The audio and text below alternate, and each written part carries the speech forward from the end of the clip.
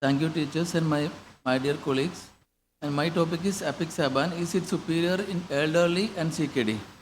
So, before going to the topic, there are some limitations for warfarin for stroke prevention. As all of you know, the most important is the narrow therapeutic index of warfarin, several drug and food interactions, and frequent INR monitoring, and the quality of INR reports, and genetic variability, and slow offset of action perioperative periods. The stroke consideration for special population, we are considering elderly patients and renal insufficiency patients. Old age and stroke risk, the incidence of stroke increases with age around 4 to 5 fold in elderly patients. The aging and growth of the population has led to rise in the absolute number of strokes, and especially in the elderly, and is expected to increase dramatically in the coming years. Advantages of NOACs versus warfarin in elderly patients. Systematic review among AF patients aged more than 65 years comparing NOACs with warfarin suggested that NOACs have favorable results for hemorrhagic stroke. The results suggested NOACs have benefit compared to warfarin regarding mortality also, and favorable results for intracranial hemorrhage. So, some trials regarding the superiority of apixaban.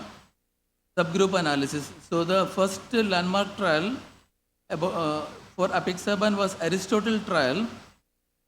The subgroup analysis of Aristotle trial in elderly patients was associated with the lower rates of stroke and embolism and major bleeding versus warfarin in elderly patients. So, more than 5,678 patients were included who were more than 75 years of age in this study, Aristotle trial. And they got a significant improvement in embolism, bleeding, and stroke with regard to warfarin. So another trial was Aristophanes trial, and this trial was actually, it was a comparison with all NOACs with warfarin, and they also subgroup analysis in this study provide further evidence in the important subgroups including elderly patients and CKD patients of non-valvular atrial fibrillation patients. So apixaban was associated with a significantly lower risk of stroke, embolism, and major bleeding compared with this warfarin. Another study was Averroes trial, in that they compared apixaban with aspirin in patients who are not suitable for warfarin. And they found that apixaban compared to aspirin significantly reduced the risk of stroke in patients with atrial fibrillation in whom warfarin therapy was unsuitable.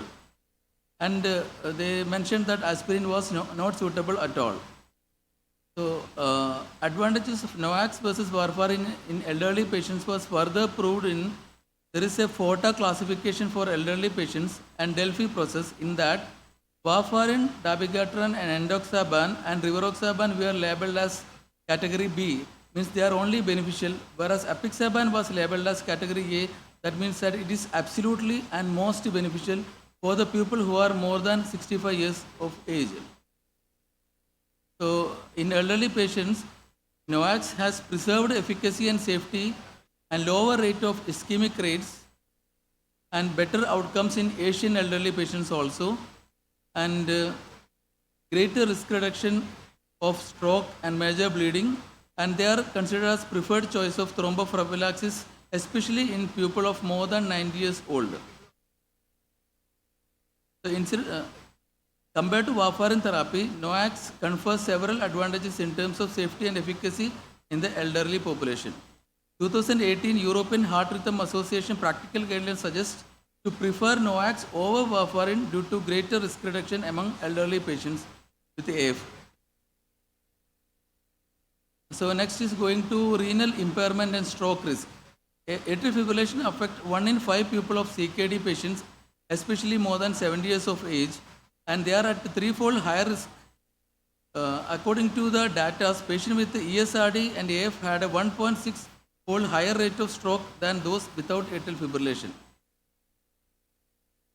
So there is a comparison between warfarin and apixaban in renal impairment. Patient with reduced kidney function on warfarin therapy, they require lower dose with close monitoring of INR, and they have poor control of anticoagulation, and they are at higher risk of major bleeding. Whereas with apixaban therapy, as apixaban has only 27% renal clearance, whereas it is 92% for the warfarin. So requires no dose adjustment in the renal impairment and associated with significantly lower rates of major bleeding per year as compared to warfarin. So these are various different trials which compared the efficacy of different NOACs and with warfarin. In that, all the trials are telling that NOACs are better than warfarin in renal failure patients up to creatinine clearance less than 50, up to 50. In Aristotle subgroup analysis, even rates of stroke and apixaban was warfarin according to eGFR also. In this trial, in this slide, we can see that apixaban was much superior to warfarin in creatinine clearance less than 50, 50 to 80, and more than 80. So less than 50 also, apixaban was much superior to warfarin. And regarding bleeding tendency also, apixaban was much superior. In patient with renal impairment and atrial fibrillation, apixaban was showing better outcomes versus warfarin in terms of efficacy, safety with respect to stroke, embolism, and major bleeding respectively. In Aristophanes study in CKD also, it was a comparison of apixaban warfarin, dabigatran warfarin, and rivaroxaban warfarin. In that, this study was also favoring apixaban as compared to other NOACs. But even though there was no head-to-head comparison among the NOACs.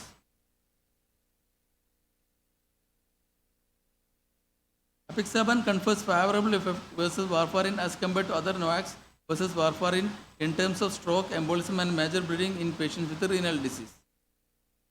So dose adjustment in patients with renal impairment. Apixaban does not require any dose adjustment even up to creatinine clearance of less than 15 ml per minute, except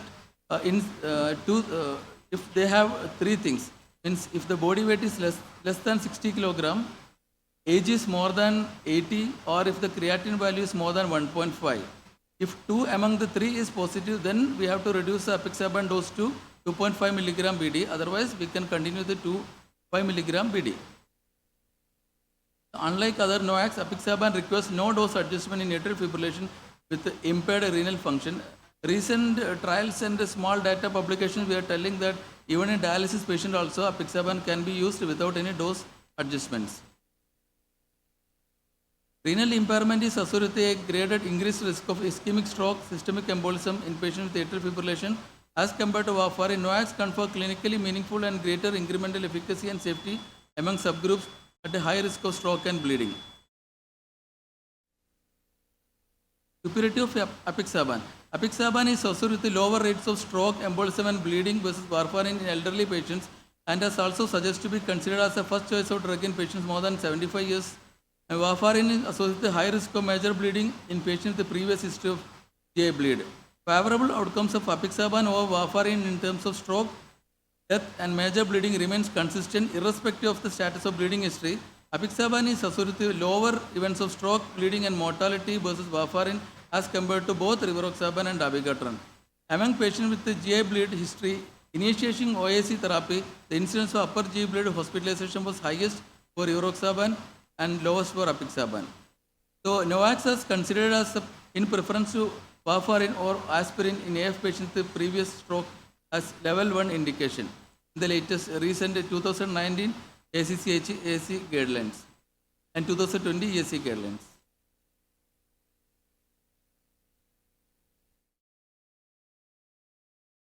Thank you, sir. So in conclusion, how do you tailor the NOAC treatment in your practice? How do you choose between the NOACs in your practice? In short. No, actually speaking, NOACs, we don't have any monitoring test for NOACs. As per the latest guidelines, we start preferring apixaban only for all age groups of patients. Only we have to take care of the cost factor. Are there any studies in the other end of the spectrum, the pediatric age group, regarding NOACs? So, madam, that periods that I am not aware of.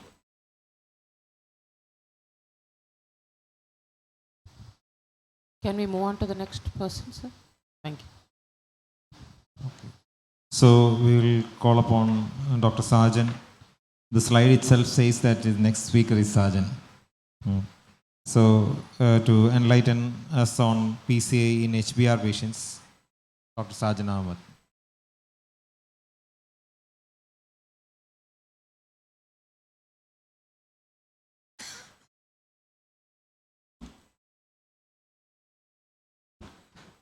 Good afternoon, everyone. Dear chairpersons, respected teachers, seniors, and friends. If we resort to meddling with the vascular system or the platelets or the coagulation pathway, it is only natural that we'll have to deal with bleeding in various forms. So PCI, especially in a high bleeding risk patient, requires a strategic approach because we know that ischemia and bleeding are two sides of the procedures that we do. And there is always, as discussed earlier, a trade-off between bleeding and ischemia. Adding to this is the problem that many of the risk factors for both these entities are shared. And now bleeding has become the most common early complication associated with PCI, with almost 12% of all in-hospital mortality after PCI being attributed to bleeding episodes. The most common type of major bleeding being gastrointestinal and the most fatal being intracranial. If there is a stent thrombosis, all of us cardiologists will first introspect and see if we have done something wrong, if we have not done any step correctly. But if bleeding happens, most of us would absolve ourselves of the responsibility and feel comfortable.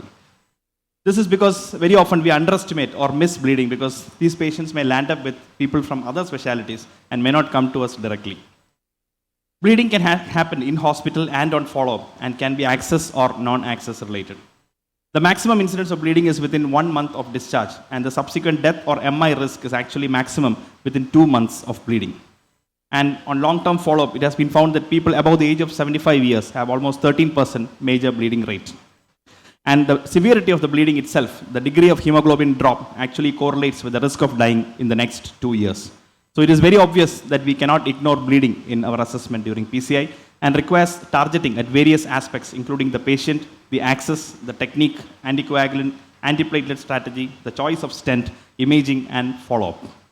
Coming to the patient, we know the ARC high bleeding risk criteria. Dr. Anoop had described this: use of OAC, CKD, low hemoglobin, bleeding requiring transfusion, thrombocytopenia, chronic bleeding, liver cirrhosis, active malignancy, previous intracerebral hemorrhage, AV malformation, moderate or severe ischemic stroke, non-deferrable major surgery, and recent surgery or trauma within 30 days. And there is also the precise DAPT score, including hemoglobin, age, WBC count, creatinine clearance, and prior bleeding. At the same time, we should also have an assessment of the ischemic risk also. So the patient should be at the center of the decision making, with special emphasis on whether the PCI that we are doing in a high bleeding risk patient is in fact really indicated, and especially so important is the timing of the intervention, whether this is the right time to do this intervention for that particular patient. Coming to the access, the radial intervention is favored in patients with high bleeding risk, and it makes it very important, especially in women, where specifically access-related bleeding is less with radial intervention compared to femoral. But apart from the patient, for the operators like ourselves, inner peace is guaranteed by a smooth radial procedure. We can sleep peacefully at home without having to worry about the sheath removal and compression and so on and so forth. Coming to the technique, the PCI techniques have evolved with newer stents, better stents with better designs, better post-dilatation, imaging. Stent thrombosis risk has come down, and so we are able to simplify the PCI if at all possible in patients with high bleeding risk and avoid, if possible, complex PCI, long stents and overlapping stents in HBR patients, and be more aggressive with post-dilatation and optimal stent sizing. Regarding the anticoagulation, despite theoretical data to suggest bilirubin offers increased advantage in high bleeding risk patients, most of us still continue to use unfractionated heparin. And when we use this, we should have an assessment of the body weight, meticulously check the ACT, and avoid concomitant glycoprotein 2B3A receptor antagonists if possible, and ancillary anticoagulant therapy.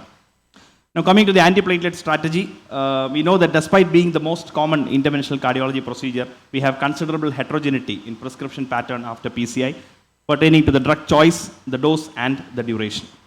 So DES and DAPT are evolving. We had looked at the personalization in the earlier topic, so I'm not going into that. But we have an extensive menu to choose from, which makes it all complicated. DAPT, monotherapy, de-escalation, dual pathway inhibition. So is clopidogrel good enough for most of these patients? So data suggests that more potent antiplatelet drugs might not be superior to clopidogrel in ACS patients with high bleeding risk. And the European NSTEMI guidelines actually gave a thumbs up to clopidogrel, where if you look at the algorithm in patients with high and very high bleeding risk, the only P2Y12 receptor blocker that is recommended is clopidogrel and not ticagrelor or prasugrel. And in the American guidelines also, in stable ischemic heart disease undergoing PCI, clopidogrel is recommended as class 1 to reduce ischemic events. We also have to remember that bleeding is more in Asians and in elderly patients, especially above the age of 70 years and in above the age of 80 years, where 48% higher risk of bleed is seen with ticagrelor use. And in situations where NOACs or anticoagulation is concomitantly required, clopidogrel offers advantage because it is a preferred drug in atrial fibrillation and in patients having concomitant venous thromboembolism.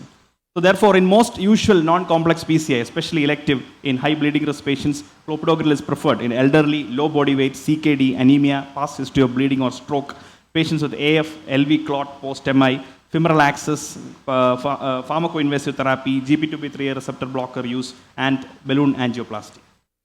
So when we are using aspirin, an important thing to remember in HBR patient is low dose is a good dose and use only 75 milligram and not 150 milligram. And if you are choosing clopidogrel as the monotherapy after a particular period of time, it may offer some advantages over aspirin, especially in the reduction of GI bleed because of mechanistic differences between aspirin and clopidogrel on the GI mucosal tract. So what if we have a surgery which is planned within, which has to happen within 1 month after a PCI? So it has not yet reached the 1 month period.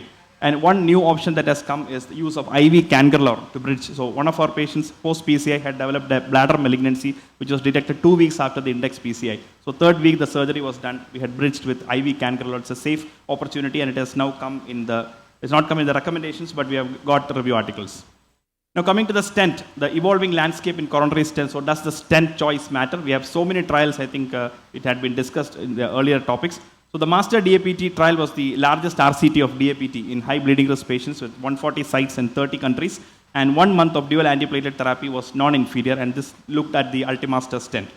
And it also showed benefit in multiple subgroups, including acute coronary syndrome, patients undergoing complex PCI, and also in patients who had an OAC indication.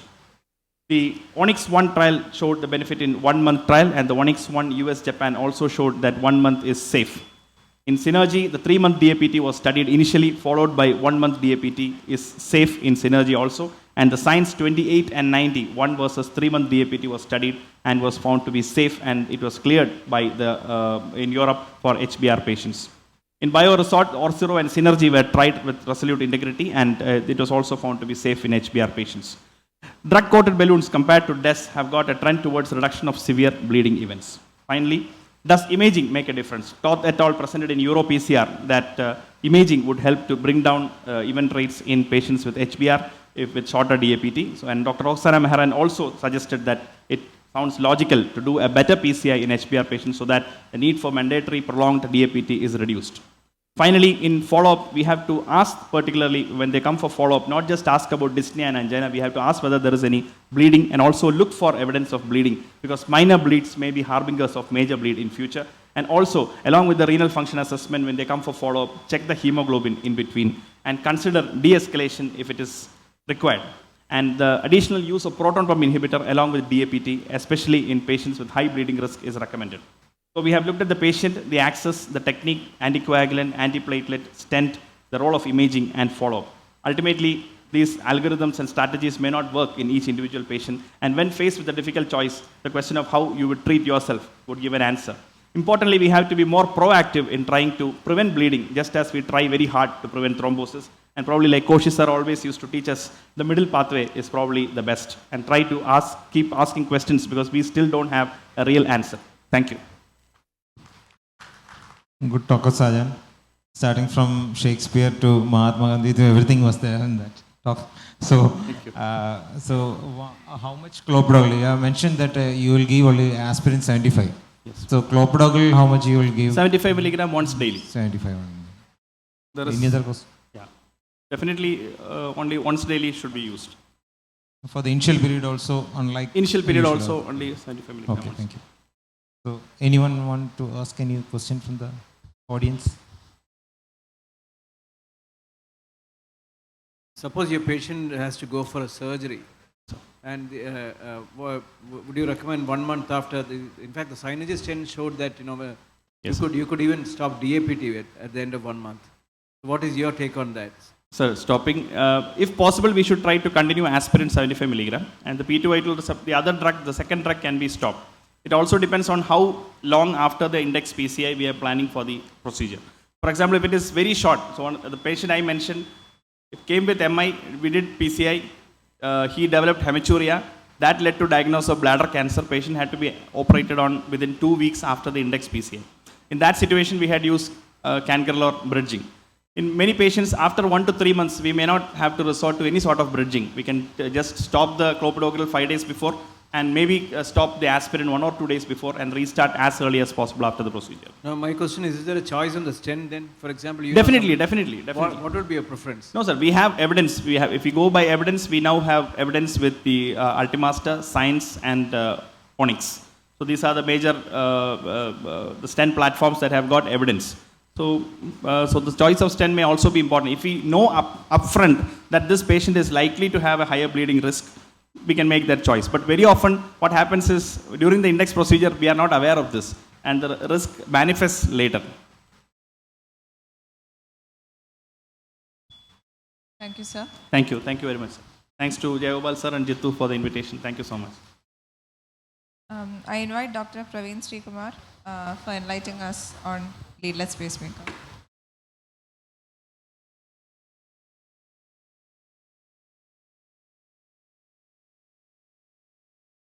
Good afternoon. I'll be speaking on leadless pacemakers. Some of the this is a new one which is available now. It has been there for the first external cardiac pacemaker was developed in 1932, and first complete epicardial pacing system was in 1958, and transvenous pacing leads were around since 1968, and the leadless pacing is there from 1991. And first implanted in dogs, but the human implants were not developed since late 2008-2009, and this is a present size of pacemaker. It has come down drastically, and this is the present implantation system of pacemaker. Since 2012, there were different systems for commercial implants, NanoStim, Micra, Vix, EBR, etc., which could be implanted even in LV as a covering. And this is an implantation system which is available, and the size is around the size of a vitamin capsule.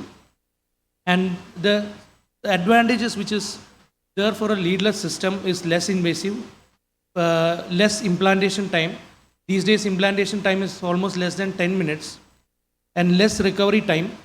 It virtually eliminates complications related to the transvenous leads like venous insulation breaks, venous obstructions, lead dislodgement, pocket infection, lead fractures, etc. There are no visible or lump scar.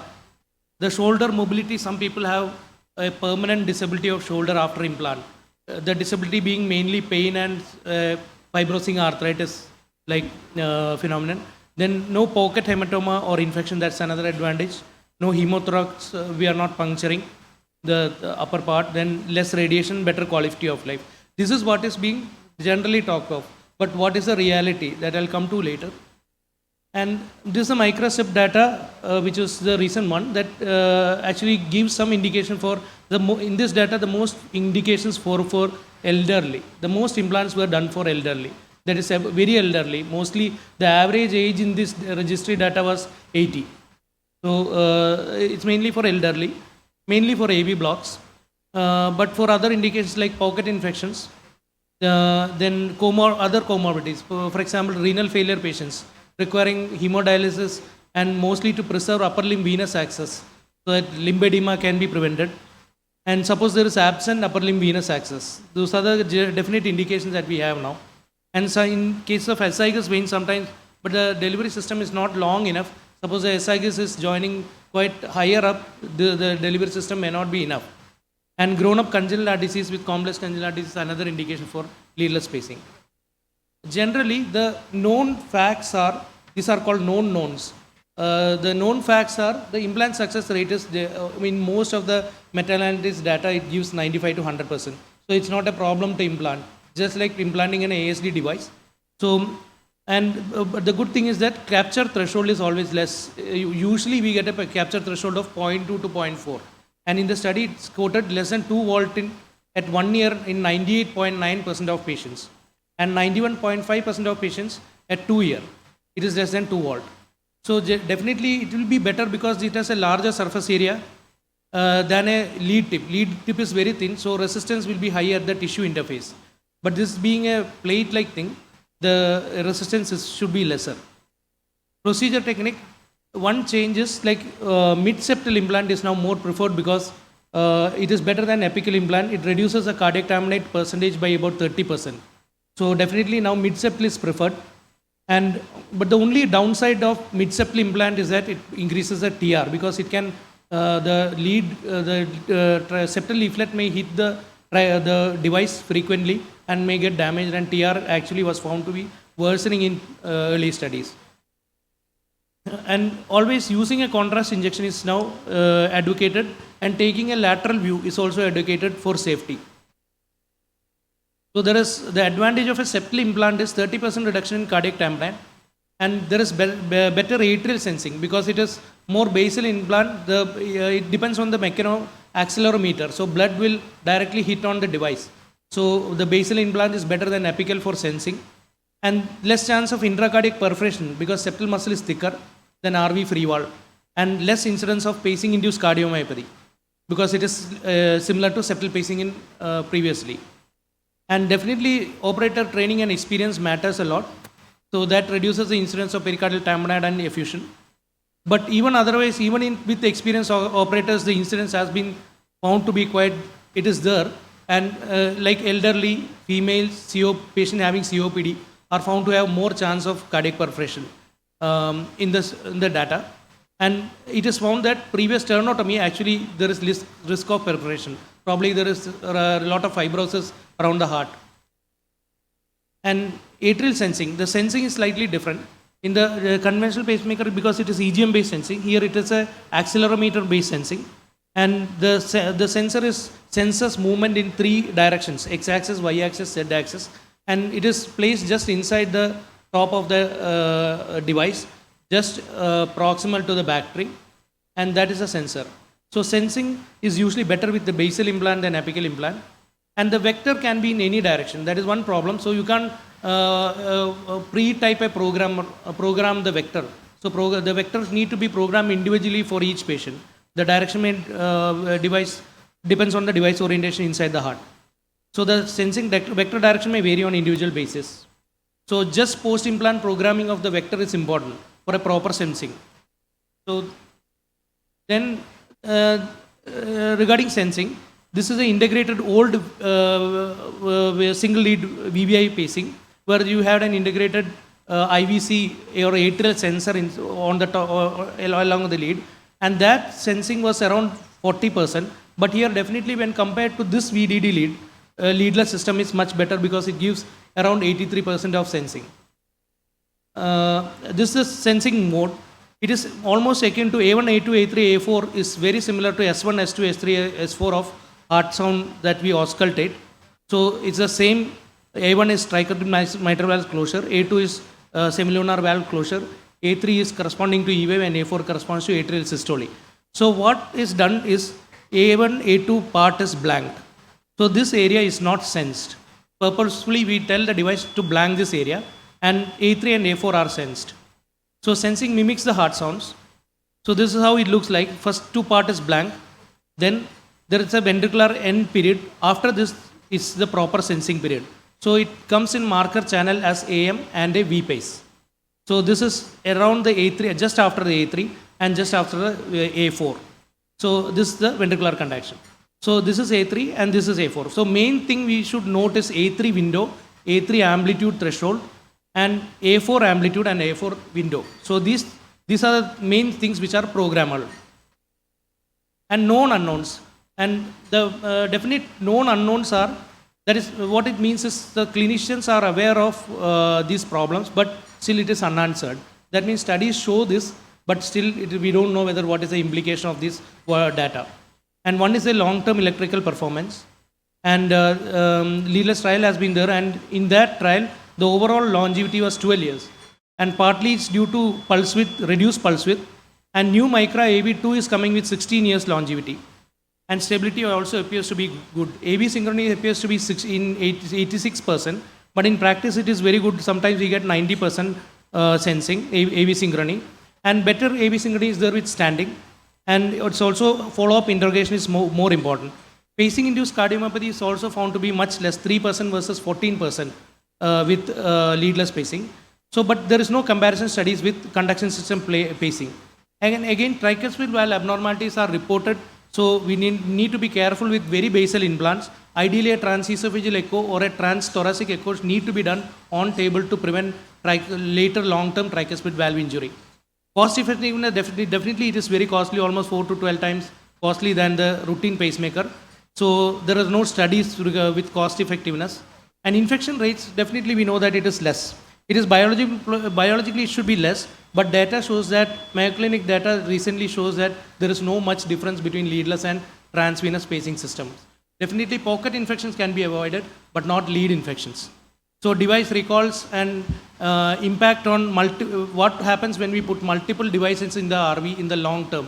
This is not known particularly.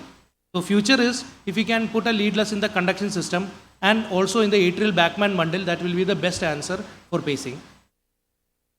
Thank you. Praveen, according to you, you will implant only in elderly. That's what you say. Elderly patients only. Yeah, elderly, at present How probably much elderly AV block, above 80. Above elderly 80 only. And frail individuals, frail elderly, AV blocks. And in sinus node dysfunction, there should be, like, suppose there is multiple infection, no venous access, then we are, those are the indications presently. So you do TE for all the implantations? We did TE because after this data of septal leaflet worsening, it is better to do a ICE or TE during implant and just see whether the tricuspid valve is not being hitting frequently on the lead. So now you do routinely TE for all these implants? No, ICE we did. Last 2 patients only. Okay. Any questions from the floor? If no questions, then we can close the session. Thank you. Thank you, sir. Thank you, ma'am.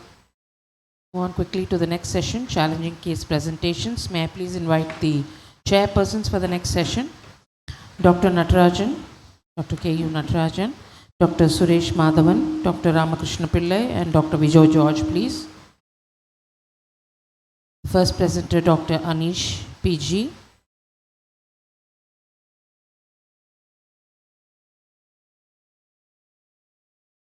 Once again, may I request the presenters to kindly stick to your time, please. Thank you. Over to you, sir.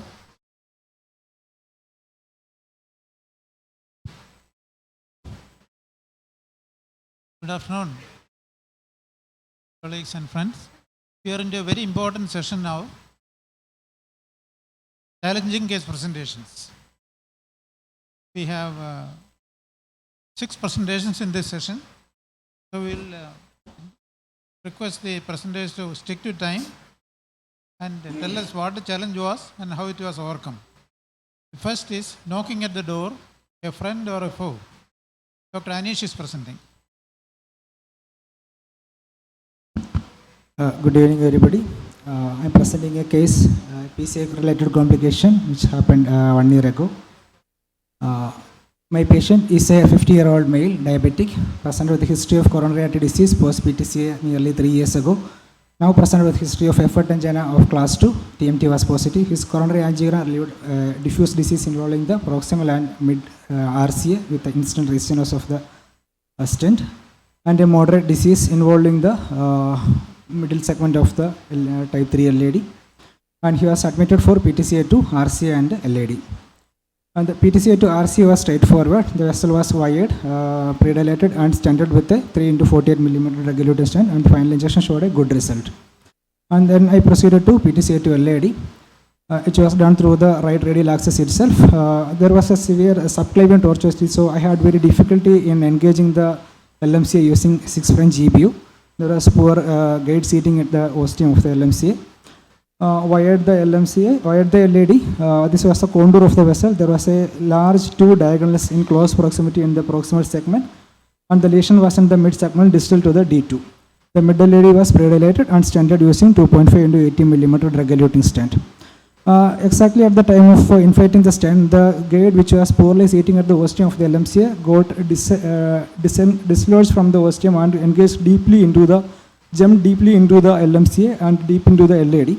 And the lesion missed. So I had to place one more stent proximally to cover the entire lesion, which was stented using 2.5 into 12 millimeter stent. Then I post-dilated the lesions. This is the status now. The stent is now exactly at the just distal to the D2 origin. Then I post-dilated and prepared for check injections. Then the patient started developing chest pain, severe angina, and went into hypertension, and the monitor started showing non-sustained VT. Next injection showed a gate catheter-induced LMCA dissection. The dissection flap was propagating very rapidly. It was extending into the proximal LAD and extending all the way up to the ostium of the first diagonal, causing a near total occlusion of the first diagonal. In no time, the D1 got totally occluded. The patient was crashing. I immediately took a stent, which I got in my hand, which was 3.5 into 22 millimeter drug-eluting stent, deployed, post-dilated, then osteophoring was done. Then this is the status now. There was a haziness distal to the stented segment. Now there is a stent in the LM to LAD, a stent distal to the D2. The intervening segment in the proximal LAD, which gives rise to 2 large size diagonals was not covered. And there was a small haziness distal to the proximal stent, which could be a residual intramural hematoma or a residual dissection. Since the flow to both the vessels was well maintained, which was maintained in any other views also, I decided to leave it as such. But it proved costly, as 4 hours later the patient again developed chest pain in ICU. ECG showed ST elevation in high lateral leads, again taken for check angiogram. This time I switched to right femoral access and done through 7 French GBU catheter. The check injection showed a near total occlusion of the D1 proximally with a propagating hematoma. The ostium of the D1 was showing dye staining, and there was a sluggish flow in the D1. And also there is a tight stenosis involved in the ostium of the D2. So there was a dissection at the distal edge of the stent, which was propagating and causing obstruction of the vessels. So this is the status now. So I immediately wired LAD and D1 with the BNW floppy, and then assess my strategy. Here I need to protect both diagonals. Both are of large size, having same size as that of circumflex. At the same time, I have to stent the middle LAD. So in order to protect the first diagonal, I decided to stent because it is a culprit vessel and the dissection flap was extended deep into it, and decided to protect the second diagonal using embedded balloon technique. So reverse tap stenting was chosen for D1. A 2.5 into 50 millimeter drug-eluting stent was placed at the ostium, just slightly into the LAD, and 2.5 into 12 millimeter NC drug balloon was placed in the LAD. Then both the balloon and stent were inflated at a nominal pressure. It deflated, and the stent balloon was slightly pulled into the LAD and inflated at sequentially both the balloons were inflated at supranominal pressures. Then finally a kissing balloon was done at nominal pressures. Then the wire and balloon from the D1 was removed. Balloon from the LAD was removed. The same wire was used to wire the, this is the status now, stent in the first diagonal. Then the same wire was used to rewire the second diagonal. Then a stent of 2.75 into 80 millimeter dust was placed in the proximal LAD intervening segment. A 2 into 12 millimeter minitrack balloon was kept in the D2. This is a situation. The red one is the embedded balloon. The embedded balloon was inflated at 8 atmosphere. Stent was inflated at 12 atmospheres. Then both deflated. Wire and balloon from the D2 was removed. Then the stent was again inflated at supranominal pressures. Then the wire was used to rewire the first stented D1. Kissing balloon inflation was done. Then proximal optimization was done. Then entered the procedure with ostial flaring. So that is the final result. In summary, the complication started with an unstable gate catheter, which led to geographical miss, and then gate catheter into LMC dissection and subsequent LMC stenting. And this case involves bifurcation strategy, alternate bifurcation strategies for two diagonals. First one, reverse stop for D1, and second one for embedded balloon for D2. And in this case, the embedded balloon was between two layers of stents, and that too was across an ostially stented proximal side branch. So this is the final result. So the take-home messages in this case are unstable gate catheters can be hazardous, and never hesitate to switch to femoral access even if you are a radialist. And reverse stop stenting obviates a difficulty in recrossing while maintaining patency in side branch stenting. Embedded balloon technique is useful for protecting side branch in proximal side branch stenting strategy. And in LMC dissection, often the timing of the stenting is the key, and you immediately stent the dissected segment. It will seal the flap and propagation of hematoma, and it will stabilize the hemodynamics of the patient, and thus we can save the patient. Thank you. And thank you to Dr. Jittu and Jagopal sir for giving me this opportunity. Very nice case, real challenges, and you have managed it perfectly. Thank you, sir. How did it actually start? There was a loop in the guiding catheter. Subclavian loop was maybe because of a subclavian loop. The catheter we You didn't change the guiding catheter. I think I should have changed to femoral access at that time itself. Subclavian loop, because of subclavian loop, the gate catheter was not properly seating. It was knocking all the time on the LMC ostium. I thought initially that it was a fairly simple PCI. I understood that there is no word, no term like simple PCI until you finish the case. You should never go with a preoccupation like it's a simple PCI. The whole thing was probably due to the guiding catheter. Yes, sir. Anish, you undid the kink, no? Sir? Was the kink sorted out when you showed the kink in the guiding catheter in the subclavian level? Yes, sir. Was it rectified before you continued? Yes, sir. I removed that catheter and changed to another one.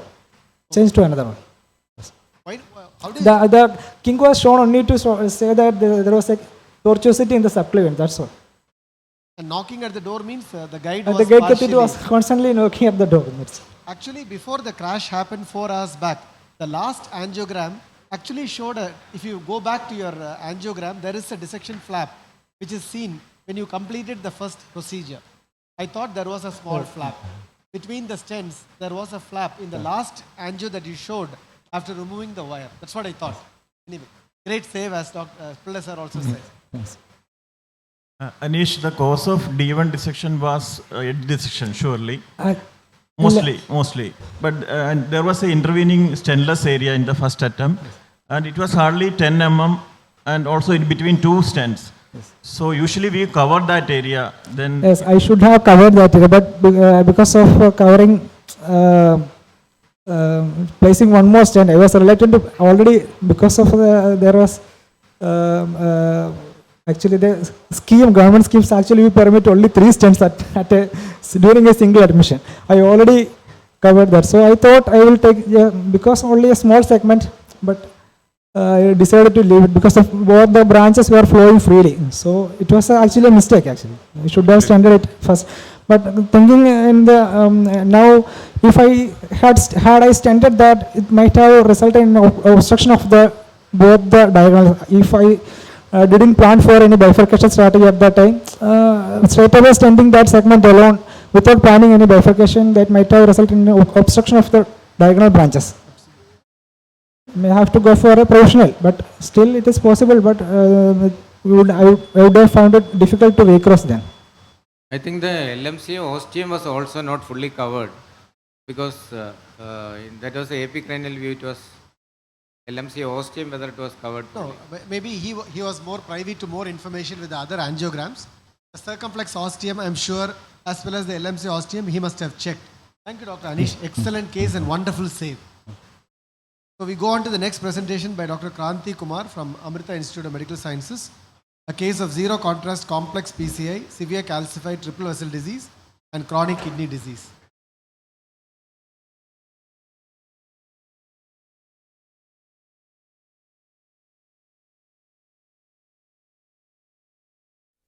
Good afternoon, everybody. I will be presenting this challenging case of complex PCI. The challenges were that this patient is chronic kidney disease stage 5 with a severe LV systolic dysfunction and then a severe calcific disease. So he's a 72-year-old male. He's been a diabetic since 22 years, dyslipidemic, and he has a history of coronary artery disease with an anterior wall MI in the year 2000. He underwent PTCA with stenting to mid-LAD in the year 2000. And he also had other diabetic complications like a diabetic foot for which he had some amputations, diabetic peripheral neuropathy, and he's been a chronic kidney disease patient, stage 5, with a EGFR of 8 ml per minute and on medical management. So he's come with ACS enstomy and with congestive heart failure. The echo showed moderate to severe LV systolic dysfunction with an ejection fraction of 35%. So an ultra-low contrast coronary angiogram was done, which revealed a calcific triple vessel disease. As we can see, there is severe renal dysfunction, the blood urea of 196 milligram per deciliter, creatinine of 6.8, and then his hemoglobin was 8.1 at the time of presentation. So these are the coronary angiographic images for reference that we had. It was a left dominant system, and then as we can see, the ostium of the LAD has critical 99% stenosis, which was extending into the proximal LAD and also into the distal LMCA. And the proximal LCX also has a tandem more than 90% stenosis. And then the mid-LAD stented segment also had an ISR of more than 80%. So in the view of that he had severe LV dysfunction, we proceeded first with an IABP inserted through the left femoral arterial axis. Through the right femoral venous axis, we put in a TPI. And then using the right femoral arterial axis, we used a 7 French EBU guiding catheter to cannulate the LMCA. The LCX was wired using a BMW guide wire, and the field RXT guide wire was used for the LAD. Then in view of significant lesions in the proximal LCX, before the IVUS, we've done predilatation using small balloons. And then as we needed support of the higher profile balloons, we used a Guidezilla guide extension catheter, and then the predilatation was done. Following which, we have done imaging of the LCX using the IVUS, which showed significant calcific disease. There was a 360-degree arc calcium. The mean luminal area at the tightest regions was about 2.7 millimeters square. The length of the lesion measured from the ostium of the LCX to the distal end of the lesion was 27. The mean luminal area for the proximal landing zone was 6.5 and the distal was 5.0. From the ostium of the LMCA to the ostium of the LCX, it measured 12, so a total of 40 mm. And the ostium of the LMCA measured 10.5 millimeters square. So we calculated the calcium score, definitely more than 270-degree arc in a 5 mm segment. There is a 360-degree calcium. There was calcific nodule. The vessel diameter was definitely less than 3.5, calcium score of 4. So we had to use a calcium modified technique. So we used IVL because it's much simpler to use. So a 3 into 12 mm IVL shockwave balloon was used for 4 cycles at 10 pulses each. Simultaneously, we have done IVUS run of the LAD also, which also again showed a 360-degree calcium arc. And then the ostial LAD measured 2.36 millimeters square. And then in the region of the ISR also it measured 3.5 millimeters square.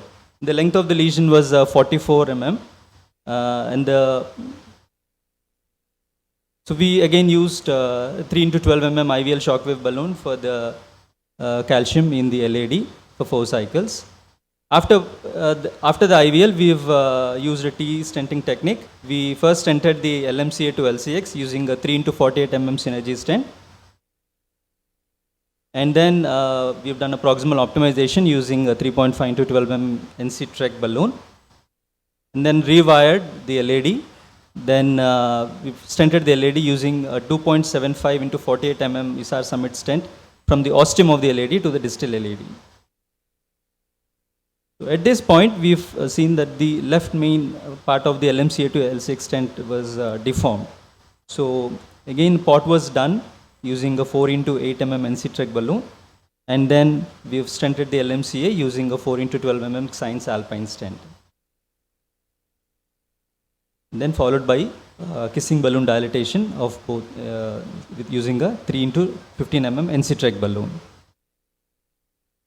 Then the post-IVUS run showed no edge dissection. There was well opposed, then well expanded.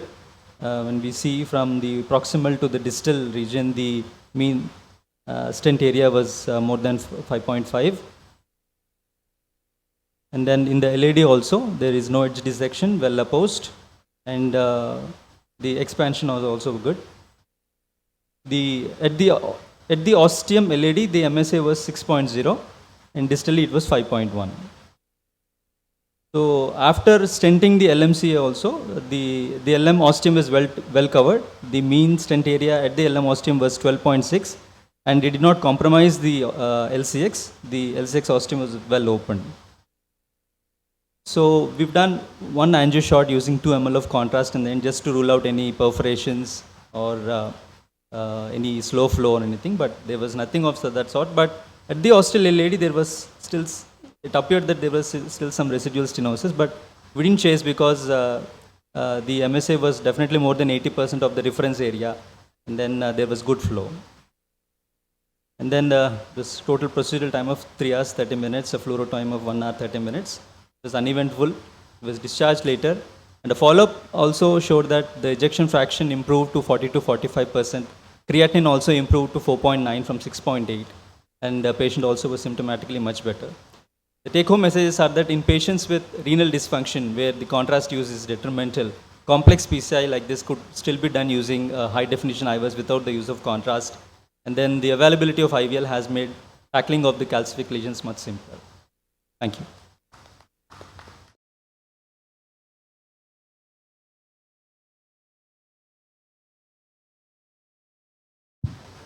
Wonderful case.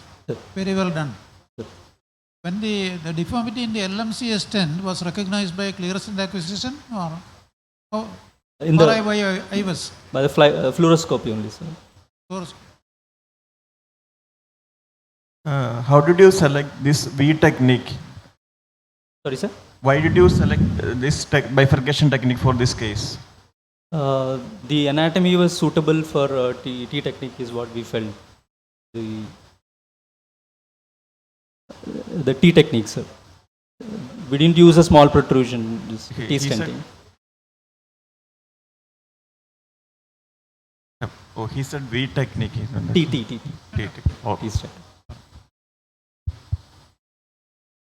initially you planned to stent from the ostium of the left main all the way into the circumflex. Yes, sir. Why did you have to put a second stent in the left main? Because there was longitudinal deformity. Yes, sir. Otherwise, the first stent was positioned from the ostium. Yes, sir. How will IVUS help in this? IVUS help in ostial positioning of the left main stent. How did IVUS help? You understand my question? IVUS was used to avoid the use of contrast. No. You used IVUS to plan the length, the size of the stent, etc. So did you use a little bit of contrast when you position the left main to circumflex stent for optimal ostial positioning of the stent? Don't you think a few ml of contrast will be useful? The stent was not positioned at the LMCA ostium. It was in the shaft of the LMCA. Second, because the stent was deformed, we had to put additional stent from the ostium to the... That time you used a little bit of contrast? No contrast. That time also no contrast? No contrast. Okay. Anyway, thanks. So great presentation. Very good. Congratulations, Dr. Kranti. So we move on to the next case. STEMI in a patient status post Fontan, Dr. Malla Panindra.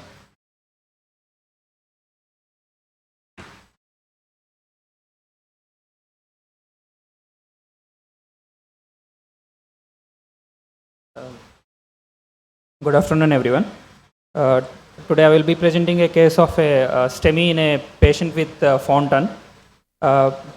Coming to the presentation of the patient, this is a 33-year-old female patient.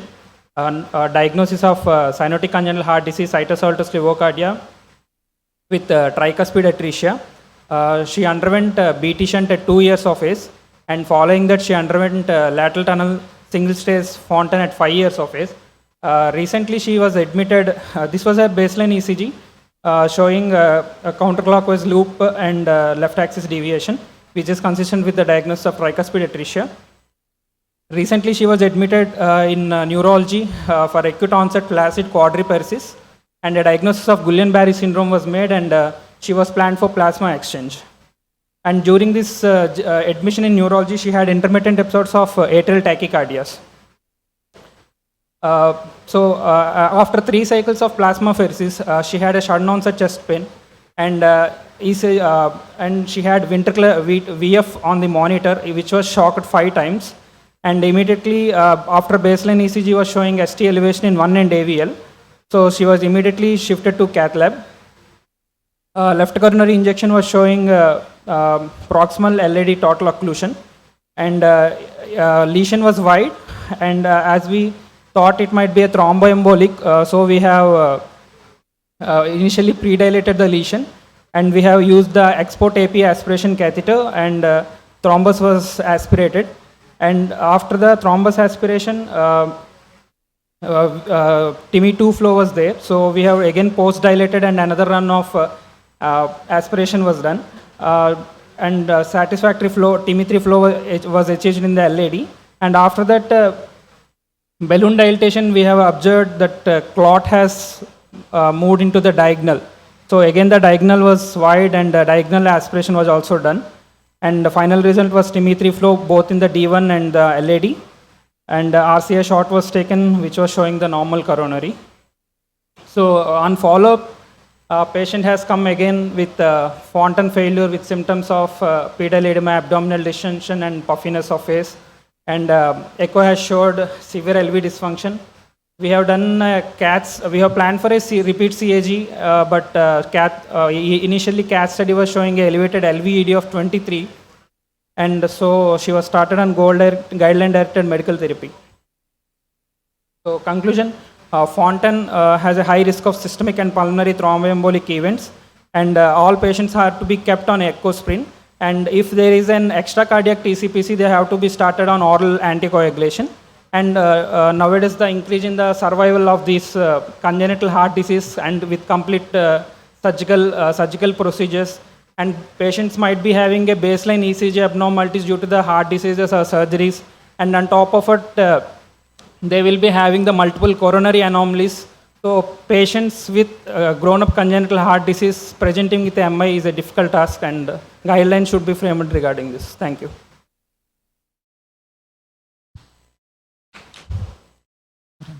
Dr. Pranindra, a very, very informative case. I have myself not seen a case of myocardial infarction in a Fontan survivor, yes, Fontan patient. Yes, sir. In our institute also, it's the first time we have seen a case. Because the ventricular function is extremely important in Fontan, in the Fontan circulation. Yes. And on that depends everything. Sir? On the LV function depends everything else in Fontan circulation. So prognosis, I suppose, will depend upon how the LV function behaves after this episode. Sir, actually, she has developed LV dysfunction on follow-up, sir. Yeah. So she has come again with symptoms of heart failure. So she was started on guideline-directed medical therapy, and we have to follow up her again whether the function has improved. And this normally this guideline-directed medical therapy is well studied in normal biventricular patients. We don't know the outcome in single ventricle patients. So we are hoping to study that aspect also, sir. Guideline-directed medical therapy in single ventricle patients who have dysfunction. I hope she improves. This gene is rather unfamiliar to me. What is the reason for systemic thromboembolism tendency? Sir, if the patient is having a lateral fenestrated Fontan, that will be one cause of systemic embolization. And the other one, this patient has been stopped for oral anticoagulation for the cause of plasmapheresis. And she is having multiple episodes of atrial tachycardia. So that might be inserting a clot in the cardiac chambers. Great case. Thank you. So thank you Thank very you. much. All the best.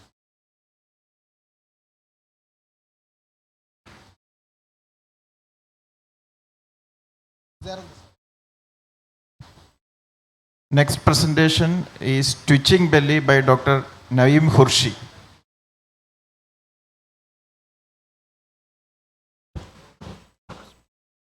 Good afternoon, everyone. Myself, Dr. Naeem Qureshi from Calicut Medical College, senior resident. So today we'll discuss a case, article Twitching Belly.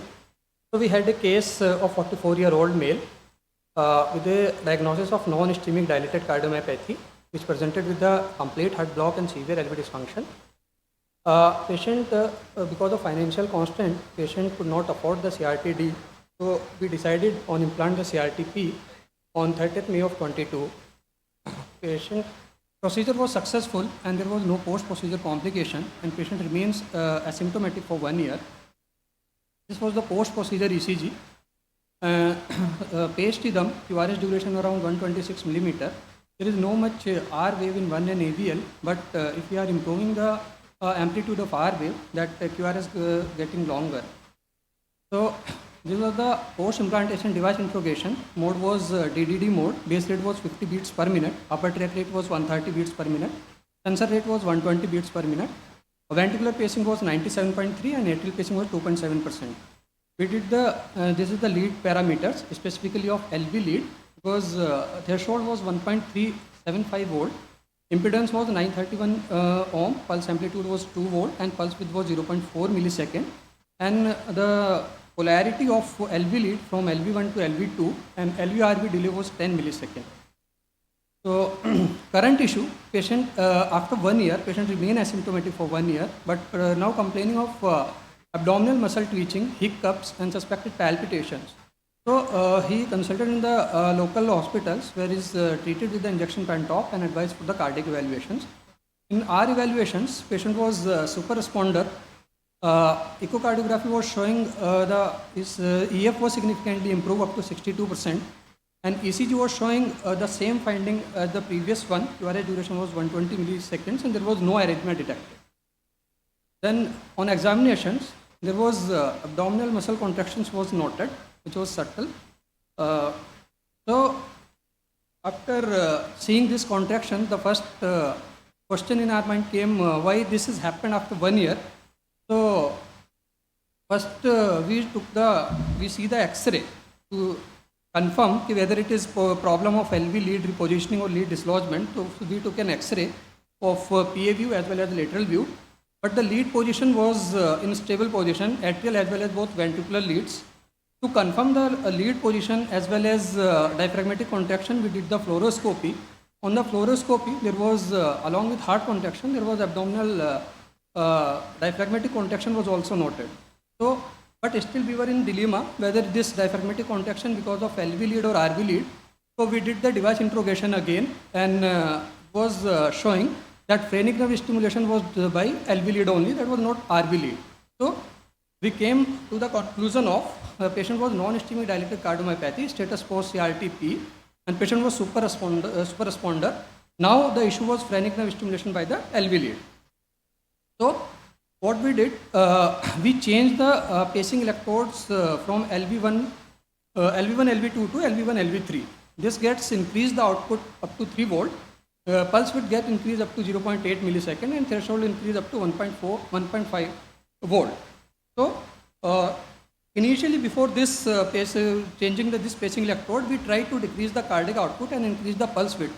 But that diaphragmatic contraction was not improved by that method.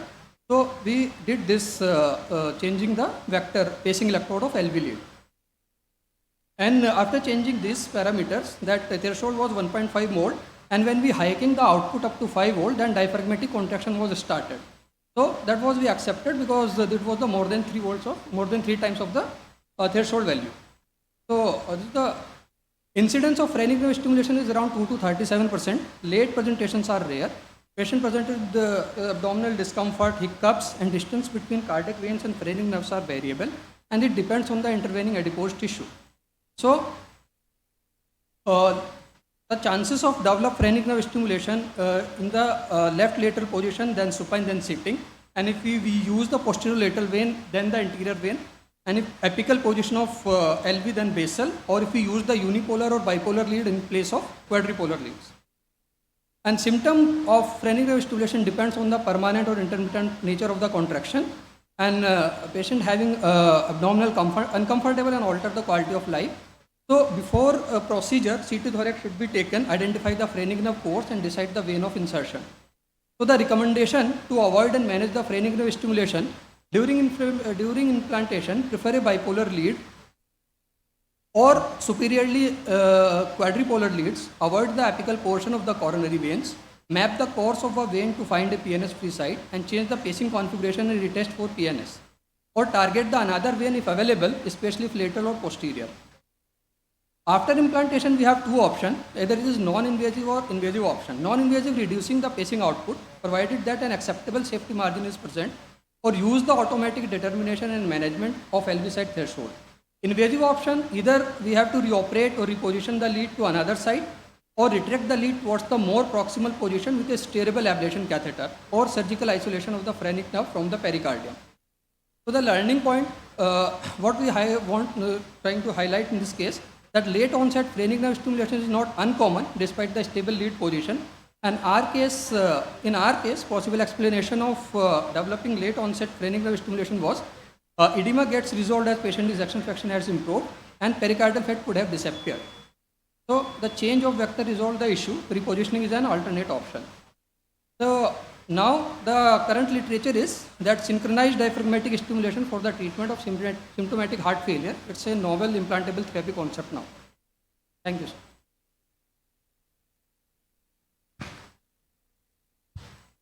As you said, the puzzling problem here is why the patient presented so late. How to explain the late presentation? Sir, usually that phrenic nerve stimulation presentation during the implantation or early. You would have expected that to happen earlier, no? After 1 year, sir. Patient was remain asymptomatic for 1 year.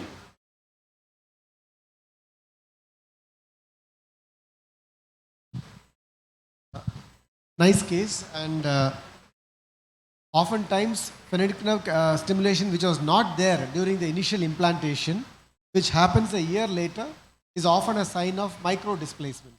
Micro displacements are possible. This, I understand, was not a fixation lead, right? It is not the Medtronic active fixation quadripolar lead, or was it that? That was quadripolar lead, sir. So was it the Medtronic active fixation? Medtronic leads. Active fixation. Anyway, this quadripolar lead gives you all these vector options possible. There are more than 10 vectors which are possible. You can even include the RV coil as one of the poles of the vector. So the advantage of quadripolar leads is precisely what you demonstrated. So great case, thank you very much. Right. So the next presentation is by Dr. Shajuddin. All is not lost.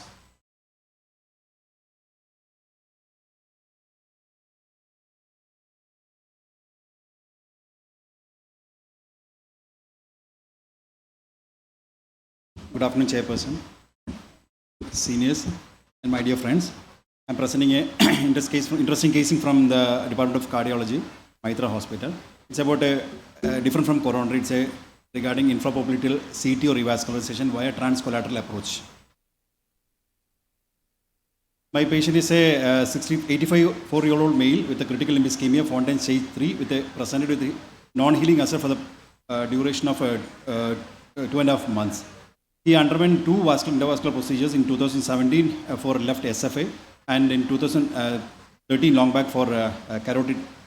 And he is having a lot of risk factors, dyslipidemia, systemic hypertension, and he was diabetic also. An examination left femoral and popliteal pulse were palpable but absent AT and PTA. Hemoglobin was 8.6, it was a microcytic hyperchromic anemia. Creatinine was 1.21 and HbA1c was very high.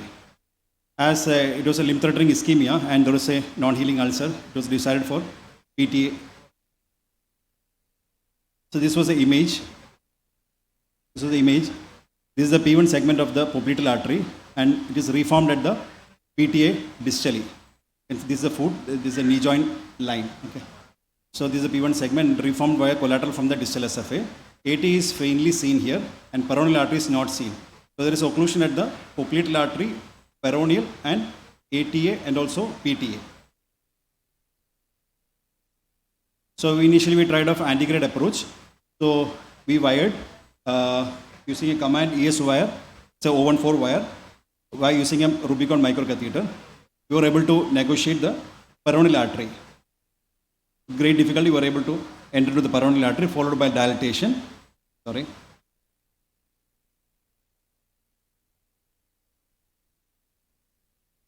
So after dilatation, this was the story. Again, there is a stenotic area was there. Again, it was dilated. After that, we achieved this flow. Interesting thing notice that PTA ostium was not visible. Here you can see the calcified mark, but there is no flow into that. But reformation is occurring, it is there. And the ulcer is at the PTA territory. So it's always better to keep a inflow vessel patent. So we thought we will try to open the PTA. This was the distal anatomy. You can see the PTA coming here, but flow is slow and is reforming the arch. You can see the peroneal artery is also coming like this. So now approach is to go for a retrograde approach. Either we can go from the posterior tibial artery or you can select a collateral and go through the transcollateral approach. Transcollateral approach. So we want to take a pedal axis again, we have to go for another puncture and it may be risky because this is the only major artery which is supplying in the ulcer territory. So we thought we'll try the transeptal axis first, transcollateral axis first. So we used 014 command ES for negotiation the collaterals. So you can see command ES wire tracking the collaterals. So better support we use microcatheter. So I was tracking retrogradely. That CTO segment was hard, but with microcatheter support we were able to negotiate majority of the CTO segment. But at the entry site, that is the proximal site, was very difficult to enter. There was a entrance calcium was there. We did the wire escalation with CTO wires.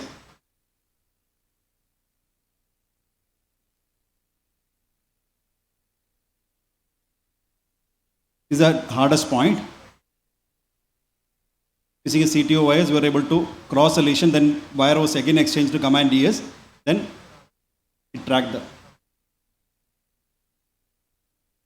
Then the problem is that we thought initially we'll dilate with the retrograde balloon, but balloon was not tracking. So we pulled out the microcatheter. Then with the help of a microcatheter, we tried antegrade by using a retrograde wire as a marker. This time actually we were able to negotiate the lesion antegradely. You can see wire moving. So antegrade wire was parked distally. And next actually we took out the retrograde wire by using the microcatheter at the collateral so as not to injure the collateral artery. It was removed. Then actually we did the balloon dilatation by using a 3 into 150 cohort peripheral balloon. Lesion was hard but yielded. Further dilatation was done with the 3.5 balloon. And we actually did a reasonably good flow. Distal flow was good. But when we took out the wire, flow again got disturbed because of the flow limiting dissection. We tried with a low pressure dilatation by using a 3 and 3.5 balloon, but still the same story. So we thought we'll do a bailout stenting. So we did a stenting from the popliteal to PTA. Actually, we thought of keeping little bit up, but stent migrated little distally by using a 5 into 100 Evolution Pro self-expanding stent and post-dilated with a 4 mm balloon. This was the final flow. Thank you.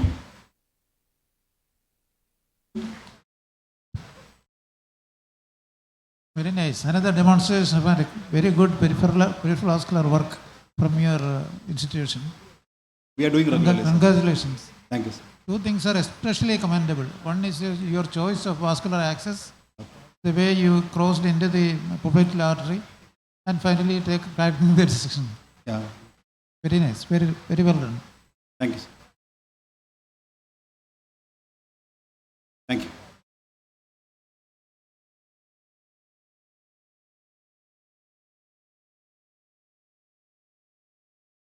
The next is a rendezvous with Hostler Weber Rendu.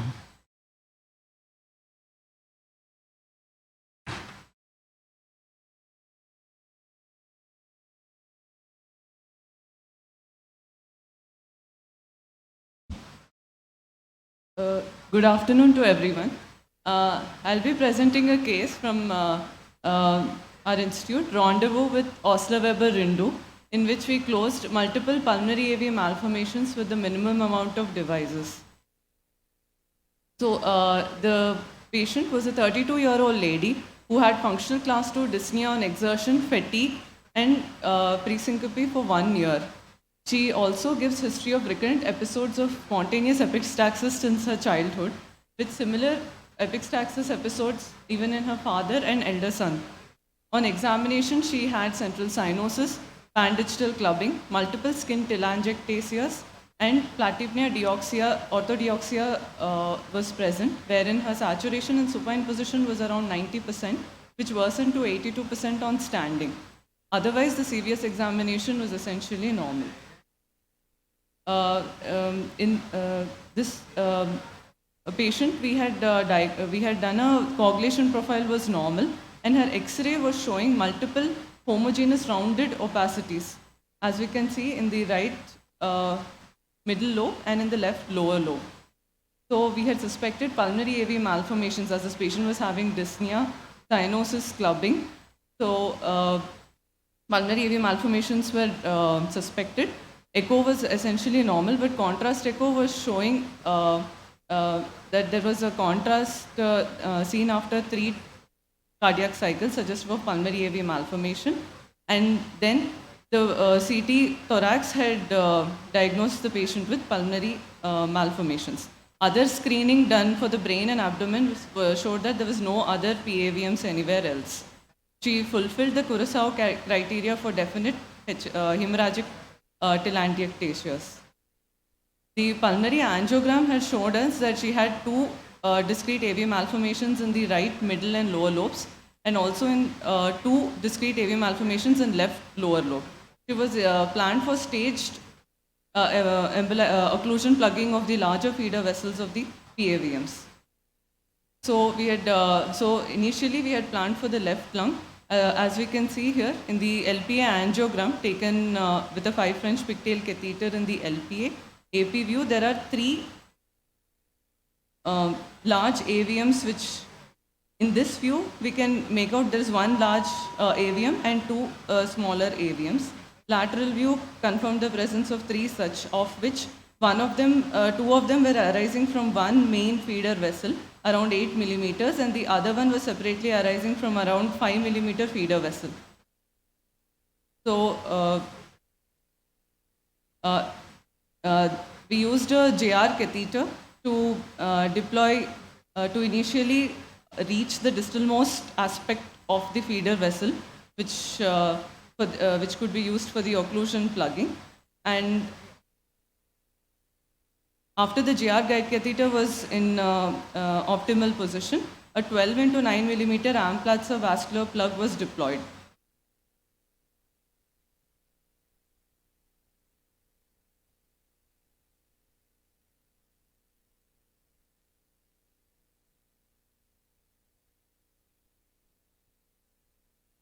And during the procedure itself, we observed that from baseline saturation of 90%, there was an improvement to 95%. So following the first device, angiogram showed that it was a successful occlusion of the larger feeder vessel. Then we went on to cannulate the second feeder artery with the same GR guide catheter, and a 6 into 6 Amplatzer vascular plug was deployed for this.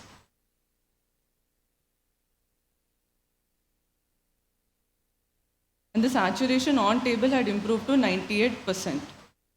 The final angiogram in both AP lateral views shows that there is successful complete occlusion of the 3 AVMs in the left lung with 2 devices, and there was no residual flow noted.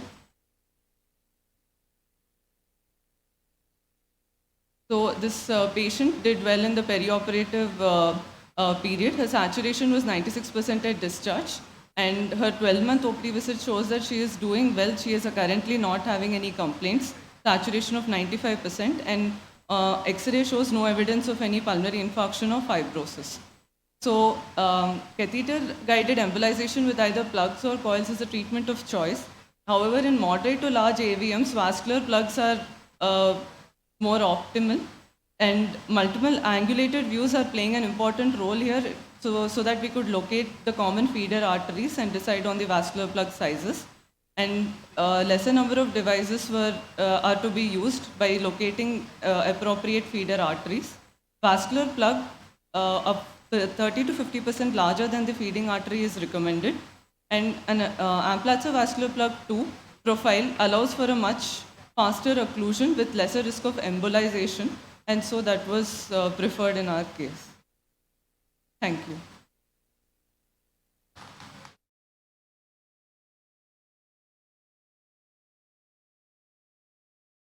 Great case, nice presentation, and very dramatic improvement in the saturation. Why the right-sided AV malformations were not contributing to desaturation in your case? The right-sided malformations were much smaller, sir. Initially, we were not sure to what extent they were contributing. So the plan was to go for a staged, first left and then right, because left was a much larger AV malformation. But following the procedure, the patient did quite well.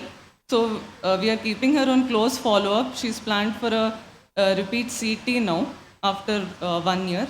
And also she should be on regular 3 to 5 year imaging follow-up to look for any progression of the residual PAVMs.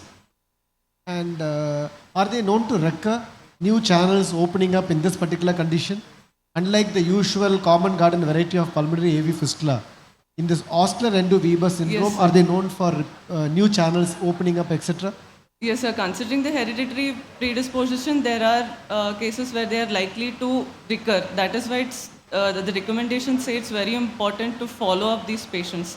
They have advised CT or CT imaging every 3 to 5 years, even in those patients who are asymptomatic. What about antithrombotic regimen post-procedure to prevent antithrombotic therapy? What is your strategy? No, sir. In this patient, after the vascular plugging, we are observing she is currently not on any antithrombotic therapy. Because this is one case which can cause paradoxical embolism and strokes. Yes. Yeah, very good presentation. Thank you very much. Thank you. Dr. Natarajan, I think we are running short of time. I'm sure we'll all agree that it was a very, very wonderful, useful session. We thank all the presenters and the commentators also. Thank you. We now go to the next presentation. This is a session on heart failure. The newer thoughts. We are actually 20 minutes behind schedule, so I request all the presenters to stick on to time. May I invite the chairpersons for this, Dr. Abdul Kader, Dr. Rajesh T, and Dr. Raju George, to take over the proceedings.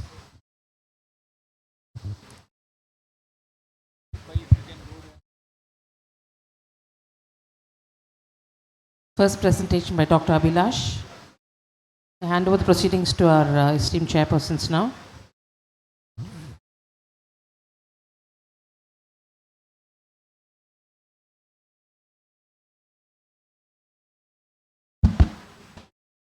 Dr. Abhilash is going to talk about workup in heart failure with reduced ejection fraction. Are we meticulous enough? Over to you, Dr. Abhilash. Yeah. Good evening. I will be discussing on workup in heart failure with reduced ejection fraction. Are we meticulous enough? With improved survival of coronary artery disease and advancing age, heart failure incidence is increasing worldwide. And AHA projects around 46% increase in heart failure prevalence from year 2012 to 2030. And the mortality we know of heart failure is very high, with 10% at 30 days and at around 40% at 5 years. Although the mortality rate of ischemic heart disease is decreasing over the years, the mortality of heart failure is increasing. Even we have multiple drugs and interventions which decrease mortality in heart failure. And this reiterates the importance of evaluating the patient properly and giving the patient optimal guideline-directed medical therapy to decrease mortality of this very important condition. And heart failure has multiple etiologies, as we know. It may be due to disease of the myocardium or due to abnormal loading conditions. So the evaluation in heart failure will begin with the classification of the heart failure mainly by echo, then evaluation of the etiology, continuing evaluation for optimization of guideline-directed medical therapy, evaluation of comorbidities, eligibility for electrical therapies, and if the patient is eligible for any additional therapies like MitraClip, and in late stages, LV assist devices and heart transplantation. Coming to coronary artery disease evaluation, and coronary artery disease is the most important etiology for heart failure, accounting for more than 50% cases of heart failure. And we have recommendations for invasive coronary angiogram for patients with angina and those with intermediate and high risk probability for coronary artery disease. Also for CT coronary angiogram for lower risk patients. And are we meticulous enough in evaluating coronary artery disease? Let's see what are the data says regarding evaluation and the pattern of coronary artery disease evaluation. The STITCH trial compared coronary artery bypass graft versus medical management in patients with left ventricular dysfunction. There was no significant difference in all-cause mortality, but there was a lower rate of death from cardiovascular causes. The extension of the STITCH trial, the STITCHES trial, showed significant lowering of all-cause mortality and cardiovascular mortality in patients who underwent CABG. And the meta-analysis also showed revascularization strategies are superior to medical treatment in patients with heart failure, and CABG is a more favorable option compared with the PCI in this patient group. And although the data is more in favor of CABG, there are evidence that doing PCI in patients with eligible patients with coronary artery disease and heart failure caused decreased all-cause mortality. And regarding the pattern of coronary artery interventions, coronary artery angiography in patients with heart failure, this study from Ontario evaluated patients, around 7,500 patients, where nearly coronary angiography leads to increased revascularization, decreased all-cause mortality, decreased cardiovascular mortality, and decreased heart failure admissions in patients with heart failure. And ischemic evaluation, even the ischemic evaluation itself leads to more likely treatment with guideline-directed medical therapy and all-cause mortality in patients with heart failure. And this paper shows they evaluated pattern of coronary artery disease evaluation in patients across United States. They evaluated around 5,58,000 patients. But there was only 34% of patients were evaluated for coronary artery disease in this patient group. And only 9.3% patient underwent revascularization. And there was a variation between the areas and also whether the patient is managed by a primary physician or cardiologist. Primary physician, there were only 20% cases were evaluated for coronary artery disease. When it was evaluated by a cardiologist, it was around 50%. So majority of the patient did not receive timely testing for coronary artery disease, even in United States. And the factors associated with the decreased evaluation were older age group, female sex, black race, absence of cardiogenic shock, and kidney disease and psychotic disorder. And the rate of coronary artery disease evaluation were almost same over the years, even after the publication of STITCHES trial. And this is also data from Denmark, which evaluated around 70,000 patients, where also the ischemic evaluation was done only in around 21% of patients, and PC was performed in only 11% of patients. So there is definitely an underdiagnosis of ischemic heart disease and new onset heart failure. Even though we think that coronary artery disease evaluation is simple, easily accessible, and we are all well versed with it, patients are being evaluated with, for coronary artery disease in heart failure. But this is not the fact. And another area which may improve in our place is the imaging, where the cardiac MRI in patients with poor echo windows, infiltrative diseases, myocarditis, and in differentiating between ischemic versus non-ischemic myocardial damage. So our role of imaging may improve the diagnosis of heart failure, assessment of etiology, then planning therapy, and also in prognostication. And in unexplained cases of acute cardiomyopathy associated with heart block and recurrent VT and failure to respond to GDMT in 1 to 2 weeks, we may consider an endocardial biopsy also, which is performed very less in our place. And evaluation of heart failure continues as we have to evaluate the patient for optimization of guideline-directed medical therapy. We have multiple drugs which decrease mortality in heart failure and also interventions which decrease mortality. But we know from our own data that guideline-directed medical therapy is prescribed to very less patients. Around 30% of patients who are prescribed guideline-directed medical therapy in Kerala Heart Registry. So we have to optimize, evaluate the patients recurrently every 2 to 4 weeks to optimize medication to reach the target level or maximum tolerated level. And evaluation of comorbidity is also very important. We have to treat the comorbidities properly to manage the patient efficiently. So obesity, chronic lung disease, anemia, even iron deficiency without anemia, thyroid disorders, sleep disorders, breathing, hypertension, diabetes mellitus, etc. are important in evaluation. So after optimization of guideline-directed medical therapy for 3 to 6 months, we have to evaluate the patient for eligibility for device therapies including CRT. The class 1 indication will be an LBBP with more than 150 millisecond duration, and ICD therapy in patients with ischemic and non-ischemic DCM with LVF low less than 35%. And we have to evaluate the patient for additional therapies also after optimization of GDMT. For the patients with the severe secondary MR, we have to consider transcatheter edge-to-edge mitral valve repair, and even the new PA pressure monitoring devices may help in managing the patient effectively. Although there is a decreased expertise and exorbitant cost with LV assist devices and heart transplantation area, this is an area which will need to improve and as the time goes on. And there is deficiency of palliative care facility in heart failure. And an integrated heart failure service with an integrated heart failure clinic, integrating cardiologists, special nurses, electrophysiologists, etc., will improve the quality of care which is delivered to patients. So, to summarize, heart failure prevalence is increasing worldwide. Early CAD evaluation and treatment improves prognosis in patients with heart failure, and every effort should be made to optimize GDMT and achieve target doses of medication. And options for device therapy should be evaluated in eligible patients. Establishment of registries and data collection will provide insight into our own practice and will help to patients to receive optimal GDMT. And RCTs have demonstrated the superiority of theme-based approach over usual care in patients with heart failure. Thank you.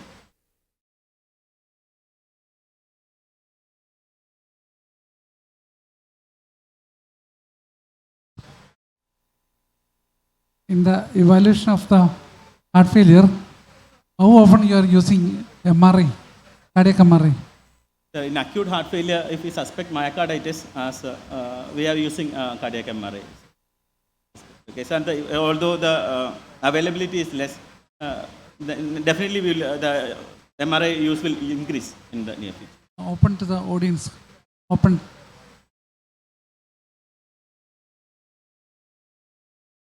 Ash, if I make a statement that CMR should be done in all patients with heart failure with reduced ejection fraction, if there are no financial constraints, can you refute that statement?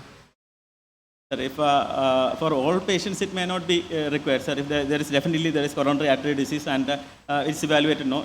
But cardiac MRI can be used in patients with suspected viability. We have to. There's a question of viability issues, then we can use. Otherwise, myocarditis, infiltrative diseases, patient not responding, then cardiac MRI will be. Thank you. We'll go to the next presentation, heart failure with improved ejection fraction. Is it a different subset? Management and further, Dr. Joby Thomas.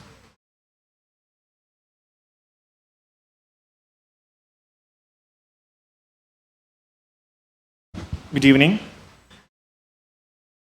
As we today understand heart failure as a syndrome complex which comprises different clinical subsets which can change from one status to other over time.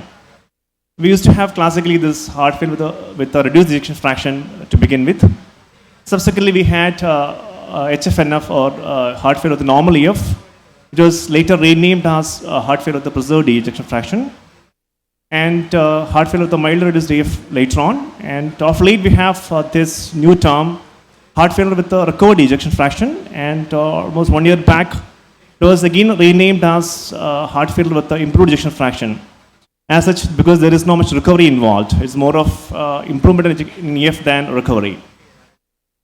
Let's see what it is. It is defined as more than or equal to 10% absolute increase in ejection fraction to more than 40%, with a baseline EF less than 40% to begin with. This usually happens over 3 to 6 months of treatment or CRT. But this definition as such has some caveats, because this measurement in EF has a lot of errors, inbuilt errors. There can be inter and inter-observed errors in management, and most often we resort to the TCON software, which itself can have errors in EF measurements. And as we know, this LV systolic volumes, GLS and LV geometry gives a better impression of systolic function than EF alone.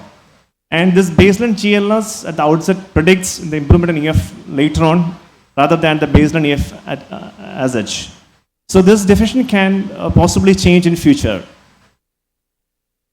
Can you predict this actually? To some extent it's possible to predict which all patients will have an improvement in ejection fraction later on. A non-ischemic cardiomyopathy as the etiology, or younger patients, or females and patients with ECG having no LPB have more chance of improvement in ejection fraction over time. Anemia if corrected, or AF which can be converted to normal rhythm, or hypertension which can be optimally treated, all can have improvement in EF later on. And in MR imaging, absence of late gadolinium enhancement also portends a better prognosis. And better GLS and lower LV volumes also has a better outcome in future. And lower biomarkers like troponins and the BNB also predict a better EF in future. And certain mutations like the truncating mutations of titin gene is shown to have better EF in response to treatment. And the mechanism involved is mostly because of the treatment involved. It's either because of better LV synchrony in CRT, or upregulation of beta receptors because of beta blockade therapy we are giving, or less fibroblast signaling and collagen deposition with ACE inhibitors, ARBs or sacubitril or mineralocorticoid receptor antagonist, or better anti-inflammatory and anti-fibrotic effects of SGLT2 blockers. And as I have told before, this is not a full recovery. This is just a remission rather than a recovery, because there is some amount of reverse remodeling happening, and LV becomes smaller in size with the better geometry and more ellipse in shape rather than spherical shape. But GLS is still impaired, and there is still some amount of the vascular dysfunction. And the molecular mechanism implicated are still persisting, like increased catecholamines in the serum. There is still beta receptor downregulation, elevated cardiac biomarkers are still present, and there is more cytosolic calcium and subsequent arrhythmias. And the intracellular metabolism is still mostly glucose dependent rather than the fatty acid metabolism, which is normal for a normal heart. And over various studies, it is shown that 10 to 40% of patients has shown to have improvement in EF over treatment period. And they have generally 50% less hospitalization than patients without improvement in ejection fraction. And they have less mortality, obviously, and this is shown in the Warhead trial subgroup. But the dynamic status, it is always because patients can again go for remodeling and can go in for a acute worsening of heart failure, as the molecular mechanism are not reversed. And higher LV size and lower GLS, even after improvement of EF, predicts more chance of recurrence of heart failure. And coming to management, as we know, we treat the stage C and stage A heart failure. And stage is defined as patients with current or past symptoms. So anybody who had symptoms in the past, even after improvement in ejection fraction, is still in stage C. And so anyone's guess, patients needs that GDMT as advised. But few drugs can be tapered. Diuretics can be tapered. The stopping the drugs is associated with a 30% chance of relapse of heart failure. And the TREAD trial, 51 patients were randomized with almost normal EF, normal BNBs and normal LV volumes and NYHA class 1. 44% patient had symptom recurrence or fall in ejection fraction, and almost 20% had worsening of LV function. So it's preferred that drugs are continued and it's not stopped. But there are special scenarios like post-peripartum cardiomyopathy, myocarditis, or stress cardiomyopathy where stopping drugs may be feasible. But we have to monitor the biomarkers and echo parameters. If everything is fine, we can gradually stop the drug. Not all drugs all of a sudden, one drug at a time and 6 months apart. And about ICD, there's no indication to implant a new ICD after improvement in ejection fraction. But if somebody is on ICD, there is data to change the pulse generator. Data shows that patients with improved ejection fraction had similar mortality benefit as patients with low EF from SCD-HEP trial. So changing PG is indicated, especially for patients with genetic mutations with tachyarrhythmias or history of appropriate shocks in the past. And in CRT, there's better ejection fraction is because of better LV synchrony due to CRT. So always changing a PG is indicated, but there's no role for a new CRT. And follow-up, the patients has to be followed up 6 monthly with ECG echo and biomarkers for first 12 to 18 months and yearly thereafter.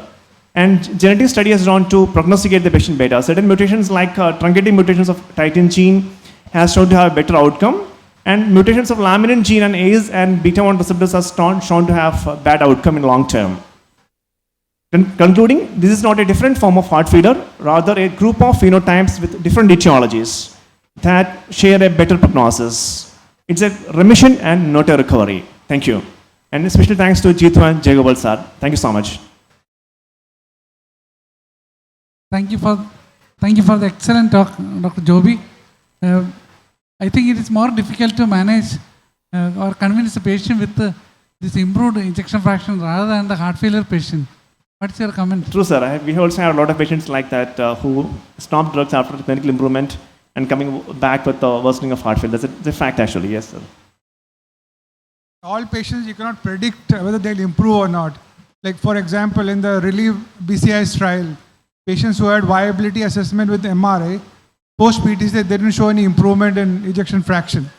So all patients, I don't think can predict whether improvement will be there or not. Yeah, we can't predict. Mostly we can predict, but there are few subsets where we can predict to some extent, especially with fulminant myocarditis or peripartum cardiomyopathy or alcoholic cardiomyopathy. Maybe such patients we can, if we can stop drugs. Thank you, Joey. Thank you, sir. Thank you all. Now we'll move on to the next topic, heart failure with the preserved ejection fraction, phenotyping and treatment. Dr. Matthew.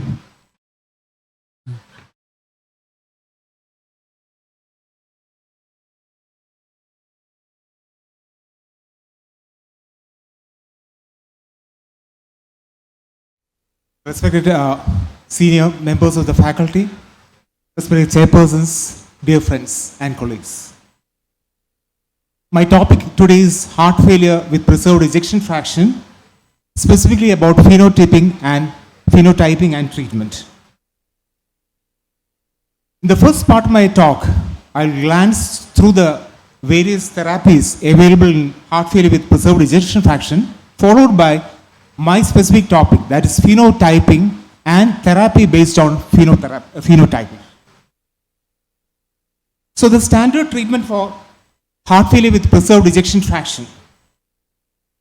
Heart failure with preserved ejection fraction accounts for 50% of heart failure cases, and its prevalence continues to rise. And the 1-year mortality of heart failure with preserved ejection fraction is almost similar to heart failure with reduced ejection fraction. The 4 trials of heart failure with the previous trials of heart failure with preserved ejection fraction were the CHARM preserved, the PEP, CHF, I preserved, and the TOPCAT. And the CHARM preserved with compared candesartan showed that there was no reduction in cardiovascular death, but hospitalization was reduced. The PEP CHF trial, which used perindopril, showed there is no benefit. I preserved with irbesartan showed there is no benefit. And TOPCAT with spironolactone showed hospitalization is reduced. So the net result of these 4 trials, we can reduce hospitalization with the drugs, but not mortality. Newer treatments are the Paragon HF, Emperor preserved. The Paragon HF showed there is no benefit of ARNI. Emperor preserved with SGLT2 inhibitors showed that hospitalization is reduced mainly. So the treatment options are limited. We have the SGLT2 receptor inhibitors, which are beneficial, class 2 indication, ARBs, mineralocorticoid receptor antagonists, but no class 1 drugs are available, and we have to use the judiciously diuretics. So what is the concept of phenotyping for heart failure with preserved ejection fraction? That is the crux of my talk. So heart failure with preserved ejection fraction is a heterogeneous syndrome. There is a high burden of comorbidities, each contributing to the pathophysiology. So we have to classify this heterogeneous group into subgroups, that is called clustering or categorization. That is precisely what is meant by the term phenotyping. And we have to study the effect of drugs on these various phenotypes and use drugs accordingly. So we can phenotype heart failure with preserved ejection fraction into 3.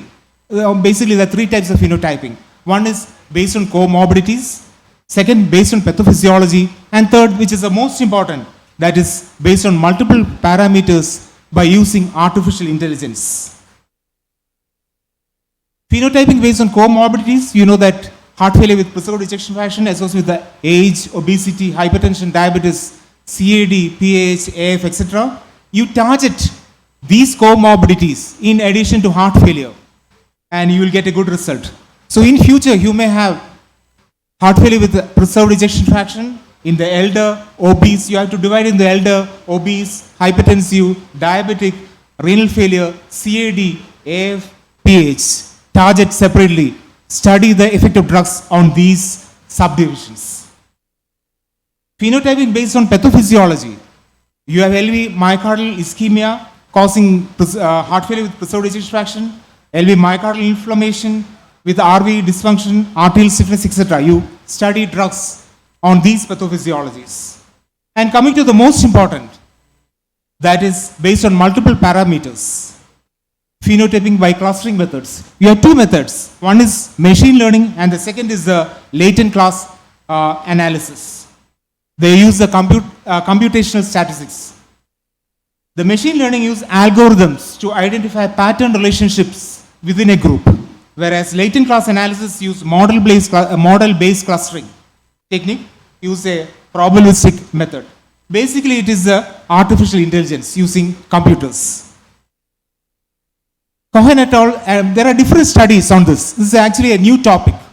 One of the most important, one of the early studies was by Cohen et al., who went into the data of the previous study, the TOPCAT, and he divided the patients into three. He could get three subgroups.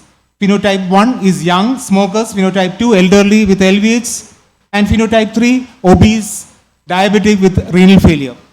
And he studied the drugs, effect of drugs. Found that in phenotype 3, spironolactone is beneficial.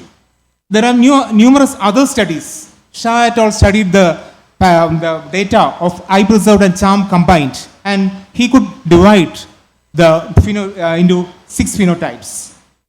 The Swedish heart failure registry data could be divided into 5 phenotypes. Likewise, now the thing is to divide heart failure with preserved ejection fraction into different phenotypes and find out which drug is useful for each phenotype and try to target that particular phenotype. And that is the crux of the problem today, and that is where the research is coming now. So, what does phenotyping imply for the future?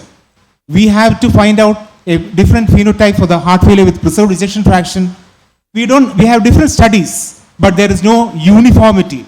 Now the AHA or the ESC has to come out with uniform phenotypes, and we have to study the various drugs. So it is an open area.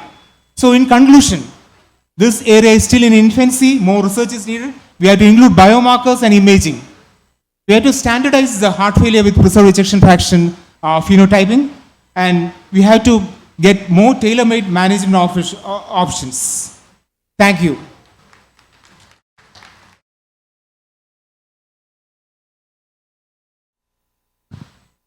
Thank you, Dr. Matthew, for the excellent description of the phenotyping. Not only I understood the classical phenotyping into the different groups. That will help in the future. Thank you for the excellent talk. Nothing to add. Very nice presentation. Enjoyed it. We'll go to the next speaker. Thank you. Let me invite my colleague, Dr. Natarajan, to talk about primary prevention ICD in the Indian context. Should there be a difference?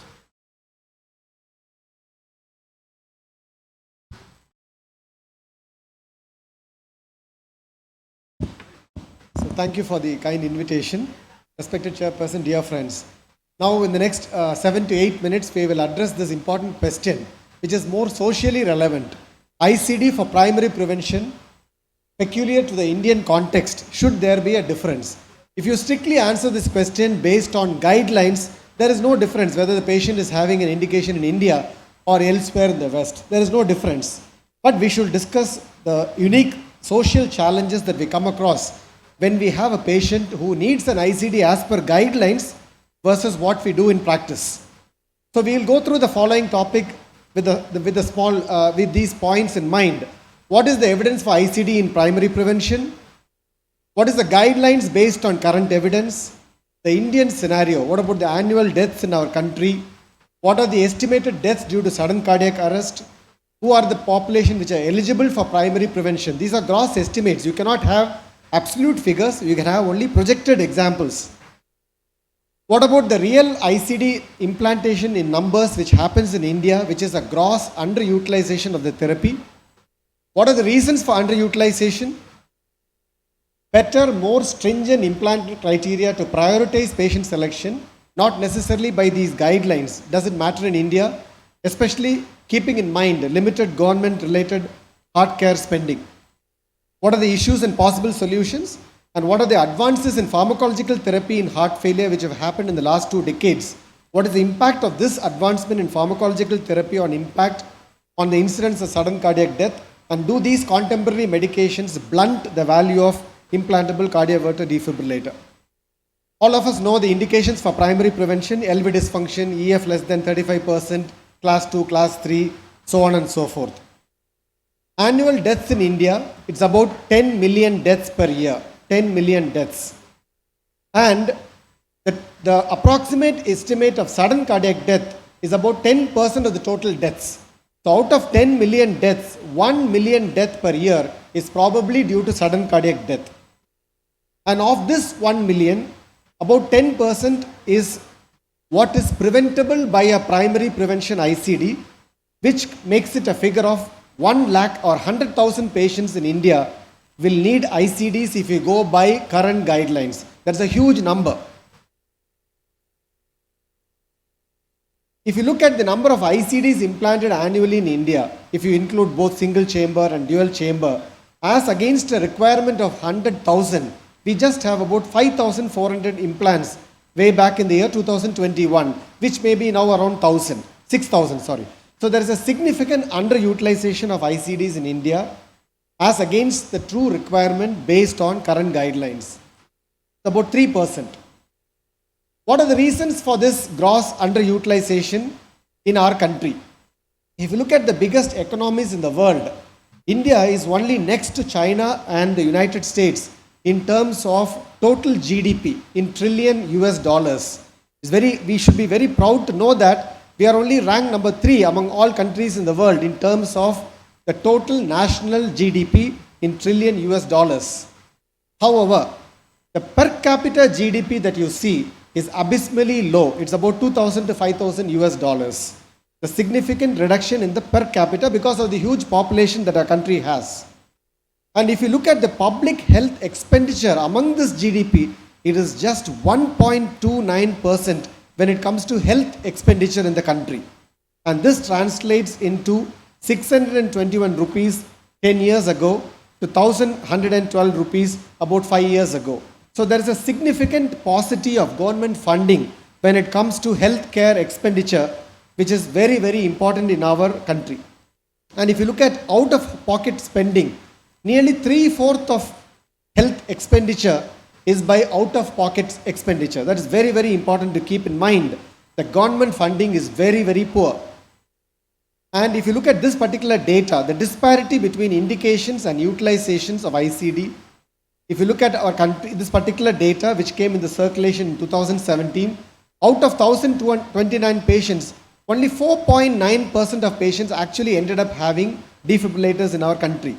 And this analysis clearly shows that if you look at a country like Japan, where the government funding is much more than out-of-pocket expenditure, the implant is more than 50%.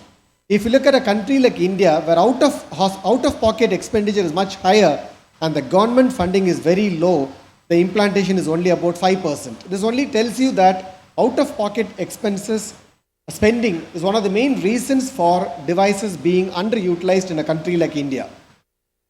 There are a lot of limitations. If you look at ejection fraction as the only risk stratification criteria, it is dynamic, it is not a lot of inter and intra-absorber variability, load dependent.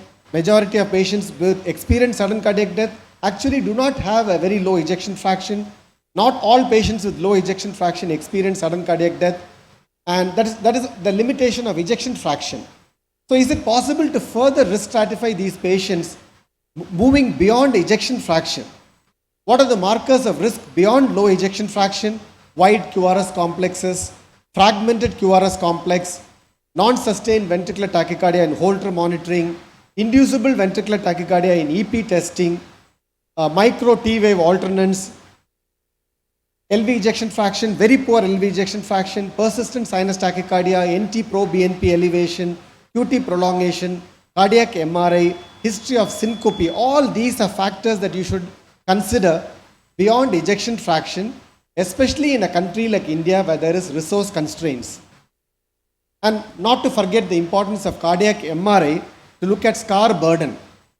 You look at scar burden in both coronary artery disease as well as in non-ischemic cardiomyopathy as risk marker tools, which have been clearly shown that they increase the risk of sudden cardiac death.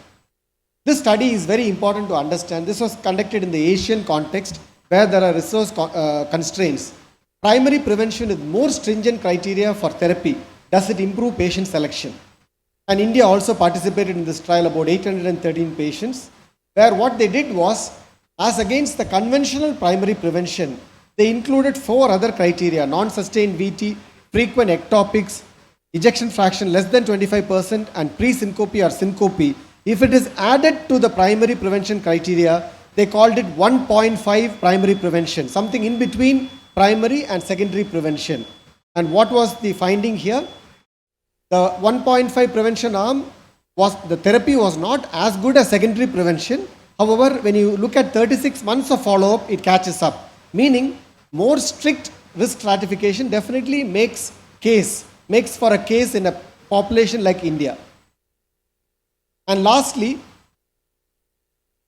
if you look at primary prevention ICD in the Indian context, to all patients in accordance to current international guidelines based on ejection fraction cutoff, it's a big strain on the health budget of our economy. It's not practical.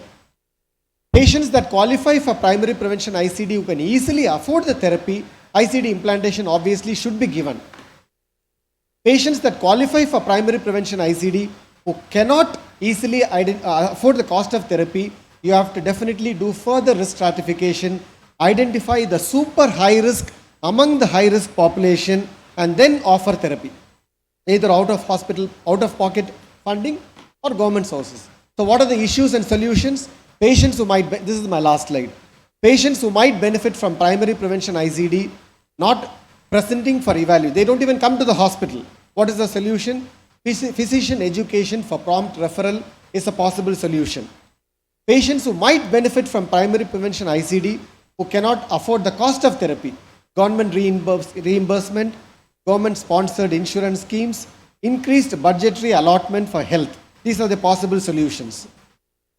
Limited resources for government sponsored funding, prioritizing patients who deserve the therapy the most by identifying high risk subsets, the way we just discussed, from the patient population who qualify for device implantation based on current guidelines. Thank you for your kind attention. Thank you, Dr. Natarajan, for the excellent presentation. In fact, the main problem is the financial problem, financial restraints. Okay. If the ICD is included in the RSBW, which is plus scheme, government funding, then more ICDs can be implanted. Thank you. A great talk. Post-MI patients who have severe LV dysfunction, we have a mandatory period of waiting for maybe 1 month or 1.5 months before we implant ICD. We lose certain number of patients in the process of waiting. Should that number of patients die, in fact, before they reach that period? Should we change those guidelines and put it early? You are supposed to wait for that mandatory 6 weeks based on the Dynamit AMI trial. But in that waiting period, if somebody develops, we are talking only about primary prevention, not secondary prevention. Somebody who has a VT on the 4th day after MI, it's no longer primary prevention. They need an ICD even before the 41 days. We are talking about an MI, pre-discharge, the LV dysfunction is there. They do have a residual risk, but you have to wait for the 41 days. Wearable defibrillator was an option, but it fell out of favor. But then you have to wait for the mandatory 6 weeks. I am asking, recently I lost a patient who had an MI LV dysfunction and succumbed to sudden cardiac death. Early we couldn't implant an ICD. You are talking about implanting an ICD even before the 46th, but that was disproved in that particular trial. It was found that ICDs were counterproductive in that particular trial. The dynamic trial, it was counterproductive. Thank you. Any questions from the floor? Thank you, Natarajan. Thank you. Thanks. Now, next topic is obesity paradox in heart failure. This is a very important question in the DM examination. Dr. Renchukumar Bisi. Thank you.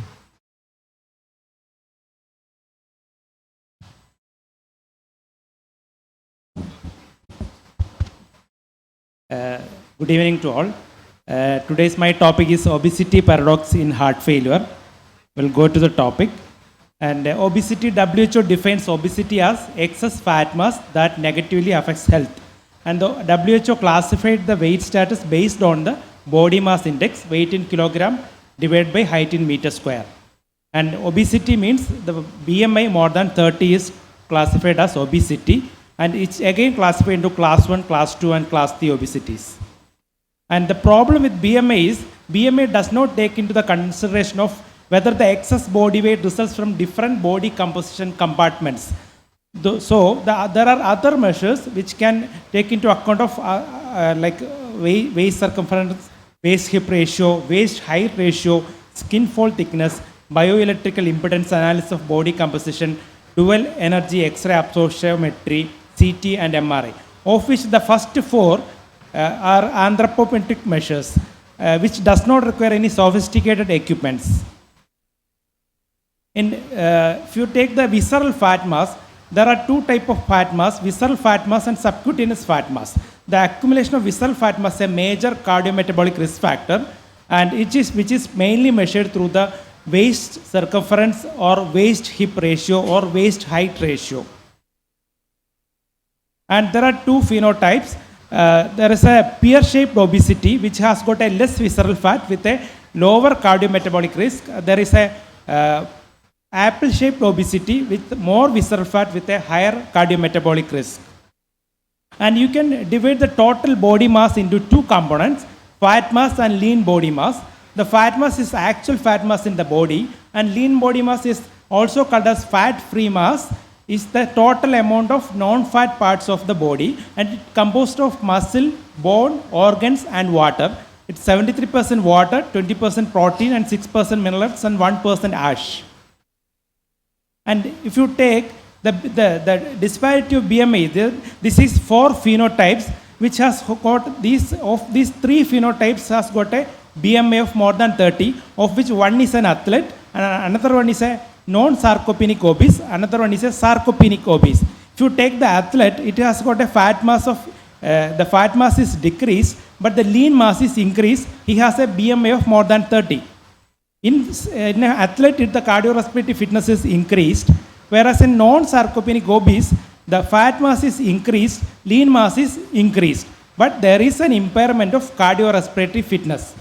And in sarcopenic obese, there is an increase in the fat mass, but there is a decrease in the muscle mass or lean mass with the severe impairment of the cardiorespiratory fitness. So we'll consider the importance of cardiorespiratory fitness later. And obesity, in obesity, obesity itself will produce cardiac hemodynamic changes as well as systemic metabolic changes like insulin resistance, inflammation and increased adipokines. These, along with other characters like obstructive sleep apnea, hypertension and pulmonary hypertension, all these can lead to further heart failure and cardiomyopathy and atherosclerosis and coronary artery disease. To take the prevalence of obesity and heart failure risk, the obesity, almost 40 to 50% of the obese patients, there is a heart failure with preserved ejection fraction, and the obesity itself will produce heart failure with reduced ejection fraction in 30 to 40% of the cases. What is obesity paradox? The obesity paradox in heart failure, when obesity and heart failure coexist, individuals with class 1 obesity present a more favorable prognosis compared to individuals who are normal or underweight. This phenomenon is called as obesity paradox. The mechanism of obesity paradox is incompletely understood, but the increase in the lean body mass, which may explain the part of obesity paradox as it is associated with improved cardiorespiratory fitness, which is a major determinant of clinical outcomes in patients with cardiovascular disease and heart failure. An increased lean body mass will lead to an improved peak oxygen consumption during exercise, which will lead to an improvement in the cardiorespiratory fitness. The oxygen pathway utilized to calculate the peak oxygen consumption, it is considered as a measure of cardiorespiratory fitness, highly relies on muscle diffusion capacity and the mitochondrial respiration capacity in the skeletal muscle level. So the increased lean body mass, which will lead to an increased skeletal muscle strength, which is a beneficial effect to which will improve the survival of the patient. What are the other theoretical mechanisms of obesity paradox? We know that the heart failure is a catabolic state. So there is in obesity patient, there is a greater metabolic reserve and there is less cardiac cachexia and there are increased concentration of tumor necrosis factor receptors, and these patients will have an earlier presentation due to greater functional impairment, so they will take treatment early, and there is an attenuated response to the renin-angiotensin-aldosterone system, and there is a high incidence of hypertension which will lead to a greater use of cardioprotective medication in an efficient way. And this slide will describe the obesity paradox in a much more better way. And when you take a body weight and body mass index, there is an increased fat mass and there is an increased lean mass. The increased fat mass will lead to all systemic inflammation, pro-inflammatory cytokines, cardiac dysfunction, ultimately leading to heart failure. Whereas the increased lean mass, which will lead to an increased cardiorespiratory fitness, which in turn lead to an improved performance and improved survival in heart failure. And in the obesity paradox is not seen in heart failure with preserved ejection fraction, whereas which is seen in heart failure with reduced ejection fraction. This is why the obesity paradox in heart failure with preserved ejection fraction, there is an improved cardiorespiratory fitness which will prevent the occurrence of obesity paradox in heart failure with preserved ejection fraction. The cardiorespiratory fitness is an obesity paradox modifier, especially in patients with reduced ejection fraction. And cardiorespiratory fitness in cardiovascular disease is considered as a new clinical vital sign, and improvement in cardiorespiratory fitness reduces the mortality, and it can be assessed by the cardiopulmonary exercise testing, GMT or bicycle ergometry, exercise training, especially aerobic training with resistance training, it's included in the cardiac rehabilitation program, is the best modality to improve the cardiorespiratory fitness clinically. In patients with obesity with heart failure with preserved ejection fraction, 1 hour of supervised aerobic exercise 3 times per week for an average of 49 minutes per session for 20 weeks will improve the cardiorespiratory fitness with an improvement in peak oxygen consumption to 1.2 ml per kilogram per minute. If this is combined with a dietary intervention of caloric restriction, this will improve by 2.5 ml per kilogram per minute. And in patient with obesity with heart failure, reduced ejection fraction also, the exercise can improve the cardiorespiratory fitness. And the exercise will lead to a reduction in the intramuscular fat and the skeletal muscle mass ratio, which will lead to an improved skeletal muscle functionality and improved cardiorespiratory fitness. And the benefit of pharmacological intervention of weight loss was not studied in the trials. And if you could take unintentional weight loss, the unintentional weight loss will lead to a reduction in fat mass and reduction in lean mass, which will lead to an increased risk of cachexia and sarcopenia, and it should be investigated for other contributing medical factors.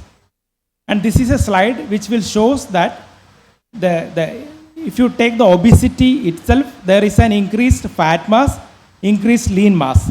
But if you take sarcopenia and sarcopenic obesity and sarcopenic cachexia, there is a progressive decline in the cardiorespiratory fitness from obesity to sarcopenic cachexia with reduced muscle strength.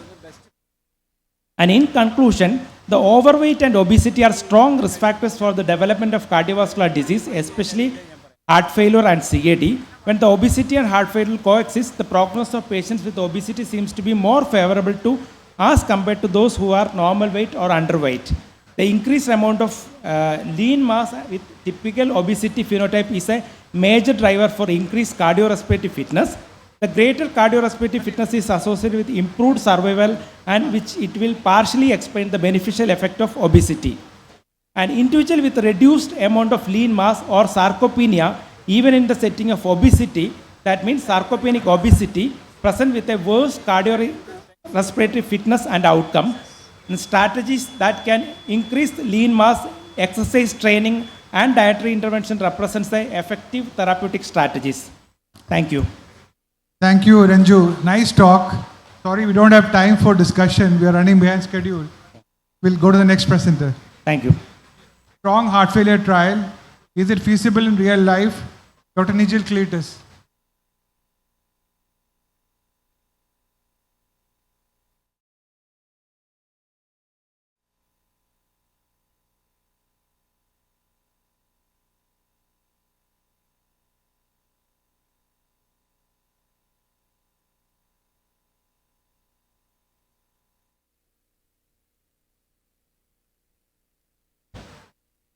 Good evening, all.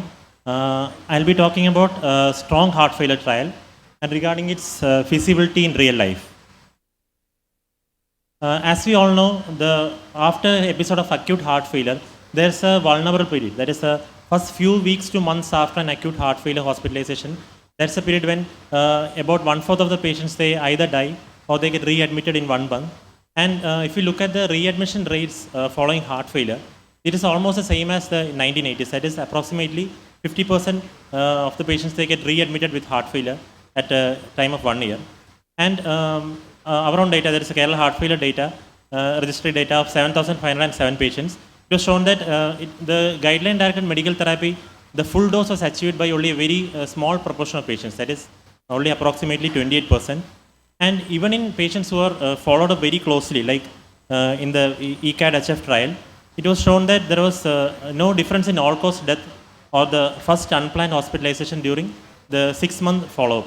So, even in patients, in spite of the standard post-discharge follow-up versus intensity follow-up, the outcomes were not much different. Now, if you look at the guideline-directed medical therapy in heart failure, the Kerala Heart Failure Registry data shows that the MRA is used by only about 50% patients. Beta blockers used in only 62%. AC inhibitors or ARBs in 50% of the eligible patients. And ARNI in a very low percentage, that is 1.7. And in a CHAM registry, the target dosage of MRIs was reached in 77%. Beta blockers 28%. AC inhibitors or ARB 17%. ARNI group of drugs in 14%. And the full GDMT was reached only in just a small percentage, that is 1%. And the ESC guidelines 2022, it is recommended that patients hospitalized for heart failure, they should be followed up early itself, that is at 1 to 2 weeks after discharge, and they should be assessed for congestion, drug tolerance, and either this GDMT should be started or up-titrated. The ACCHA guidelines also almost similar, that is after being discharged after hospitalization for worsening heart failure, early follow-up is advocated, generally within 7 days of hospital discharge, to reduce re-hospitalization and to optimize the care. And in this context, strong heart failure trial was conducted. It was a multinational open-label randomized trial in 14 countries in 87 hospitals. And the question was, is rapid up-titration of the GDMT before discharge from an acute heart failure, is it safe and is it effective compared to the usual care? The inclusion criteria was age 18 to 85 years, and the patients admitted with heart failure in the previous 72 hours should be hemodynamically stable, potassium levels less than or equal to 5, NT-proBNP of less than or equal to 2,500, and those patients not recently on optimal GDMT. And exclusion criteria, the intolerance to the GDMT, they were excluded, a need for invasive ventilation, severe lung, liver, brain or kidney disease, and if it was due to a correctable cause, that is arrhythmia, COPD, or an MI in the previous 3 months, all these were excluded. And the GDMT at the start of this trial, it was defined as the use of AC inhibitors, ARBs or ARNI, beta blockers, mineralocorticoid receptors, and SGLT2 inhibitors were not yet started as the standard of care. So the 3 pillars were the GDMT which was defined in the study. The study design was interesting. That is, the main inclusion criteria was heart failure, acute heart failure patients ready to be discharged, and they were on either suboptimal or no heart failure therapies. And the pre-discharge NT-proBNP was more than 1,500. They were randomized to two groups, that is, a high intensity care or the usual care. The numbers was 1,800. At the time of discharge, the high intensity care, they were put on half optimal dose of each of the GDMT drugs, that is beta blockers, AC inhibitors, ARB or ARNI, and mineralocorticoid receptor antagonist. And the other group, they were the usual care, that is, they were left to follow up at their wherever they are follow up with their own cardiologist. And then the group which was being intensively followed up, they were checked every week, they were asked to follow up. So at the first week, at discharge, they were put on half optimal dose of the heart failure therapy, and they were checked for safety parameters. Then the next week, the very next week, that is at 2 weeks itself, they were titrated to the full dose. That is full dose of beta blockers, full dose of this RAS inhibitors, and full dose of MRA. And then the third week, they were again reviewed for safety parameters. And at 6 weeks also, they were the full optimal dose of heart failure therapy was given. And both these groups, they were followed up at 90 days. And then again at 180 days to look for heart failure readmission or all-cause mortality. And the study was terminated earlier than by the time that study population was around 1,069 patients. And at each visit, the way they were followed up was, they used to go to the laboratory and to get the hemoglobin, potassium levels, NT-proBNP levels, and creatinine. And then the clinical examination of heart failure, that is heart rate, BP, edema, any worsening heart failure was monitored clinically. And based on that, the safety parameters were checked, that is hemoglobin, proBNP, potassium levels, and creatinine levels. So, if the BP, the systolic BP was less than 95, potassium levels were more than 5, or the EGFR was less than 30, the RAS inhibition, the RAS inhibitors were not uptitrated. And beta blockers, if the heart rate was less than 55, the systolic BP of less than 95, or if the NT-proBNP at that visit was the same as the previous or more than 10% of the previous admission, the beta blockers were not uptitrated. And if the uptitration was not possible in that week, then they were asked to visit again the next week and check all the safety parameters. So, NT-proBNP was the test which was used as a marker of congestion in each visit, and if it was seeing the same or if it was increasing, then what they did was they kept the beta blocker at the same dose and increased the diuretics. So, the outcomes were primary outcomes, 180 days heart failure, readmission, or all-cause death, and secondary outcomes of the, that is the change in quality of life. So, by the time around 1,000 patients were enrolled, it was found that there was a larger than expected risk reduction of the primary endpoint in the high intensity care group, and hence the trial was terminated. So this was the parameters. Average age was 63, males were predominantly 61%. Then the average ejection fraction was 36%. The 2/3 of the patients were having LV ejection fraction of less than 40, and 1/3 with the preserved ejection fraction. And the full dose achieved was 55% in the high intensity care group achieved a full dose was seen in 55% of the high intensity group, whereas 2% only achieved had a high the full dose of RAS inhibition was seen. Beta blockers 49% versus 4%, and MRA 84% versus 46% in the usual care. The full dose, that is spironolactone, eplerenone 50 milligram, beta blockers 10 mg, that is misoprolol 10 mg, metoprolol 100 mg BD. ARNI of the full dose was 200 mg twice daily. And if you look at the efficacy points, it was seen that in the intervention arm, that high intensity arm, the 180-day all-cause death and heart failure admission, either 180-day all-cause death or heart failure admission was lesser, that is in the high intensity group. And the quality of life at 90 days was also better. And the secondary endpoints, that is 90-day all-cause death or heart failure admission was the same. And there was no much difference in the 180-day all-cause death. And the adverse effects, if you looked at adverse effects, the high intensity group had more adverse effects, that is 41% compared to the 29% in the usual care. But the serious adverse effects was same in both the groups. And the usual adverse effects seen were hypotension, hyperkalemia, renal impairment, bradycardia. And the reported serious adverse effects, that is heart failure, sudden cardiac death, COVID infection, pulmonary embolism, And to conclude, this trial showed that the rapid uptitration of GDMT with scheduled follow-up in the first 90 days, it was associated with a better outcome in terms of reduced death or heart failure readmission and improved quality of life without significant differences. The limitation of the trial was it was stopped early due to high significant difference. The study was unblinded, so the perception of the study team might have been affected by that. Then SGLT2 inhibitors were not administered in the trial, it was approved later only. And now, is it feasible? Means the concept of the trial was to show that we can increase the implementation of the drugs very quickly, and the main gap lies in translating the guideline, that is the trial data, into practice. So it helped. We should be redesigning the way the heart failure clinics have to be run. And the reason why we should implement this, the early titration has been found to significantly improve survival in patients with heart failure, reduce hospitalization, better quality of life, and it is cost effective as well as recommended by all the consensus guidelines. And the challenges will be the side effects and the drug interactions, and also the non-adherence to the therapy because of the multiple treatments which a patient has to take. And every patient is unique, and the approach, the difference in response to GDMT may vary from person to person. And the analog is with cancer, that is, since in cancer, if we are able to treat the patient early, then we should be doing the same in heart failure also. If oncologists can succeed to do this in heart failure also, we should be able to do the same thing. Thank you. Thank you, Dr. Nijil, for the excellent. He's a strong person, and a strong trial was also discussed. And you are 50 minutes later, so avoiding questions. Okay.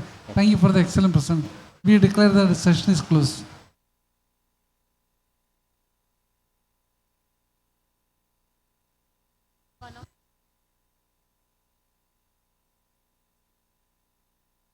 Now, I think we have really behind schedule. May I request the chairpersons of next session, which is a case-based session on calcific coronary, Dr. Pratap Kumar, Dr. Arshad, Dr. Stiji, and Dr. Vinod Manigandan to take the dais. I would also, at this point of time, I would like to announce the results of the poster. In fact, there was an overwhelming response this year. We had about 16 posters, out of which there were 12 today, which were shown. The best poster presentation goes to Dr. Sri Gopal of Medical College, Kottayam. And the second prize is for Dr. Vranda G from Chitra Tirunal, Trivandrum. Thank you. Over to our chairpersons now, sir. Dr. Deepak. Good evening once again to all of you. Thanking the organizers for the opportunity given. Well, this is the history of a 50-year-old doctor. He had undergone angioplasty to the circumflex artery almost 10 years ago. He had intermediate stenosis of the left anterior descending artery as well as the right coronary artery 10 years ago. He was on medical management. Now he presented with troponin positive acute coronary syndrome. So this is the circumflex artery. The stent in the circumflex artery looks good. The epicranial view, you could see that there is intermediate stenosis of the left anterior descending artery, which is a calcified vessel. And now you could see the right coronary artery, which is actually the culprit. This is the reason for the acute coronary syndrome. You could see that in the distal right coronary artery, there is a hazy looking lesion. Moreover, you could see that the whole throughout the right coronary artery, there is significant amount of calcification with significant lesion starting right from the proximal right coronary artery, almost till the bifurcation. And you could also see in the second image that there is slow flow inside the PDA. So it was an acute coronary syndrome, troponin positivity, calcification, and slow flow inside the vessel. So let me request Jesh, please.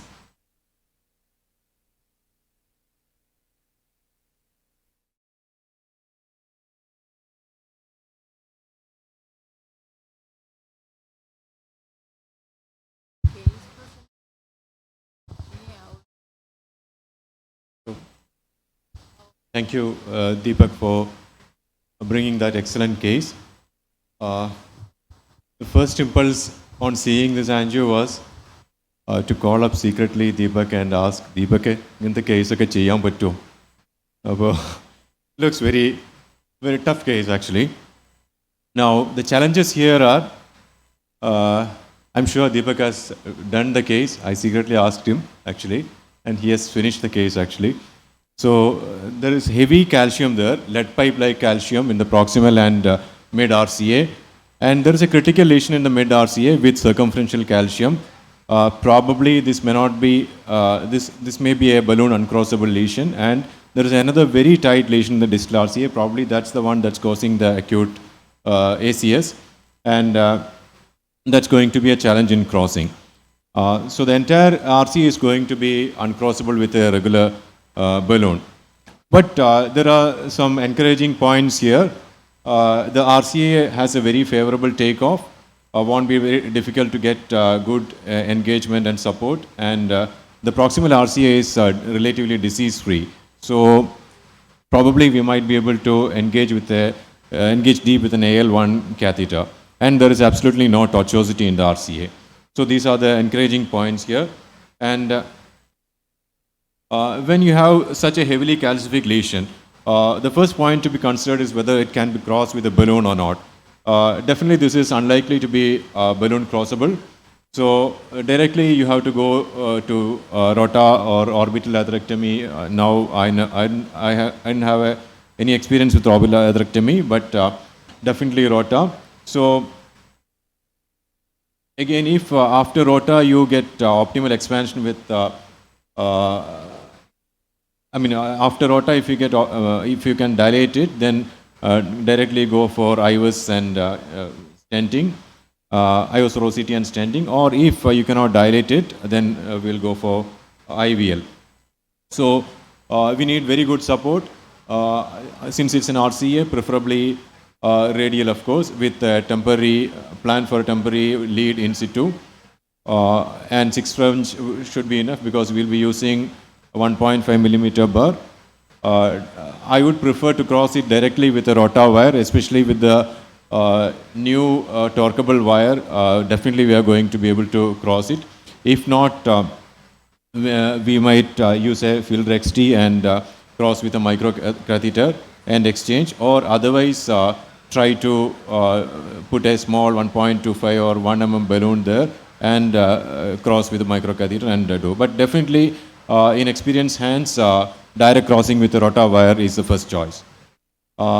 If you use a 1.5 millimeter burr, this is the most frequently used burr, and definitely we are going to be able to cross the entire lesion. But it's going to take a while to cross the initial mid-RCA lesion.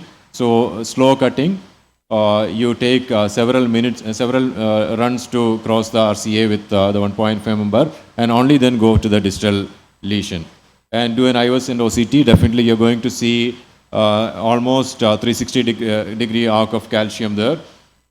So once you have the IVUS OCT there, try dilatation with an NC balloon, preferably an AccuForce balloon 312 or so AccuForce balloon, and try to go up with up to 30 atmosphere and see if it yields. If it does not yield, then I'll definitely have an IVL on standby. So IVL, then dilatation, preferably with again OPN or AccuForce balloon. So this is how I would plan the case. Thank you.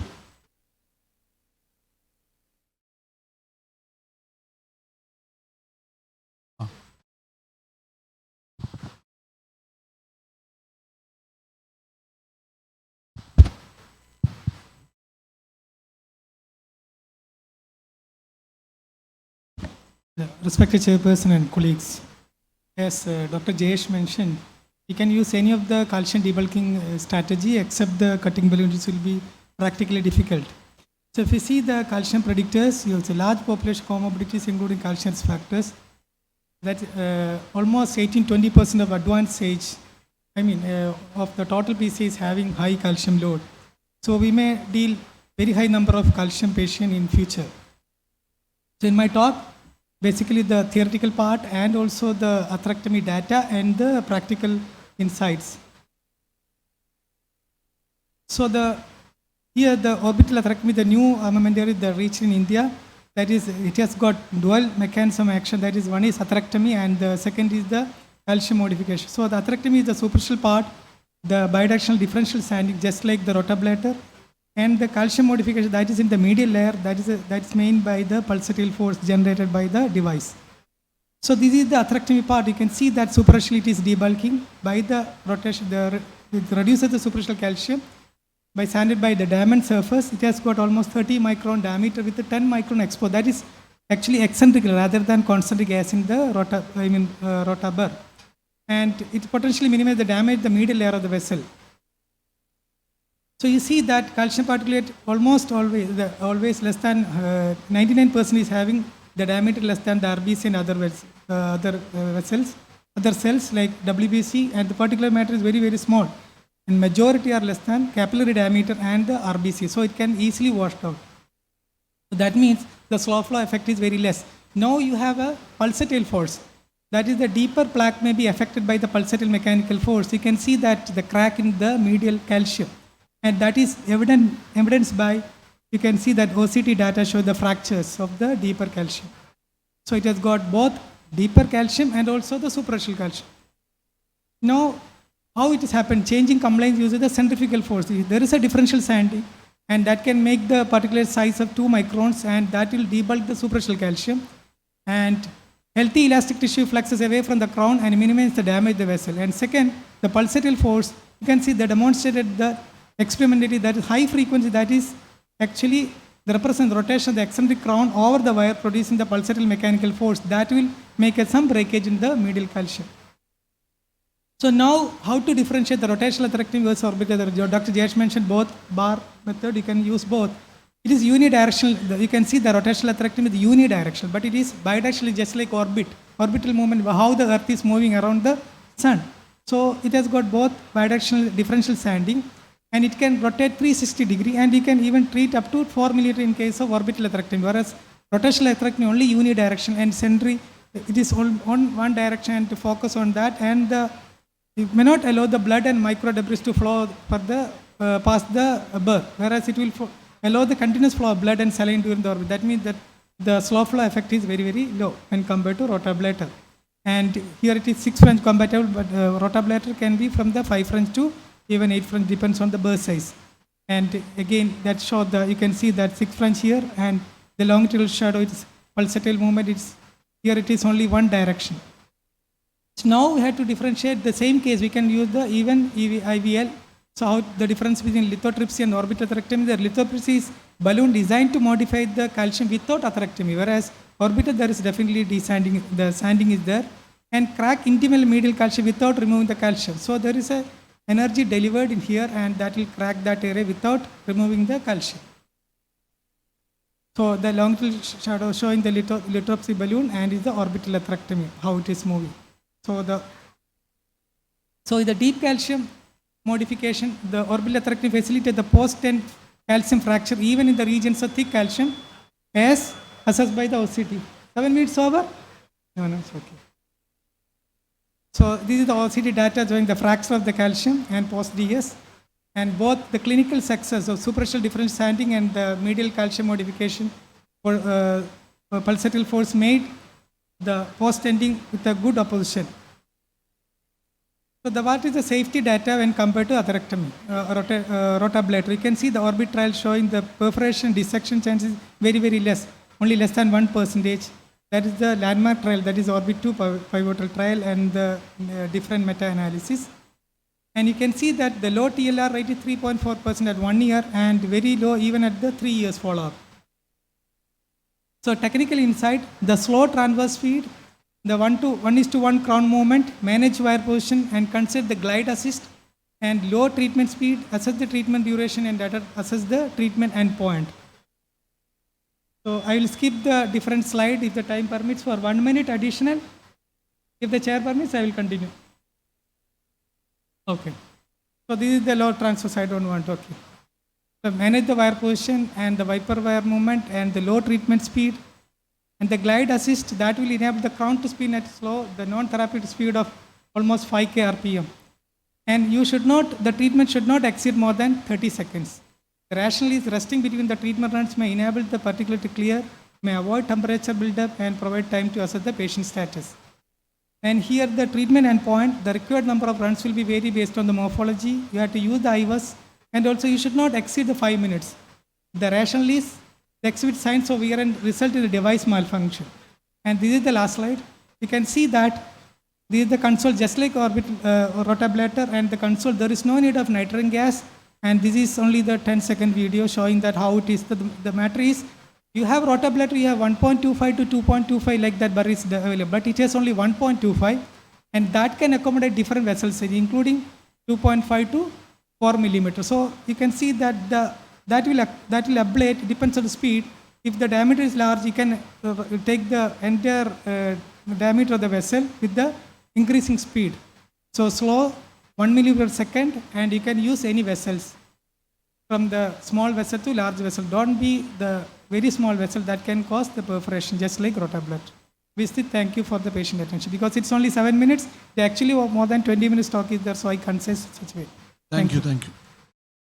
Now CB Isaac.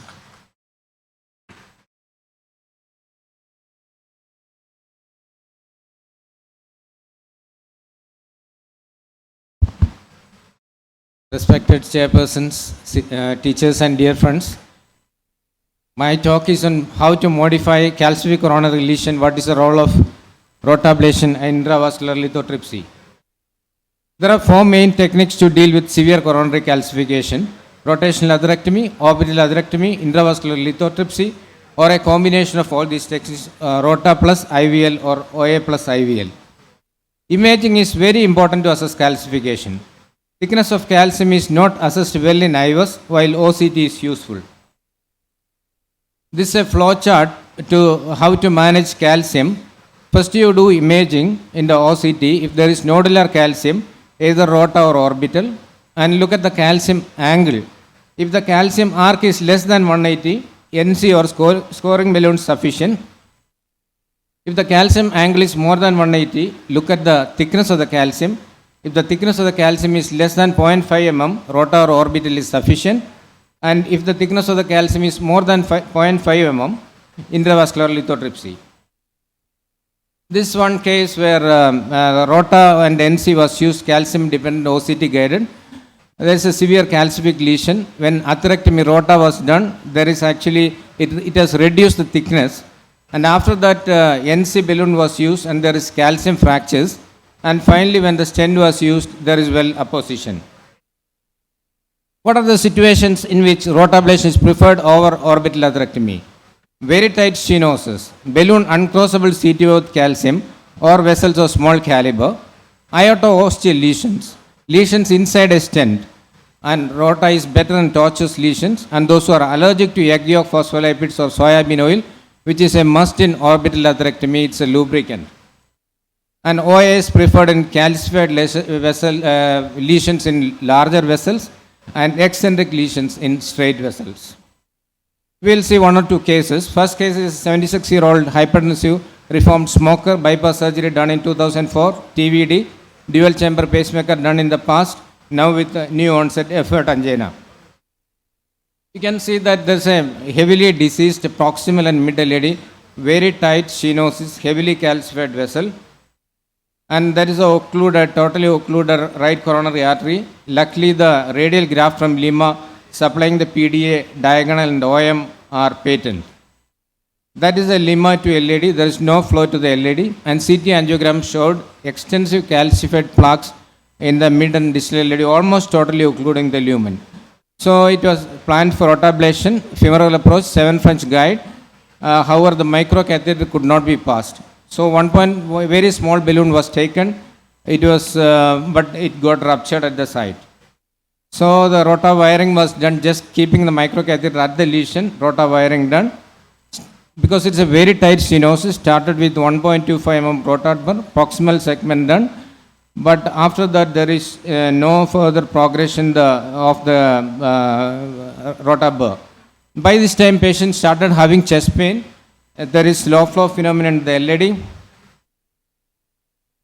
And it was managed with intracoronary vasodilators, nitroglycerin, nicorandil, adenosine, IV nicorandil infusion, GP2B3 inhibitors. BP was maintained, angina got settled, distal flow improved. Further ablation was done using 1.5 mm rota burr. And that was the final polishing run. And when to step up the rotabar? If the rotablation time is more than 3 minutes and no further progress in ablation and the lesion is underprepared, better to step up the burr. And pre-dilatations were done, distal stent, proximal stenting, post-dilatations were done, and that is the final result. Very good result in the proximal and the mid area where there was heavy calcium. Second case is image-guided PCI with rotatripsy. And 70-year-old diabetes, CRF on hemodialysis planning transplantation, recurrent pulmonary edema, severe LV dysfunction. This is a right coronary artery, heavily calcified, very tight stenosis in the mid part. You can see the ghost of the vessels in the plain cine, both LAD and RCA heavily calcified. That is the left coronary artery, very tight stenosis. So rota ablation was planned for the right coronary artery. Started with the microcatheter, rota wiring done. That is 1.25 mm rota. However, after the rota, there is an under expansion of the stent. There is a dog mourning. So the only option is IVL. IVL create diffusive circumferential pulsatile pressure waves up to 50 atmospheres to disrupt the calcified plaque. And 2.5 mm 12 is the smallest IVL available, but it is a heavy, difficult to push balloon, so you needed guide plus support. After IVL, this is the angio, then non-compliant balloon dilatations were done. Then lesion was tended. Post-dilatations were done. And that is the OCT after the post-dilatation. In this OCT, you can see that there are a lot of areas where the stent is not opposed well to the vessel.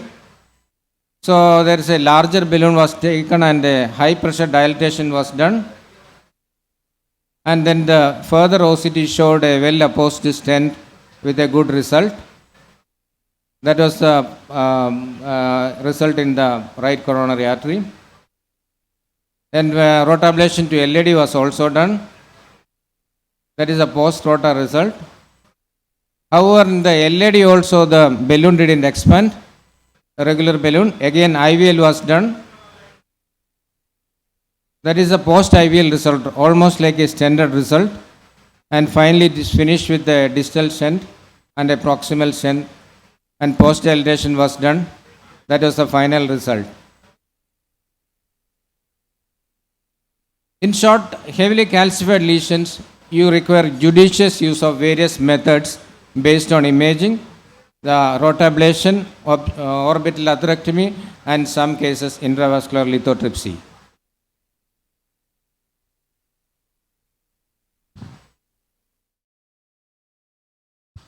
Let me ask one question. Jayesh, if in this case actually Deepak wanted to show the case before I ask. I will ask two questions. Where is Ashraf? Missed. Okay. Jayesh, actually in this case, which are the materials will you use in this case? From the first to last. Don't tell IVL, rota, bar. One. Which one? Will you take directly a rota wire you told? After that, will you take a rota, directly rota, or you are planning for IVL rota versus, or you take a balloon dilatation, then followed by orbital atherectomy, then do the thing? What is your plan? This case come to your hospital, what will your plan? So, I said I'll take rota wire directly, direct crossing. Which means I'm going to do rota. So 1.5 or 1.25? 1.5. Next? Definitely. And next I'll try dilatation with a high pressure balloon. Something like an Equiforce which can go up to 30. Cost concerns maybe, but OPN if you have, then that's very good. Okay. Your choice will be no cutting balloon, directly OPN balloon. Directly OPN balloon, yeah. Then you finished with a stent. Yeah, okay. Exactly. If it doesn't come up, then go for IVL. That's it. Ashraf, can you tell your options? In this case, come to your hospital. What will be the plan? 1, 2, 3, 4. I will use the microcatheter and wire exchange always rather than the rota because there are the proximal cuts. You tell your options. But I won't use the orbital atherectomy. I will go for the rota with the 1.5 or 1.7, 1.5 because Rota. of the tortuosity. You will do a rota ablation then? Then reassess the calcium with the imaging method if the patient is available. then according to that associate, like you can. Will you even- take a OPN balloon or IVL, or what is your choice? I will may even go if the patient is affording, if it is able to make it some breaker in the smooth, we will give the cutting balloon. Okay. Sibi. To understand what will be your choices. I will also start with actually in the standard way using microcatheter, rota wiring. I feel, first of all, I will tell my feel in the angiogram itself. I feel the distal lesion is, there is a calcium nodule and it's a thick calcium, and it requires some kind of atherectomy, preferably initial rotablation. And if it's a calcific nodule, I will do the imaging after that. Then if there is a calcium thickness is less, maybe we can get away with the rota, otherwise IVL. Anybody has a different opinion? I personally will do this case with a direct rota wiring, a rotablation, followed by cutting balloon. And I may do an imaging. I will not go with IVL or all those things. I think I will get away with the cutting balloon and finish the case with the stenting. This will be the low cost effective way of doing. Rota is a must in this case because I personally feel that no other thing will be crossed. Already he is shown. Now I have no choice, he is shown. Now you can go ahead. Yeah. We crossed the lesion with a run-through wire because we felt that it was difficult to cross with a rota wire directly. Cross with a run-through wire, took a microcatheter across, then did rotablation with 1.5 millimeter burr. Started off at lower speeds and then went up to 180,000 RPM, quite a long time, and finally we were able to get across the lesion and we were able to ablate it properly. And still you could see that there is significant amount of calcification. So right from the beginning we had a feeling that we would certainly need an IVL balloon for this particular situation. So again, prior to IVL we decided that we should have an imaging done. So we tried to get an OCT catheter across, but it wouldn't cross despite having an ablation done with an 1.5 millimeter rota burr. So we decided to do a rota run at least in the proximal half of the right coronary artery. I wouldn't dwell more on that OCT images. There was 360-degree arc of calcification. There was calcific nodules as well as eruptive nodules. So we again went ahead with IVL balloon. It was not easy to get across with the IVL balloon. We had to use a guide extension catheter, the guide plus catheter, that was the balloon dilatation, that's the IVL balloon being dilated. It took very long time, almost 80 pulses in the right coronary artery in the mid portion. Slowly it started opening. We had to exhaust total 80 pulses in the mid right coronary artery. We didn't have to dilate with the IVL balloon in the distalmost portion of the right coronary artery. The distalmost portion of the right coronary was dilated with non-compliant balloons, and finally once we were done with the IVL, we further did an OCT evaluation to see the breaks in calcium. It was looking really good. Following IVL, you could see that I just take 2 seconds to have a quick run of the OCT. You could see that there is multiple areas of calcium cracks inside the right coronary artery. That was OCT run, and subsequently we went ahead with further dilatation, the distal portion, the proximal portion, and finally a couple of stents were deployed in the proximal as well as distal portion. Again, the stents were taken into the coronary with the help of guide extension catheter. The first image shows that you could see the guide extension catheter being used for the tracking of the stent distally into the vessel, and 2 stents were deployed, and subsequently following post dilatation we were able to achieve a good result. That's the post dilatation being done, and that's the final OCT run, and that's the final angiographic run. It was gratifying results for us. Nicely done, Arshad Nikam. As usual, nicely done, Dr. Deepak. But just before taking the IVL, just for the matter of cutting the cost, in fact, would you mind in taking a NC balloon, as Jayesh told, like giving a high pressure dilatation? OPN balloon. Or a scoring balloon or something. In retrospect, I feel that an OPN would have been a better option, because I personally feel that getting a cutting and a scoring balloon into this will be difficult for me.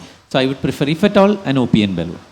My choice is actually OPN and IVL balloon is difficult to take down. Cutting balloon is easier to take down. That is my experience so far. Just one point. Whatever the balloon, NC or cutting, you have to have at least calcium and fibrotic element junction. Otherwise, you can't do anything. So I think better will be like IVL, or the role of OPN and other balloons not much effective in this case. Actually, because the continuous calcium. No, Ashraf, people have a feeling that it is required. I don't think that. No, it's okay. Most of the time, even if there is no crack created by an rotablation, the cutting balloon will do the work, but actually I do all these things. I'm just telling you that this is possible. people have a feeling that it is. If you have an IVL availability, you can take it. Most of the time, these type of lesions, when you wanted to take an IVL balloon down, you may be requiring a mother and child catheter down. Otherwise, it will be difficult to take down. And cutting balloon is easier trackable than both IVL as well as OPN balloon, to my experience. And this is actually a very tough case to do. Especially, I was also feeling that distal RCA was easier than the prox mid part, because distal RCA was a thrombus. Some thrombus was there. That is why the PDA flow was less. That is, even if in the first instance I understood distal will be easier, the mid part will be the toughest one. Yes, sir. Yes, sir. That's what we all felt. So the message that I wanted to convey was, one, we wanted to use the rotablation. That is, we need to reduce the volume of calcification with rotablation. So volume reduction with rotablation, and then breaks in the calcium with a balloon-based technology. It could be any balloon. It could be an NC balloon. It could be an OPN balloon cutting or a scoring balloon. Anything would be personal preference. Would be. No, why actually I'm telling the cost also important, you know. An IVL will be very costly, cutting will be cheaper in that situation. That is why I told. OPN will be another good choice. Only thing is OPN probably difficult to take down. If you have a mother and child catheter, probably to want, I think Sibi wanted to tell something. See, sometimes we feel that some of the lesions can be easily done, but Deepak has taken 80 pulses to crack the lesion. So it's a very thick calcium. No doubt. So no doubt inside. Actually, IVL makes our life easy. If cost is not an issue, it is if the cost is not issue, you can do actually the second rota.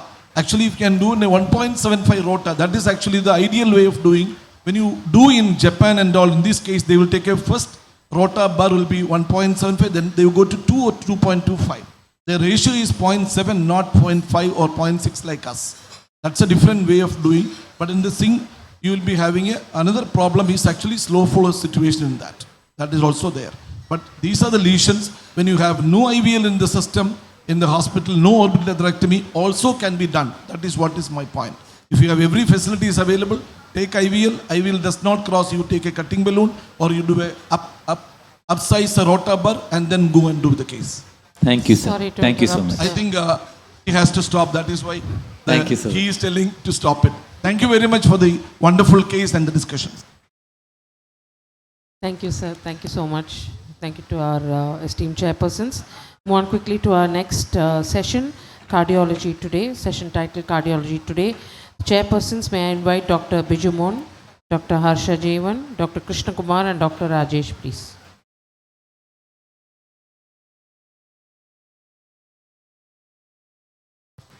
Chairpersons Dr. Biju Mon, Dr. Harsha Jeevan, Dr. Krishna Kumar and Dr. Rajesh.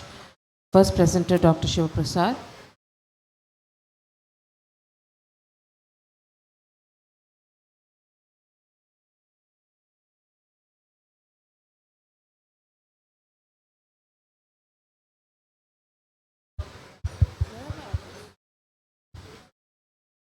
May I please request Dr. Shashi Kumar to kindly join the chairpersons. We start with Dr. Shiva Prasad.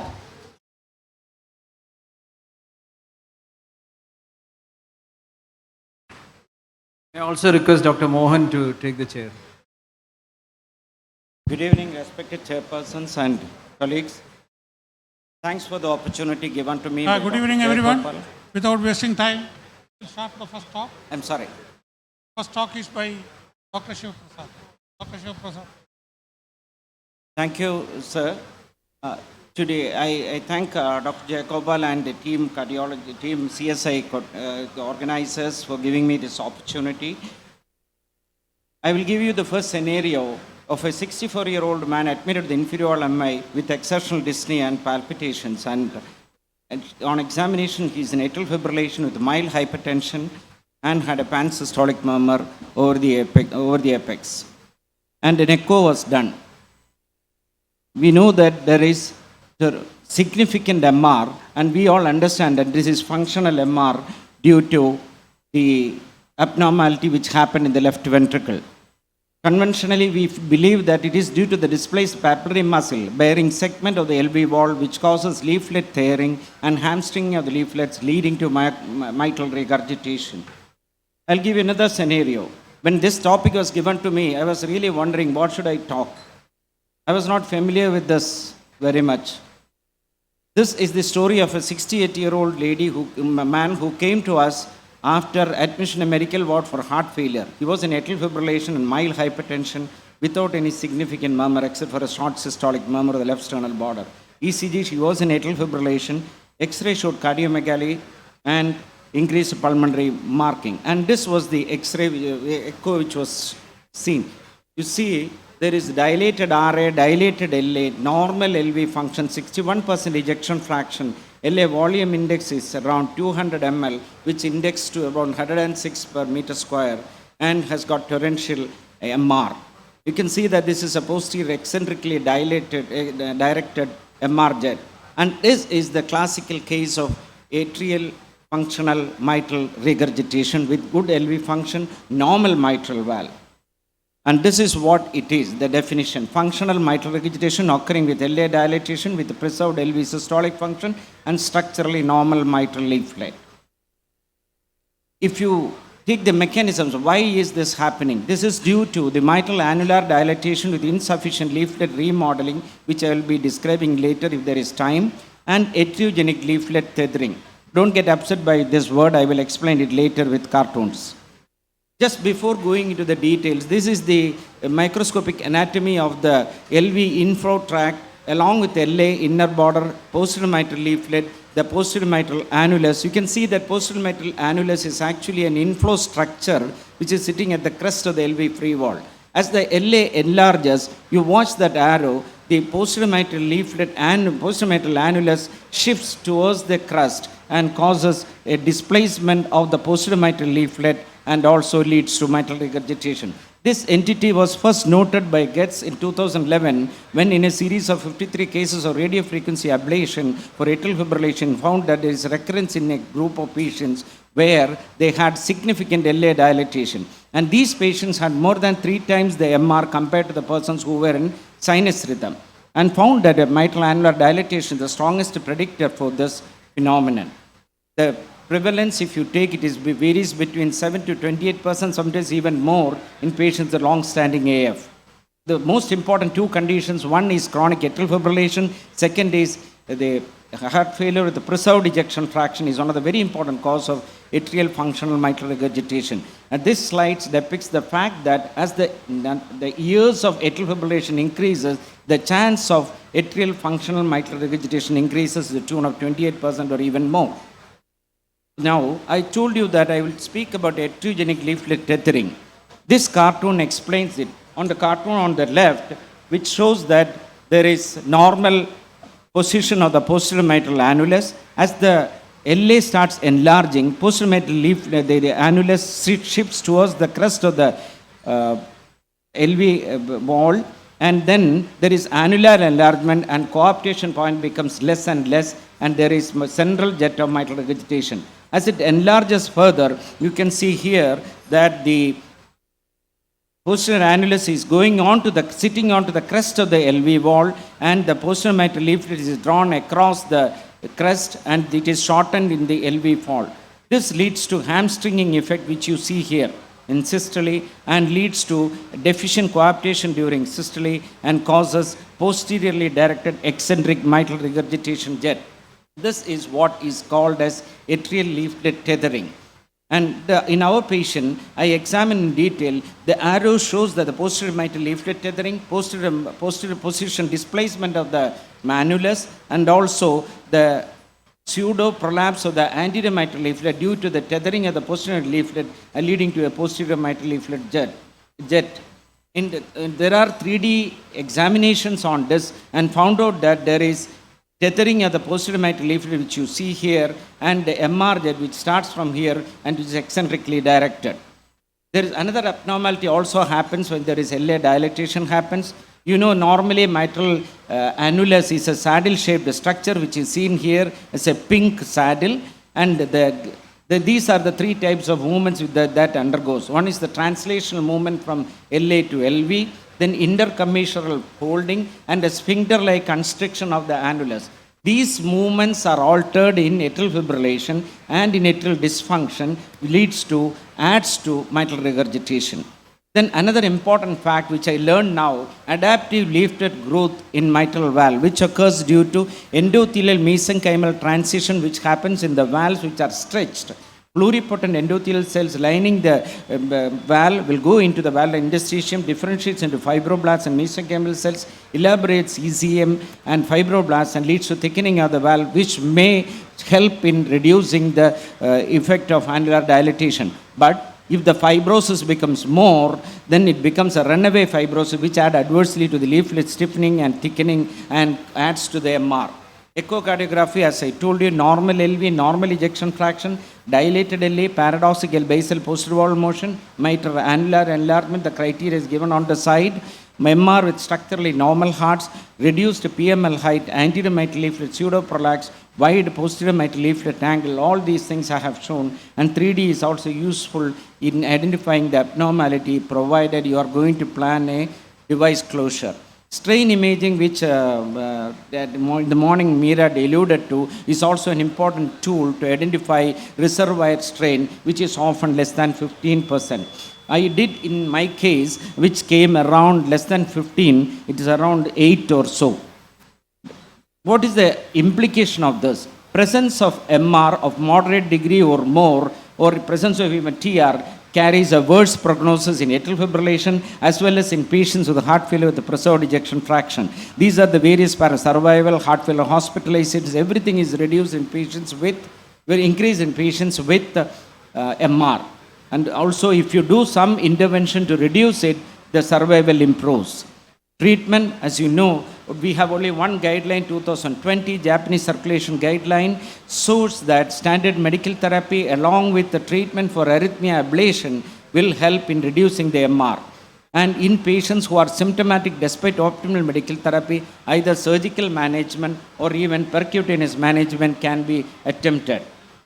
Now, this is the summary of what I have been telling. Increase in the LA volume or heart failure preserved ejection fraction leads to a lot of alterations in the atrial musculature, leads to annular dilatation, annular plane changes, annular saddle shape changes, atriogenic leaflet tethering happens, and there is initially a central jet of MR, then becomes a posteriorly directed jet, which adds to the worst prognosis. And the parameters of evaluation also I have mentioned. And the treatment, if the MR is more than 3 or more than 4, you need to intervene.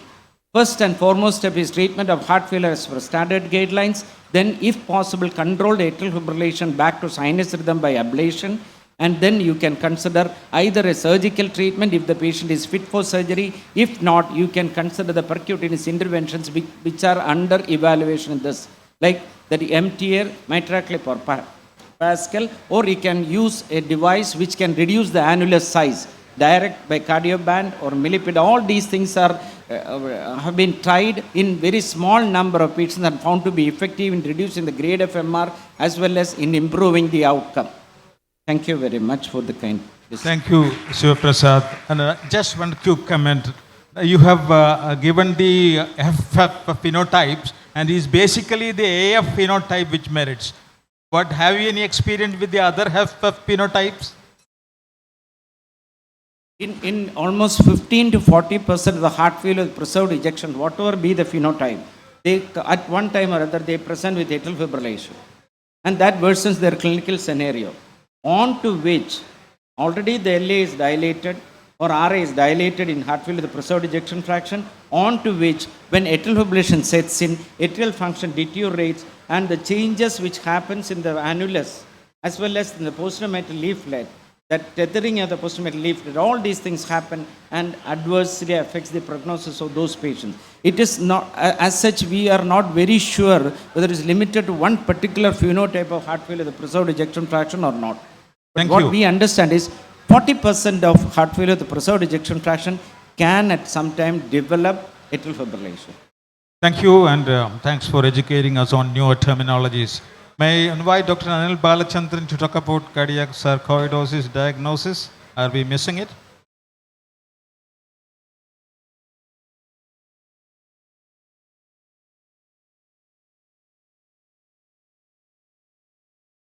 Good evening, respected chair, seniors and my dear friends. Missing a diagnosis of cardiac sarcoidosis, the first thing which came to my mind was rather it is a common, it's not so common or rather rare diagnosis, just because my encounter with a cardiac sarcoidosis is limited to maybe a single digit number. I'm sure most of the seniors won't agree to that. And especially this gentleman, Warfield Longcop, in his Frank Billings lecture in 1941, he emphasized the importance of diagnosing cardiac sarcoidosis, and he has mentioned that it can no longer be considered a rarity. And he has published a series of sarcoidosis as early as 1951, and it can be considered as a collector's edition article. And he has emphasized almost all points regarding cardiac sarcoidosis without much backup of imaging as we have now. So coming to the million-dollar question, is sarcoidosis a rare entity or are we really missing it? This is the data from a Finnish study which shows that if you look at a period of around 30 years, the difference between 1991 and 2016-20 is 3 versus 300. There is an exponential increase in the diagnosis of cardiac sarcoidosis thanks to the advanced imaging facilities to which we have access now.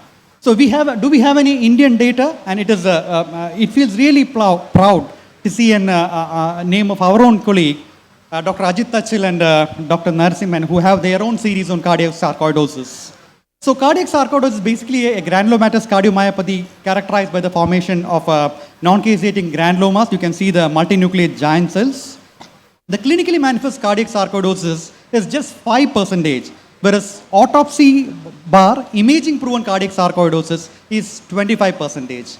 And I think this emphasizes the importance of this topic, that is missing the diagnosis of cardiac sarcoidosis. There's a big disparity between clinically manifest and imaging or autopsy proven cardiac sarcoidosis. More important, at least 1/3 of the patient with complete AV block or ventricular tachycardia of unknown etiology can have an undiagnosed cardiac sarcoidosis. That is the importance of this topic per se. So why is it imperative not to miss a cardiac sarcoidosis? Because that is a primary driver of morbidity and mortality in patients with sarcoidosis. In fact, the incidence of sudden cardiac death is in the tunes of around 10%. And most important thing is that sudden cardiac death accounts for more than 2/3 of the deaths in cardiac sarcoidosis. So how does that manifest? It is basically an infiltration of anywhere in the heart, but particularly myocardium. So if the infiltration is limited to the septum per se, you can have a clinically silent cardiac sarcoidosis. If there is extensive infiltration of the interventricular septum, they can manifest as heart block.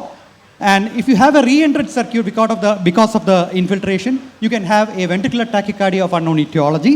Extensive infiltration can present like either heart failure, arrhythmias, or advanced degree AV blocks. So what are the possible ECG abnormalities? These are the possible ECG and echocardiographic abnormalities. The most important one being advanced AV blocks or ventricular tachycardia. Echocardiographic findings of a localized LV wall thinning. I will come to it. So why should we diagnose sarcoidosis? This is the importance of diagnosing sarcoidosis. This is an ECG from a case report from Ghana. You can see an advanced complete heart block. And most important part is that this is the ECG on follow-up of the same patient, which shows almost complete resolution of the complete heart block. I just remind that this may not be the case with each and every case of sarcoidosis per se. So these are the classical echocardiographic findings. You can have a thinning of the basal interventricular septum. You can have infiltrations, particularly on the RV side of the interventricular septum. You can have infiltrations involving the aortic wall. And you can have localized septal aneurysms or the classical dilated cardiomyopathy picture. So what are the red flag signs in ECG of cardiac sarcoidosis? We have a data on that. You can see that if you have a features of AV nodal dysfunction or bundle branch block, the proportion of patients going in for sudden cardiac arrest is in the tune of 8.6%. And mind you, this statistics apply to young patient even with a normal LV ejection fraction. Now coming to the game changer in sarcoidosis, the cardiac magnetic resonance imaging. And here on the left side, the pointer is not working, sorry. On the left side, you can have a normal thing. And cardiac magnetic resonance imaging can pick up myocardial edema, thinning of the septum.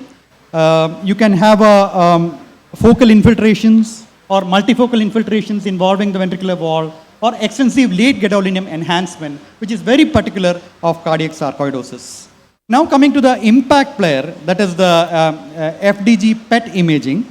Here on the left-hand side, you can have the perfusion scanning. On the right-hand side, the imaging marker used is FDG, that is a fluorodeoxyglucose. In cases with sarcoidosis, there is increased uptake of FDG, and you can have a corresponding perfusion defect also. And this is one of the most sensitive investigations for the diagnosis of cardiac sarcoidosis. Now it is the era of hybrid imaging. You can have the benefit of both in a single hand. On the left-hand side of the panel, you can have the imaging of MRI, where you can have a thinning of the interventricular septum with infiltrations, which is confirmed by a PET on the right side. And seeing is believing. This shows the example of a case being diagnosed, followed up, and prognosticated, and followed up by imaging that shows the complete disappearance of infiltrating lesions. So do you have a diagnostic criteria? That is one of the main problems.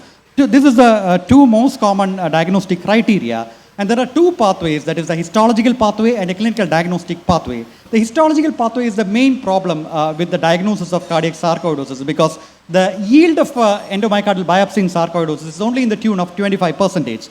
So what are the diagnostic challenges in sarcoidosis? You can have asymptomatic or subclinical disease, because they remain a part of the disease burden. And even though they are not involved in the whole spectrum, they can have a very worse prognosis over a period of time. The second one is isolated cardiac sarcoidosis that represents around 25% of the patients with cardiac sarcoidosis. So you can have a delayed or missed cardiac sarcoidosis diagnosis. You can have phenotypically similar cardiac syndromes like ARVD, amyloidosis, giant cells, etc. And you have a commonality in key clinical manifestations. You can have a patient coming with an AV block or a VT. You don't think of sarcoidosis in the first step.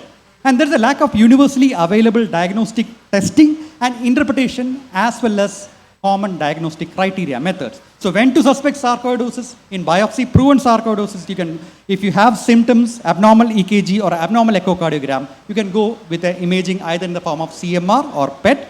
Even in patients without sarcoidosis, if you have an advanced degree AV block or sustained monomorphic VT, it is intelligent to go with a CMR or FDG PET to rule out a cardiac sarcoidosis. And to increase the yield of endomyocardial biopsy, you can take the help of your EP colleague. This is the electroanatomic mapping for increasing the precision of endomyocardial biopsy in sarcoidosis.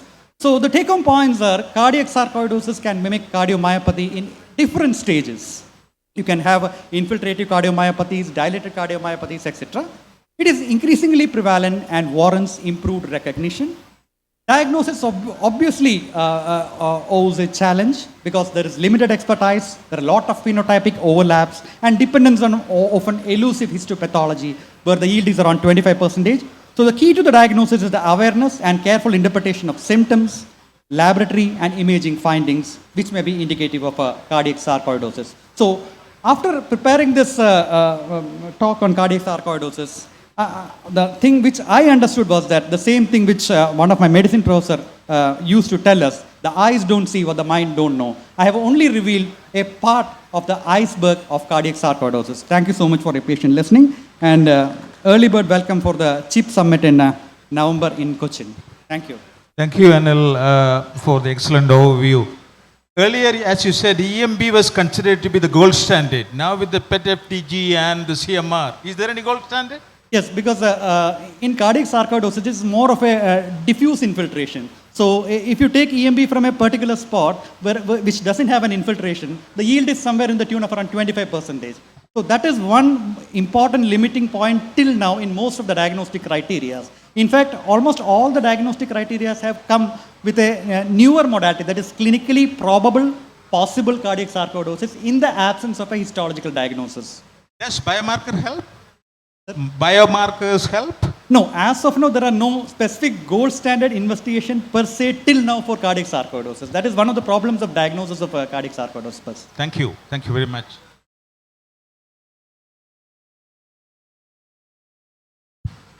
Thank you, Anil. Now, we call upon Dr. Arun Gopi to talk on cryoablation and beyond. Selection, limitations, and long term. Respected Chair, teachers and colleagues, a warm good evening. At the outset, I thank Jayagopal sir for the opportunity to discuss the newer frontiers in AF management.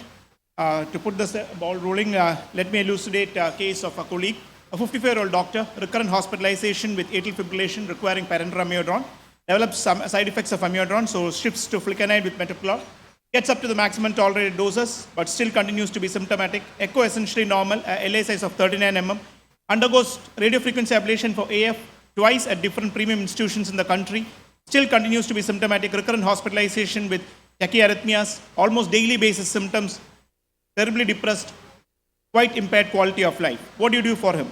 It's not an uncommon scenario because AF continues to be the most common sustained clinical arrhythmia in practice, rising prevalence with age, a 5-fold increased risk of stroke and a 3-fold increased risk of heart failure. That's the morbidity that AF brings along. Affirm gave us a wrong message saying that rate and rhythm are equal. A deep look into Affirm makes us understand that whenever there was sinus rhythm, there was a 50% reduction of mortality. So the way they achieved sinus rhythm was at fault. They used toxic antiarrhythmics to achieve sinus rhythm, and that's why rhythm was not found to be superior to rate. And if you achieve rhythm with an AF ablation, you tend to have better prognosis or better outcomes compared to rate control strategy. And that is why guidelines across the globe give a class 1 indication, level of evidence A, for AF ablation for patients with symptomatic paroxysmal AF who are refractory or intolerant to at least one class 1 or class 3 antiarrhythmic. So the current guideline for AF ablation is class 1A indication for paroxysmal AF, class 2A for persistent AF, and class 2B for long-standing persistent AF. And this is guidelines across the globe. Seminal work from Hazagre and group let us know that pulmonary venectopy were the actual triggers between AF, and that is why the current gold standard for management of AF is wide antral circumferential ablation around the pulmonary vein so as to electrically isolate this pulmonary vein from the left atrium. You can achieve this in 2 ways. All are simple percutaneous procedures, single transvenous access. You can burn around the pulmonary vein ostium with radiofrequency ablation, or you can take a 23 or 28 mm cryo balloon and freeze the ostium of pulmonary vein. And that's what happens essentially in cryoablation. You take a transeptal access to the left atrium, take the circular catheter, which we call as the achieve mapping catheter, take it to the pulmonary vein, find where the pulmonary veins are connected to the left atrium, inflate a balloon up there, keep it to the ostium of the pulmonary vein, have liquid nitrogen flowing into this balloon, and freeze the electrical connections between the pulmonary vein, and thereby you can electrically disconnect the pulmonary vein from the left atrium. Advantage of cryoablation, it is reversible. So if you are freezing at the wrong space, just take it out, the blood itself will warm the tissue and electrical conduction recovers. Other advantages, see the difference between a cryo lesion and a RF lesion. Cryo lesions are definitely more homogeneous, well demarcated, less chance of thrombus. On the other hand, cryo lesion also, when you deliver cryo lesion, there is adhesion which improves contact and stability. All this is not scientific jargon, there is a lot of data along with it. Cryoablation versus antiarrhythmic drugs, freedom from AF is 70% with cryo and 7% with drugs. So it's a no-brainer, which is a winner. It leads on to 31% reduction of stroke, a 50% reduction of mortality. It tends to reduce the progression of AF, and that is why the current concept is a person who is referred earlier on for ablation tends to alter the natural history, and a paroxysmal AF does not transfer to a persistent AF or a permanent AF. So the key here is an early diagnosis and early referral for ablation, which can actually make a great impact in the natural history of AF. Now, cryo versus RF, the only largest multi-center head-to-head trial, that is Fire and Ice, published in New England Journal. The conclusions were simple. Cryoablation translates to 34% reduction of cardiovascular hospitalization, 33% lesser ablations. Adverse events mostly more in the RF ablation. Only one major adverse event with cryo was phrenic nerve injury. So the takeaway was cryoablation was clearly non-inferior to RF ablation, extremely good safety profile, lesser LA dwelling times, lesser procedure times, and lesser repeat ablations. One single application of cryo balloon leads to 80% freedom from AF, and this is across the globe. And it's not at all operator dependent. A very senior operator and a less experienced operator can produce similar results. That is why the learning curve is less with cryo. And that is why this is the worldwide adoption of cryo. Almost 1 million patients treated with cryo, almost 1,000 articles published on cryo with 14 years of clinical experience, and 80 countries adopted this technology, but we have still got it just about 2 years back. And so that is why we use this technology in the index case that we described. So this is how we do it: a conscious sedation, a esophageal temperature probe to look for esophageal injury, a transeptal axis after full heparinization with intracardiac echo guidance. You can see the puncture of the intrathecal septum, no aortic reference catheter required, no arterial axis at all. SLO BRK used for transeptal axis with an electrocautery 40-watt cut. ACD is always maintained above 350. You get into the pulmonary veins, identify the ostium of the pulmonary veins, you can find the electrical signals, and when you freeze these balloons, you can see the pulmonary vein potentials dissociating from the left atrium. And this is one of the first index cases which brought this technology to our state. And all these 4 veins are done sequentially. Just requires one groin axis. The patient can be discharged subsequent day. Most of our patients, by God's grace, are doing well, and they are back to their work with good quality of life, and tremendously impacts the future outcome as well. Now, what beyond cryoablation? What's the future hold for us? With this triad of cryoablation, intracardiac echo, and electroanatomic mapping, we are just getting on to the dream of getting into an EP lab without lead aprons on. We are talking of zero fluoro AF ablations. So if you can get into the left atrium, you can see the intracardiac echo showing your transeptal puncture. You can see the left atrial sheath going into the left atrium over the Jalebi wire or the LA wire. All these can be seen in the ICE catheter. You can actually see the LA anatomy with the 3D map. You can see the 3D mapping showing the pulmonary veins where the ostiums are. You can actually see the occlusion with the pressure wave alone. And you can actually understand whether phrenic nerve is damaged with just a CMAP technology on the chest wall. So you have all the information to do a cryoablation without a step on the fluoro. And that's why we can do all these procedures zero fluoro times. We are also able to get into the stage of going beyond the pulmonary vein and treating the LA substrate as well, and thereby getting non-persistent AF. And the newer technology, a newer kid in the block, is pulse field ablation, which is a non-thermal energy modality used selectively to target the cardiomyocytes, but generally creates microscopic pores in the cell membrane, which culminates in cell death. It's a newer technology. The most important issue, it's atrial tissue specific, so no esophageal injury, no phrenic nerve palsy, no pulmonary vein stenosis, 100% success rate, very short procedure times, very less complication rates. And now we have hybrid catheters which allow both PFA as well as RF, which is going to be the future. So remember, in this cardiology crowd, you should also not forget the non-cardiac triggers, aggressive management of obesity, heart failure, or obstructive sleep apnea, and hypertension for management of AF as well.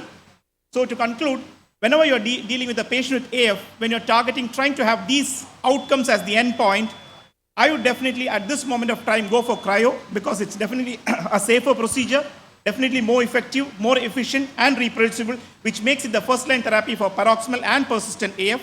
So to conclude, ladies and gentlemen, pulmonary vein isolation using a cryo balloon has evolved into a relatively very simple alternative to a point-by-point radiofrequency ablation. It allows for pulmonary vein isolation with a single application. It improves the overall procedural success rate, shortens the procedure times, reduces the post-procedure complications, better patient satisfaction scores, and lesser recurrence rate. It's not at all dependent on the operator. It's reproducible across centers and gives us the ability of doing zero fluoro procedures, standing without a lead apron in the EP lab, because you are able to do a safe and effective cryoablation totally guided by intracardiac echo and 3D mapping without needing to step on the fluoro pedal or without need of or even a bottle of contrast. So that's all from my side. I'll be happy to take on questions. Thank you, everyone. Very exciting time for AF patients. I mean, do we need to repeat this cryoablation every 3 years? No, sir. Actually, like a single application gives 80% freedom from success rate. We just follow them up clinically. If there is clinically recurrent symptomatic recurrence, only then you need to repeat the procedure. About what percentage it will be? Yeah. So if you look at the data, about 20% require a second procedure being done. About 5% require even a third procedure to be done. What is the approximate cost, Arun? At the moment, about 5.5, sir. 5.5 to 6 around. It's expensive. Yeah, it's expensive, yeah. Okay, any questions? Thank you. Thank you. Anil Kumar is going to talk about what is new in drug therapy in STEMI.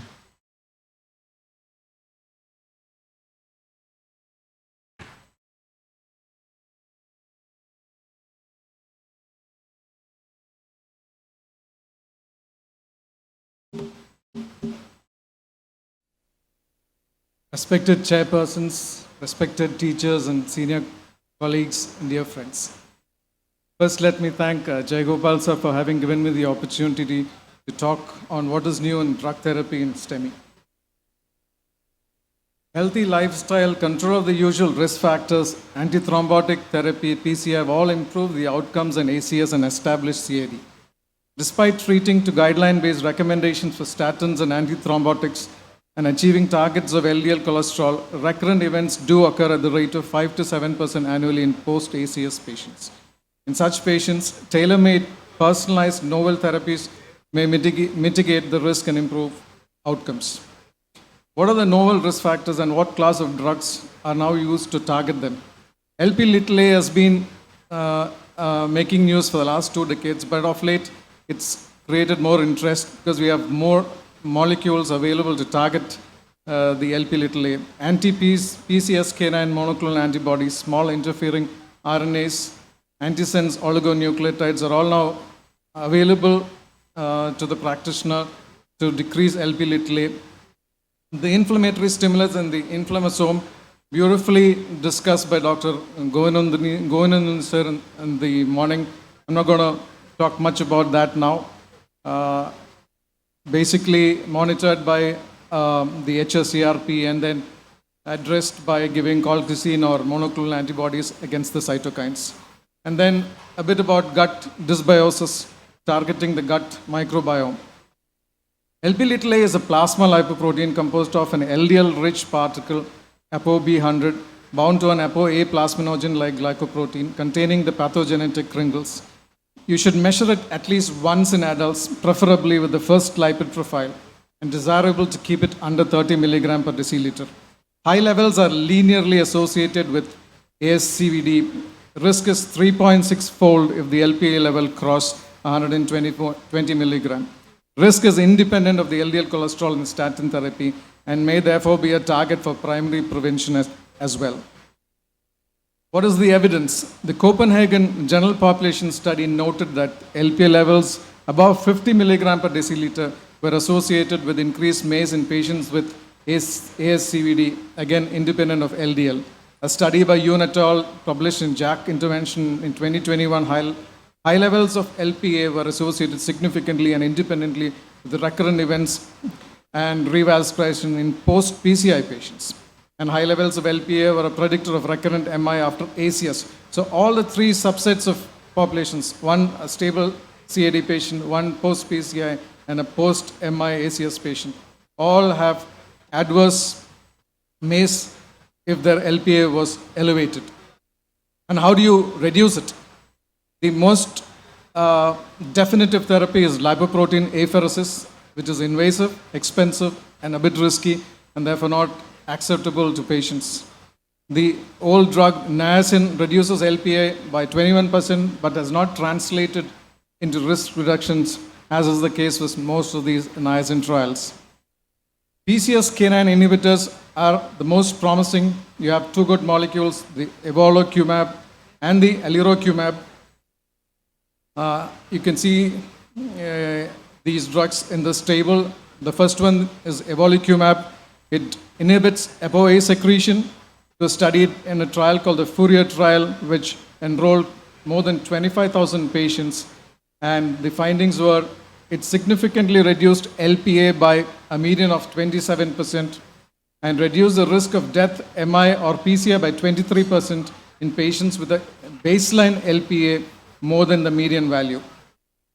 Alirocumab again inhibits ApoA secretion, which was the drug in the Odyssey trial, which enrolled close to 19,000 patients.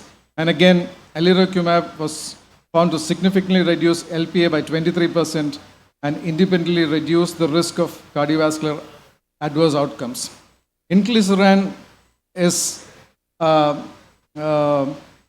the small interfering RNA type of drug, which again inhibits the ApoA secretion used in the Orion trials. This was done in a very small subset of patients, close to 2,000 patients, and it was not powered to detect any mortality benefit, but it did reduce the LPA plasma levels by close to 22%. The other 3 drugs in this table, Mepomersen, Olpasiran, and Pilacarsin, they're all in the experimental phase. I'm sure we'll hear more about it in the years to come. But what is remarkable about them is that they reduce the LPA tremendously like 40%, 90%, or 97%, or even up to 80%. So they are very strong drugs to reduce the LP little and I'm sure they will create a lot of ripples in the near future. We have alirocumab available in the market today. It's available as injection Praluent. It costs for 2 pre-filled syringes, 150 milligram each, it costs about 12,500. It's given 1 injection every 2 weeks. It is particularly indicated for familial hypercholesterolemia, both the heterozygous and the homozygous variety. Evolocumab is also available as Repatha, for 140 milligram per dose every 2 weeks, or a single dose monthly of 420 milligram. 2 PFS will set you back by about 20,000 rupees. Inclisiran available as Leqvio, 284 milligrams. The advantage is it's given twice yearly, so every 6 months. After the first 2 doses, you need to take only 1 shot every 6 months. That too is very expensive, 50,000 per dose. The PCSK9 inhibitors for familial hypercholesterolemia and high LP-LA has found a 2A recommendation in the ESC guidelines. Then the next concept that I'm going to introduce is the rate of decline of LDL. Since we're talking of alirocumab, I thought I'll put this slide here. The EPIC-STEMI trial, routine early initiation of PCSK9 inhibitor, alirocumab versus placebo in patients undergoing primary PCI were already on high-dose statins. The first dose just before the primary PCI, it was noted that the LDL cholesterol reduction at 45 days was 73% from the baseline in the alirocumab arm versus 48% in the placebo arm. So the rate of decline in the LDL in the first 24 hours was greater in the treatment arm. So the concept of rapidly or declining LDL to decrease future coronary events in post-PCI patients is an evolving concept. Inflammation was beautifully covered by Govind and Nisa. I'm not going to touch upon it. All the trials have been discussed in the previous session. There are potential game changers in the future of atherosclerotic cardiovascular disease and is found a 2B recommendation in the ESC guidelines. Colchicine is available, very cheap, just 1 rupee per tablet, 0.5 milligram once a day. The other drugs also are available but very expensive. The drug called canakinumab is like 25 lakhs an injection. You have to have 1 injection every 3 months. So it's not within reach of most of the humans today. Methotrexate, as Sir said, is not useful at all. The other drugs are still in the experimental phase. What is gut microbiota or gut dysbiosis? Altered microbia colonies in the gut, whether genetic or dietary or environmental or a combination of all. The permeation of specific bacterial products of altered microbiota, namely the lipopolysaccharide and the TMAOA, enter the systemic circulation and promote vascular events. It has been found that gut permeability is augmented in the acute coronary syndrome. The intervention is to give a Mediterranean diet rich in fiber, probiotics, prebiotics, or a combination of pro and prebiotics, or fecal microbiome transplantation. What is the H-REPLACE trial? To compare the safety and efficacy of rivaroxaban versus enoxaparin in the acute phase of ACS. Oral rivaroxaban in 2 doses, 2.5 milligram BD and rivaroxaban 5 milligram BD were compared to the standard dose of enoxaparin on a background of dual antiplatelet therapy consisting of aspirin 100 milligram and clopidogrel 75 milligram, and followed up for 3.7 days, given for 3.7 mean days. The bleeding risk was least in the rivaroxaban 2.5 milligram arm and maximum in the enoxaparin arm, but the MACE was most in the 2.5 milligram arm, whereas the MACE was comparable between the 5 milligram rivaroxaban and the enoxaparin arm, meaning that it is not inferior to parenteral enoxaparin in this set of patients. The ME trial in acute administration of 10 milligram. Anil, you have to sort of fasten up. Yeah, that's 2 more slides, sir. 10 milligram of empagliflozin to standard therapy reduced NT-proBNP at 26 weeks. Goal was to address the safety and efficacy of empagliflozin in AMI, and it acquitted itself creditably. In patients with large anterior wall MI, EMPA could be a useful drug in controlling heart failure and thereby decreasing the infarct size and helping myocardial salvage. The Brightford trial is comparing. So what is the take-home message? Measure the LPA and maintain it under 30. You have good drugs to help you. Check the HSCRP, and if elevated, you can use colchicine to reduce to under 2. Rivaroxaban 5 mg BD is an able oral alternative to enoxaparin in ACS. Threshold for starting EMPA in acute MI should be low if the patient has got a large anterior MI, and all the more justified if he is a diabetic. Aggressive LDL cholesterol lowering with alirocumab in STEMI patients undergoing primary PCI would be a useful intervention to decrease events post-PCI. And microbiome therapy, pro and prebiotics could reduce cardiovascular events. The mission of the cardiology community is to pursue the research for novel risk factors and targets, develop new therapies, and ultimately improve patient outcomes after the ACS. Thank you for your patient listening. Thank you, Anil, for that excellent exposition.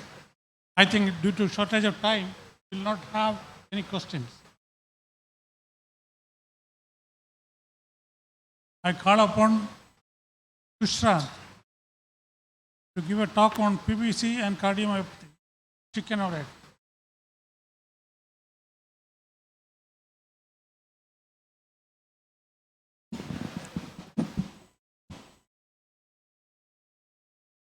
At the outset, I would like to thank the organizing committee giving me the opportunity to present this topic. Respected chairperson, teachers and friends. The topic is PVC and cardiomyopathy. In our daily practice, we will come across a lot of cases of heart failure having ectopic in ECG. So sometimes it's very difficult to differentiate between whether it is a PVC-produced cardiomyopathy or PVC is just an innocent bystander, like chicken or egg. Which comes first, chicken or egg? So let's start. As you know, the PVC is a very common. The prevalence is around 1 to 4% general population. If you take an ECG, it will be seen around 1%. If you do a Holter monitoring, it will be seen around 40 to 75% of the time. And prevalence is also age dependent. It is commonly thought to be a benign entity till the publication by Duffy et al. In 1998. What he did was he studied around 18 patients with a heart failure, an absolute PVC count of more than 20,000. He suppressed PVC with the antiarrhythmic drug and shown that there was a dramatic improvement in LV function. So the concept of PVC-induced cardiomyopathy is actually put forward by Duffy. So what is the definition? So after the initial publication from the Duffy, initial thought process was it is a type of tachycardiomyopathy. I later found that it was nothing to do with the tachycardia because majority of the time the mean heart rate remains same. If you do a Holter monitoring, majority of the time the heart rate remains same. So what is the definition? So the definition is LV dysfunction caused predominantly by an ectopic. There is another entity called superimposed PVC. That means that already a patient having a heart failure. So development of a new ectopic will reduce LV function by further 10%. That is also called superimposed PVC-induced cardiomyopathy. So the most important factors to define the PVC-induced cardiomyopathy is the percentage of the PVC. But there is no clear-cut frequency at which cardiomyopathy develops. Because some patient, even as low as 4% may develop heart failure. So some patient, more than 25% may not develop heart failure. But in an animal study, they shown that around 33% of the PVC burden of 8 weeks of exposure, 50% of them develop heart failure. But in human, different study uses different protocol. Some study uses the cutoff around 10%, some using 15, 25% and all. Some uses the absolute numbers like 10,000, 20,000. So overall, around 10% of the PVC burden are at sufficient risk of development of cardiomyopathy. If you take that 10%, the overall prevalence rate is around 10 to 30%. That means that there are a lot of undiagnosed ectopic-induced cardiomyopathy. So, but that the previous I already told, some patient even less 4% may not developing and more than 25% can develop. So why not all patients developing an ectopic-induced cardiomyopathy? That may be a genetic factors, a comorbidities, cardiac phenotype, or some certain specific PVC features or length of exposure. So not only the PVC burden, some studies shown that PVC arising from the right ventricle, 10% is sufficient producing and heart failure. But in LV, around 20%. There are certain other PVC features like epicardial oxygen, long durations, variable coupling interval or short couplers, or interpolated VPC, or lack of diurnal variation. So these are certain features, apart from the percentage, will predict you that this patient is likely to developing an ectopic induced cardiomyopathy. Regarding length of exposure, in the previous slide, I had shown that in canine model, 33%, around 8 weeks of exposure developing, 50% of the developing a reversible form of heart failure. But in human, it is difficult to tell because majority are asymptomatic. But it is said that if you take a history, if you have a history of palpitation, around 6 months of history of palpitation has got an odds ratio of around 20. That means that around 5 years is required to produce a ectopic induced heart failure in human. So what is the mechanism? Previously thought that it was a type of tachycardiomyopathy, but later found that it has nothing to do with the tachycardia. The possible mechanism is ventricular dyssynchrony, altered oxygen consumptions, or autonomic dysregulations. At the cellular level, most likely it is due to an abnormal calcium handling. So what is the evaluations? The most important thing of ectopic cardiomyopathy is a disease of exclusion. So that means that you have to rule out a structural heart disease either by an echo or imaging. So what are the parameters you should see in ECG? So you have to find out whether it is to evaluate ectopic, whether it is a monomorphic or polymorphic, what is the site of origin, RV or LV or epicardial. Regarding Holter monitoring, the most important finding features of PVC is that you have to quantify the PVC burden. So it is not the 24, 48 hours or 72 hours Holter monitoring. At least minimum of 6 days of a prolonged Holter monitoring is required to identify the true PVC burden of the patients. Then next is the blood investigations. You can do a baseline investigation like electrolyte, calcium, magnesium, and thyroid. Then echocardiography. So from the echo, you can differentiate between a primary or secondary. Like an elderly person, diabetic, hypertensive, smokers, an echo showing region of wall motion abnormality. The next investigation has to be a CAG to rule out CAD. So likely to be an ischemic. But in an relatively young patient, no comorbidities, globally reduced LV functions, so then the next investigation has to be an MRI. The MRI will help you to find out, to rule out myocardial disease, whether it is a primary or a secondary. So if an MRI showing an late gadolinium enhancement, you have to differentiate between inflammation and infiltration, then the PET will help you. So based on the evaluations, you can differentiate between primary and secondary. Like if you have a comorbidities, echocardiography showing a global hyperkinesia versus regional, a PVC pattern, QRS morphology. Sometimes they are very difficult to differentiate. The only way to differentiate between primary and secondary to see the response after PVC suppression. What are the way to which PVC suppression? The first is antiarrhythmic drug. In CHF STAR trial shown that amiodarone has got a success rate around 2/3, but high discontinuation rate, like around 27%. The beta blocker has got a moderate efficacy only. The best way of suppression of PVC is RF ablation because it is a low risk procedure. Has got a good suppression rate around 80 to 90%, recurrence rate is around 10%. What are the predictors of success? Those arising from the outflow tract and a single PVC morphology has got a good response. But those having a multiple PVC morphology arising from the epicardial or papillary muscle, unlikely to respond. So what is LV recovery? Not all patients recover their LV function completely. You have to give adequate time, around usually 3 to 6 months. It is challenging to predict which patients show recovery following PVC suppression. But if you suppress a PVC more than 80%, a pre-MRA, a minimum scar, and a QRS is wider, that means that it has got a significant myocardial disease, unlikely to respond. But if you have a good suppression, an MRI showing a minimal scar, it likely to will respond. To conclude, it is a common undiagnosed condition. It will be seen around 10 to 30%. Prolonged Holter monitoring, that is around 2 weeks, is required to quantify the patient PVC burden. The baseline PVC of 10% required for diagnosis, and radiofrequency ablation is a first-line treatment, and follow-up is mandatory because recurrence can occur. The cause-effect relationship is sometimes difficult and confirmed only retrospectively. Thank you. Thank you, Sushant. And, a quick question. Now, if you apply the 10% rule or the LV 20% rule, will you advise someone on a serial LV function assessment? No, Actually, it is not absolute, but in some studies show that those arising from the RVC at 10% is sufficient producing ectopic induced cardiomyopathy. And those arising from the left ventricle require high percentage, that is 20. Possible reason they say that it is more dysynchrony arising from the PVC from the RV rather than from the LV. Thank you. I think we'll have the last presenter, Dr. Rajiv V, talking about. Sorry, sir, Jeff. Sushant, one question. See, we usually consider that RV ectopics are much more benign than LV ectopics. So here you are saying that 10% is enough on the RV side and 20% is required from the LV side to develop tachycardia-induced cardiomyopathy, VPC-induced cardiomyopathy. So why is it that this difference?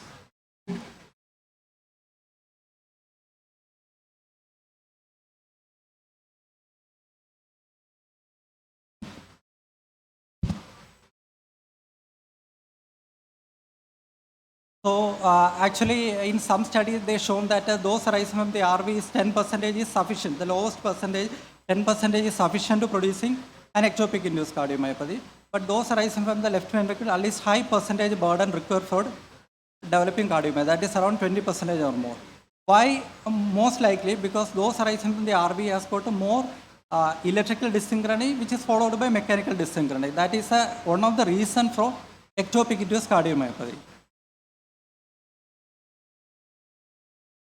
That is actually the percentage. It is not the percentage of PVC burden. Thank you. Then we will possibly discuss it further. Rajiv, please discuss. Good evening, respected chairpersons. With my sincere thanks to the organizers for this opportunity. The topic I am presenting is post-PCI physiology, transient FFR, a new tool. The fact remains, FFR or non-hyperemic pressure ratios guided percutaneous intervention does not necessarily result in functionally optimized revascularization, even after achievement of angiographically successful good result PCI. Although FFR guided decision of revascularization has significantly reduced the number of stenting and subsequent clinical events from these famous landmark trials, a significant number, say 31% at 5 years and 13 at 5-year trials, the clinical events do occur. And the goal of coronary stent implantation is to improve the patient's prognosis and not to simply alleviate the coronary stenosis. So the key is possibly, post-PCI physiology. I will just briefly touch upon what are the post-PCI physiological indices. The one focused here, that's a transient FFR gradient, is nothing but FFR values in a pullback across the stent, distal to proximal. And ideally, there should not be any difference, it should be the same. But for purpose of values and errors, we can say it should be less than 0.04. Next is post-PC FFR step-up or D index. This is the FFR difference between the distalmost vessel till the distal stent portion. This represents the residual atherosclerotic disease in the vessel. And an index has been postulated called the D index, which divides its FFR value with the step-up value divided by the distance in centimeters. And further, the usual FFR that we measure, that's a pressure distal by pressure proximal that we measure before PCI, and then afterwards, similarly, we measure the post-PCI FFR. This has been said the optimal cutoff is around, it should be for better results, should be above 0.85.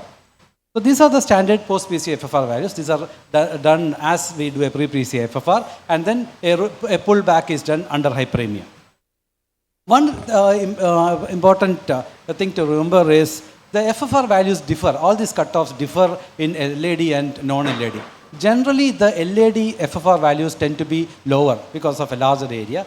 So the cutoff values should be considered to be lower in LAD, should be higher for RC and circumflex. Now, the most validated tool of post-PC FFR is there not, it is not a new thing. It has been there from the times of PTCAs, from the time of bare metal stents, all these times it has been known that a low post-PCI FFR, the figure you could achieve after a successful PCI, if it is low, has worse outcomes. This is the 2002 circulation, the FFR stent registry, which shows that you can see as the value comes less than 0.86, the event rates steeply go up. This is in the earlier generation of drug-eluting stents. And subsequently, last year, a meta-analysis also shown the similar thing. In spite of our improvement in techniques of PCA and stents, the post-PCA FFR is, if it is less than if it's less than 0.85, we can see the target vessel failure, and indirectly events are higher. Now, this is a validated tool. Yes, FFR post-PCA. We don't have systematic data, only few studies. Abnormal values should be less than 0.86. Any value less than 0.6. You can go in LAD, you can say less than 0.82 probably. In circumference RCA, you can take a little higher value, 0.88. Average less than 0.8. But post and FFR can be very useful. It's measured and interpreted in the right way. Now, what is something which is new here is, this is one thing that transient FFR. This is, the transient FFR is something which we can modify if it is abnormal. So this is one key slide of my presentation that this study showed. You can see 4 curves of survival probability percentage in target vessel failure. It is not mortality, it is target vessel failure. You can see 4 curves. Of these 4 curves, these are 4 groups.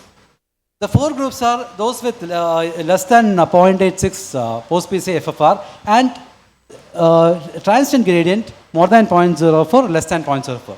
So with these 4 groups, what is to be seen is one curve differs, which is that curve, that is the persons with low post-PCA FFR who has a high transient gradient. So these people, so in spite of low post-PCA FFR, if a person has low post-PCA FFR, say less than 0.86, if the transient gradient is negligible, that person is akin to other groups. Whereas if both are there, both low post-PCA FFR as well as a raised transient gradient, they are the worst off. So this is an independent predictor. So if you take all the factors, including the routine post-PCA FFR and transient gradient, this transient gradient becomes an independent predictor for adverse events, long-term events in post-PCA. This has been validated in the non-invasive FR, the QFR also, where it is again the same trend. If you have low QFR plus high TSG, they fare worse for target vessel failure. All others, even the TSG is less, it doesn't matter. Now, how do you approach patients with low FFR after stent ablation? This is from an editorial in Circulation. A, look for the presence of correctable problem with a pull-back pressure tracing. If there's a focal step-up, you can tackle that lesion with stenting. Preferably, an imaging might help. However, if low FFR is because of diffuse disease, there is no focal step-up optimal medical management. And if transient gradient is high, look at the stent with imaging. Now, this in a severe focal lesion like this does not, I don't think it merits for transient FFR and post-PCA FFR. But what merits is something like this, a diffuse disease with a stented lesion. So such a lesion, the possible outcome would be can be modified by doing a pullback recording, hyperemic pullback, and we can see where the step-up is and tackle those lesions and see the FFR afterwards. But if the FFR, distal post-PCA FFR is less than 0.86, then a pullback with a transient gradient. This is a lesion which is after 2 to 3 weeks after an ACS, the patient had post-PCA FFR less than 0.8 and transient gradient high. So this, otherwise we would have said it would be due to distal diffuse disease, the post-PCA FFR is high. So this required an IVUS guided modification of a stent. So basically when we have a, just 30 seconds more, 0.85 less than, it may be due to residual disease or in-stent problems. So in summarize, low post-PCA FFR values is with a high rate of TVF. Although a higher post-PCA FFR reduces the possibility of future adverse events, the predictive value of this is modest. The mechanism leading to post-PCA FFR should be elucidated by pressure pullback curve and focal pressure gradients amenable to further intervention. If you have a diffuse pressure loss, there is no step up, it is for medical treatment only. A transient FFR adds the predictive value. This is possibly the only modifiable factor many a times. A transient FFR more than 0.04 is to be considered high. Final FFR values can be improved by imaging guided maneuvers. However, the clinical outcomes are not known yet. Thank you. Thank you, Rajiv. Now with nearly every procedure, especially the chip one being associated with imaging, do you think, which will indirectly give us an idea about the FFR post-stenting, do you think this is going to help us in the long run? Yes, see, exactly. This can be answered by there's an ongoing registry. I think the FFR React registry, which has just finished enrolling, which is looking into persons with residual high post-PCI FFR. They are randomized into routine imaging with IVUS and other group managing medically.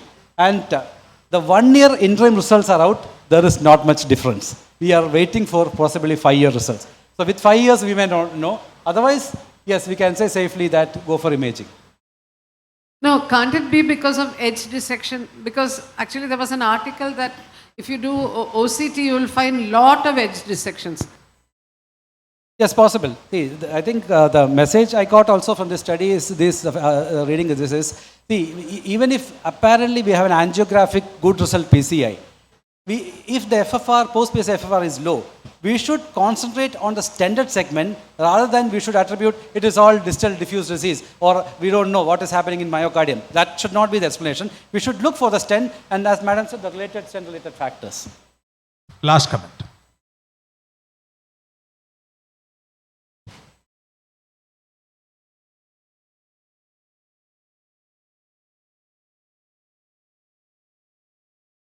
You can come here.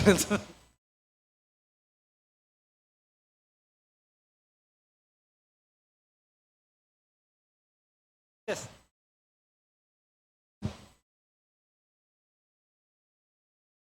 The scientific chair is looking askance. Just a comment, actually, all FFR, post-FFR values are not the same. As you told, it can be different between LAD and RCA because the flows in LAD are more compared to that of RCA. That's one. Second, and underappreciated fact is the length of the stent. There is a loss of FFR gradient as the length of the stent increases. So the FFR after a 20 millimeter stent is going to be higher than that of a 38 millimeter stent. Thank you. Thanks all the presenters. Over to the next session. Thank you, sir. Dr. Mohanan, I think you'll be continuing the next session also, chairing. Okay. Dr. Ronnie Matthew, may I please invite the next bunch of chairpersons, Dr. Sudha Kumari, Dr. Blessing Verghese.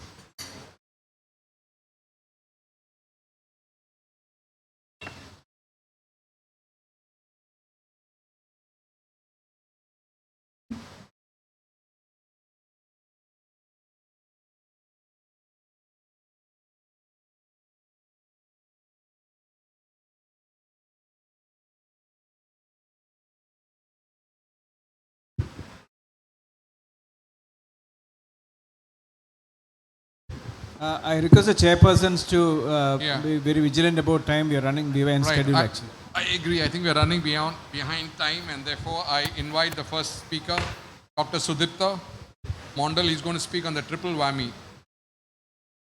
This is a session on anomalous coronaries.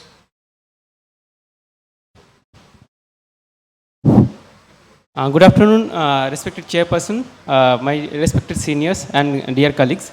I'll be presenting a case report of primary angioplastic, the triple whammy. Without wasting time, I'll directly go into the case. One 76-year-old gentleman with previous history of six-sinus syndrome with atrial standstill, with junctional rhythm and RBVB with LAHB, who underwent a single-chamber pacemaker in 2017. Now he presented to us with acute onset retrosternal chest pain and clinical diagnosis of STEMI was made and was taken into the cath lab after seeing the ECG. So in ECG we saw that there is ST elevation in lead 1, 2 and lead AVL and lead 2 ST elevation is more than lead 3, so suggestive of probable LCX involvement. So we went ahead with the primary angiogram. This is the chest X-ray, which is no signs of pulmonary edema and leads in situ, correct position.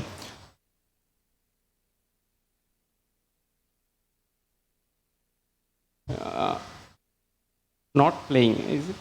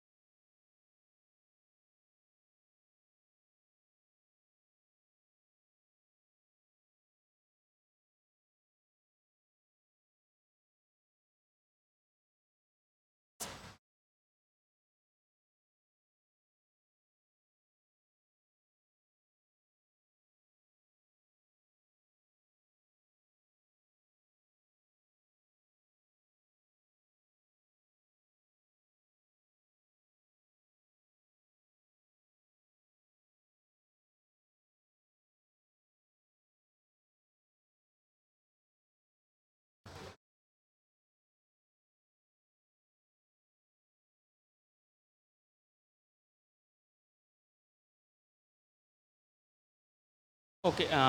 Sudipta, do you mind if the next speaker comes and you can come after the next speaker? Okay. All right? No, I no think that will be great. In the interest of time, we could do that. Thank you very much, Dr. Sudipta. I'm sorry we had to do this. Is Dr. Bhushan here? Dr. Bhushan, I invite you to speak on... Okay, this is primary angioplasty in anomalous coronary scenario. Good evening, respected chairperson, my teachers, seniors and colleagues. My topic is primary PCI in anomalous coronary scenario. 65-year-old female with complaint of chest pain and syncope, ECG suggestive of inferior RVMI with complete heart block and hypotension. So we tried to engage with a JR3 guide catheter, but we were unable to engage, and we can see here some outline of anomalous right coronary artery coming from opposite sinus. So we went ahead with the EBU, with the right femoral approach and EBU guide catheter, and we can see there diastasis is there, and we tried to cross it with a guide catheter, guide wire. So we placed coronary wires in PD and PLV respectively, and with the support of the coronary sinus, we passed a drug-eluting stent across the lesion, and after implantation, there is a good result with TIMI-3 flow, and patient recovered. Coming to case number 2, a 40-year-old male complained of chest pain and hypotension. ECG was suggestive of inferior RVMI, and patient was in cardiogenic shock. In first shoot, after engaging the left main with Tiger catheter, we can see there is a tight ostial LAD disease of 90% with relatively TIMI-3 flow distally.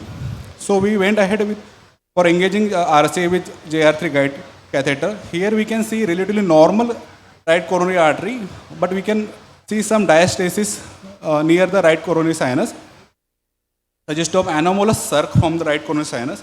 So we went ahead and wired both right coronary artery first, and then we tried to wire the anomalous circ with a Varsatin guide wire.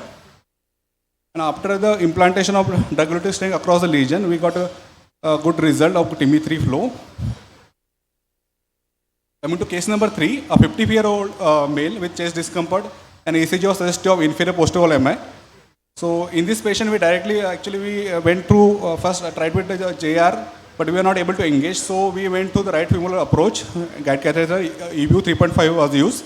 Here we can see the right coronary artery total occlusion. And so with the support of the, it's not playing.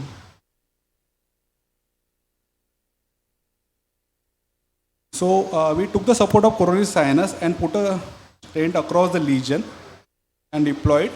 But as the lesion length was long, we put another stent distally and deployed accordingly.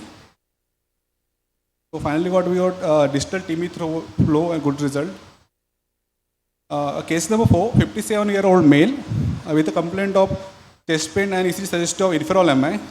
So in this case, we tried to engage right coronary artery with JR catheter, but we are not able to engage with multiple attempts. So non-selective injection, we can see some coronary, anomalous coronary coming from opposite sinus, RCA. So in this place, we went with the Tiger catheter and we tried to engage, but we were able to see two coronary arteries like circ and LAD respectively, and some RCA was seeing some coming from that sinus.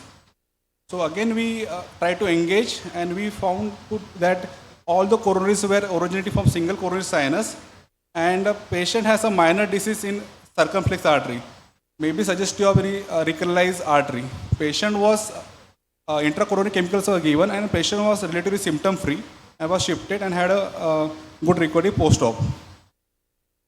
So take-home message: the presence of anomalous origin of coronary artery as an infarct-related vessel during primary PCI for acute STEMI is rare and may present a technical challenge. Successful PCI in anomalous coronary artery requires optimal guiding catheter selection and backup. Each individual case may be proceeded slightly different approach for cannulation and also to decrease the contrast usage and radiation exposure. Thank you. Now I invite next presenter, Louis Fisher, Dr. Louis Fisher.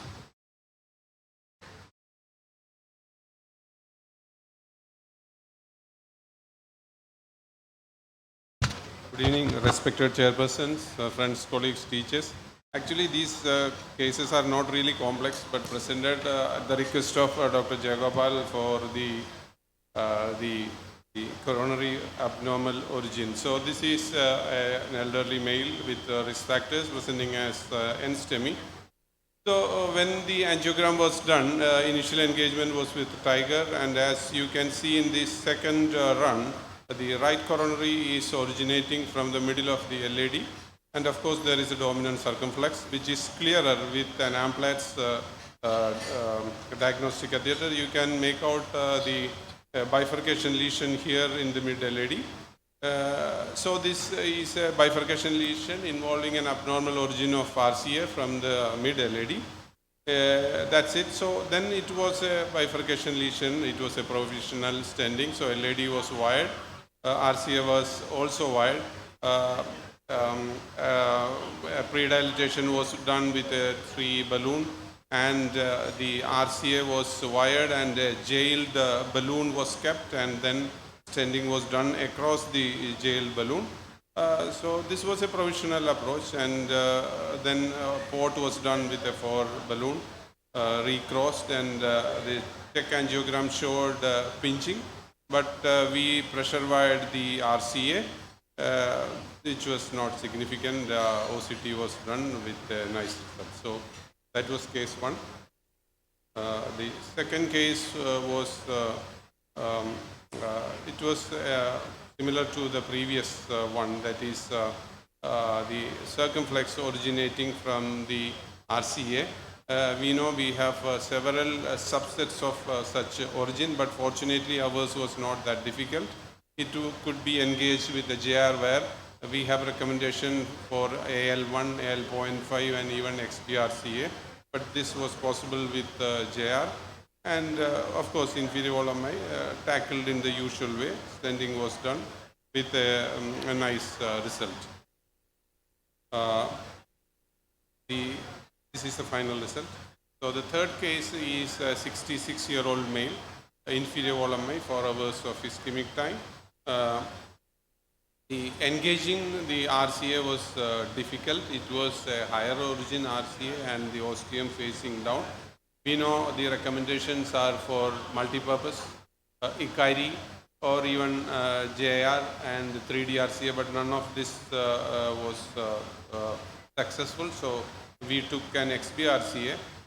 Still, the engagement was not really optimal, but then we deployed a balloon distally, and then railroaded telescope the guiding catheter inside. Body wire was taken, and the angioplasty was completed in the usual fashion. So these cases not for complexity but for rarity of origin. Thank you. I think I have completed before time.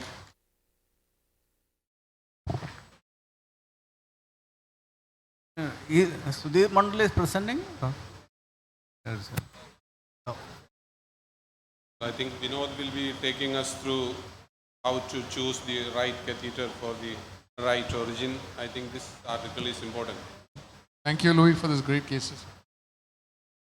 I think, paucity of time, I think we can't have much discussion with the great cases.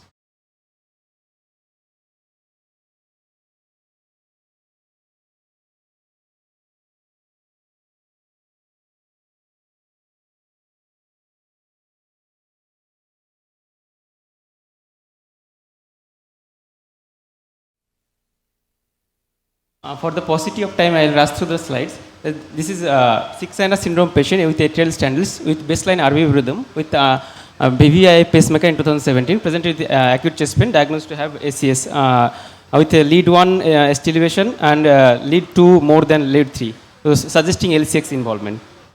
So then we did the radial, through radial route, we tried to do the angiogram, but we encountered alpha loop in the radial artery. So we abandoned the procedure and went through the femoral route.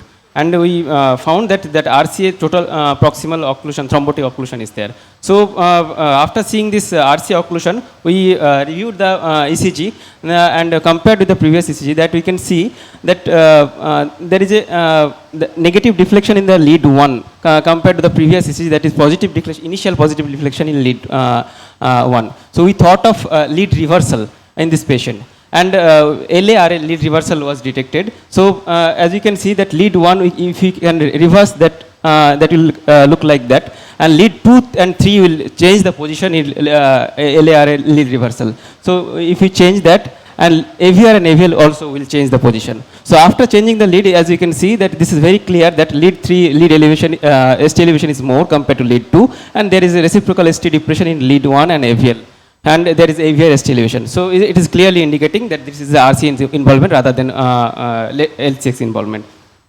So we after that we tried to cannulate the LCX, but we could not cannulate, and for 1 hour we tried, but after root injection also we could not find the left main coronary artery, and RC angioplasty was done, that was successful. So we went ahead with the CT scan on the same day, and we found that there is RC, left coronary artery originating from the right coronary sinus just beside the right coronary origin, and that is going through interarterial course and dividing into the LCX and LAD. So and then from next day we went ahead with the angiogram again for selective left coronary angiogram. That in the root angiogram we can see that one artery is filling, that is the left coronary artery. After selective cannulation, we could find that there is a left coronary artery arising from the right coronary sinus and passing behind the aorta with having interarterial course. So selective angiogram also showing that there is systolic compression. As you can see that there is a systolic compression of the LAD and also LCX. That we can see in this view that there is diastolic, there is good filling of the artery, but there is systolic compression during systole.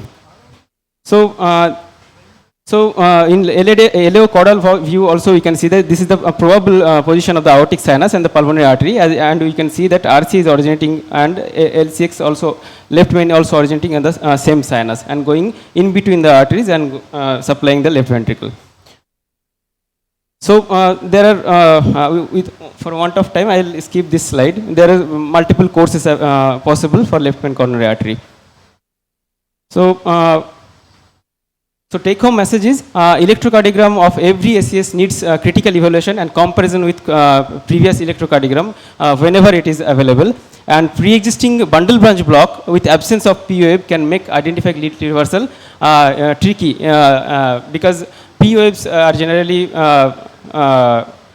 evaluated for lead reversal, and identifying the culprit artery vessels from ECG will significantly help in primary angioplasty and reduce the time for angioplasty. An abnormal origin of LMCA from right sinus with intraarterial course is considered a malignant variety, but in this patient is just patient was having benign course, and this was a bystander rather than the culprit vessel. Thank you.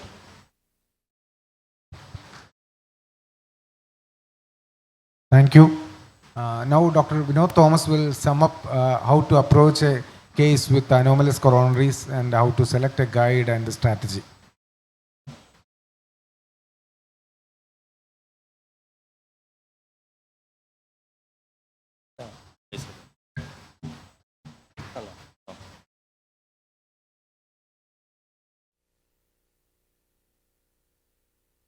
Good evening, respected chairpersons, teachers, organizers, and dear friends. My task is basically to highlight about the approach to anomalous coronary arteries. So, anomalous coronary arteries can be taking several courses. It could be anterior to the pulmonary artery. It could be intra-arterial. It could be retro-aortic. And left, sometimes it can go through the interventricular septum. So the commonest abnormality is an absent left main trunk. So the LAD and the circumflex arise separately. In such cases, if you take a Judkins 4 for a circumflex engagement, you can take a 0.5 size less and take it a counterclockwise rotation to get into the LAD. So JL4 in this case for circumflex, JL 3.5 with a counterclockwise rotation for LAD.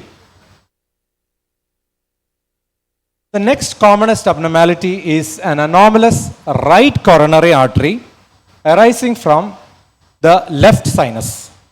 It can arise from several locations. This is the normal origin of the right coronary artery.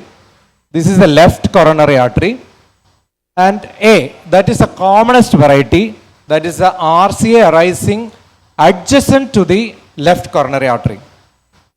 This can be engaged with a particular catheter called a Leia catheter or a right Akers catheter.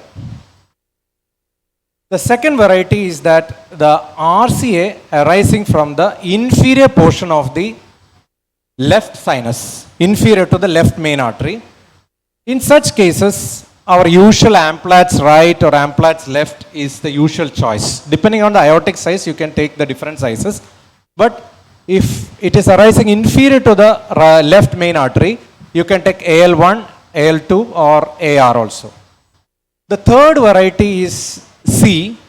You can see that the RC is arising just to the somewhere at the commissure of the right and the left cusps. And this variety also you can engage with AL and the AR catheters. And the next variety is RC arising above the sinotubular junction. This can be considered like a graft, like an SVG graft, like you can engage this with an SVG graft like catheter, like you can do say a JR, you can use a hockey stick, you can use a multi-purpose, or you can use as an Amplatz also. The next variety also we can see sometimes it is difficult to engage. It's the E variety. This arises from the above the right sinus but towards the left cusp. This can be engaged with an AL, AR or even a 3D RCA can help you to manage this situation. So these are the common varieties of right anomalous coronary artery. So here you can see a Leia catheter. A Leia catheter is nothing but an AL catheter with the tip having an anterior bend, an anterior curve of 45 degree or 90 degrees. So this is because this is the another variety from Medtronic, the same principle, like you have an tip is turned 45 degree or 90 degree anteriorly. So this is because the anomalous artery, this is an RIA projection. So the anomalous artery can arise anterior to the catheter. So when the tip is curved anteriorly, it will almost with 100% it can engage the anomalous artery. So an anterior curve. And there are some operators who do make an anterior curve to the distal end when the engagement is difficult. But sometimes these catheters may not be in your shelf. Then you can use an inverted Judkins or even an inverted EBU catheter is you can use. You can enter into the left sinus, take it up, and you can engage the anomalous artery. And it gives a very good support that even in CTOs you can perform with this catheter. And sometimes a coaxial engagement may be difficult even with your catheters.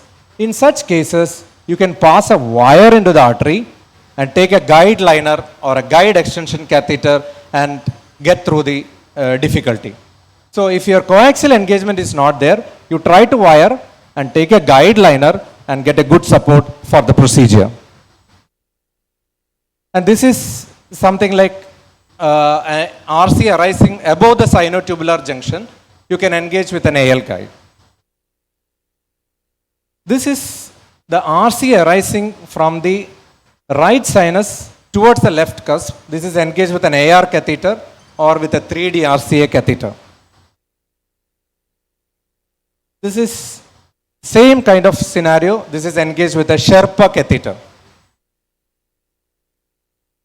This is another common variety is anomalous circumflex from the right cusp. This is a very benign variety. Only thing, engagement is crucial. But this is important in the recent scenarios because it has a retro-aortic course. So it has become important in TAVR, like after the implantation of TAVR, there can be a compression of the retroaortic part of the circumflex. So always in this anomaly becomes important in aortic valve replacement and TAVR. So the engagement, sometimes it is very easy, like if you get to the right sinus, sometimes it can be definitely engaged.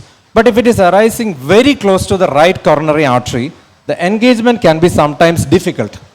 In such situations, what you have to do is, you engage the RCA, put a wire into the RCA, then you can pull back your guide, and then you can fish with another wire and engage the circumflex and turn the catheter to the anomalous circumflex. So if the engagement is difficult, put a wire into the RCA, pull back your guide, do an injection, fish for the circumflex with a wire, and then pass a wire into the anomalous circumflex and continue with the procedure.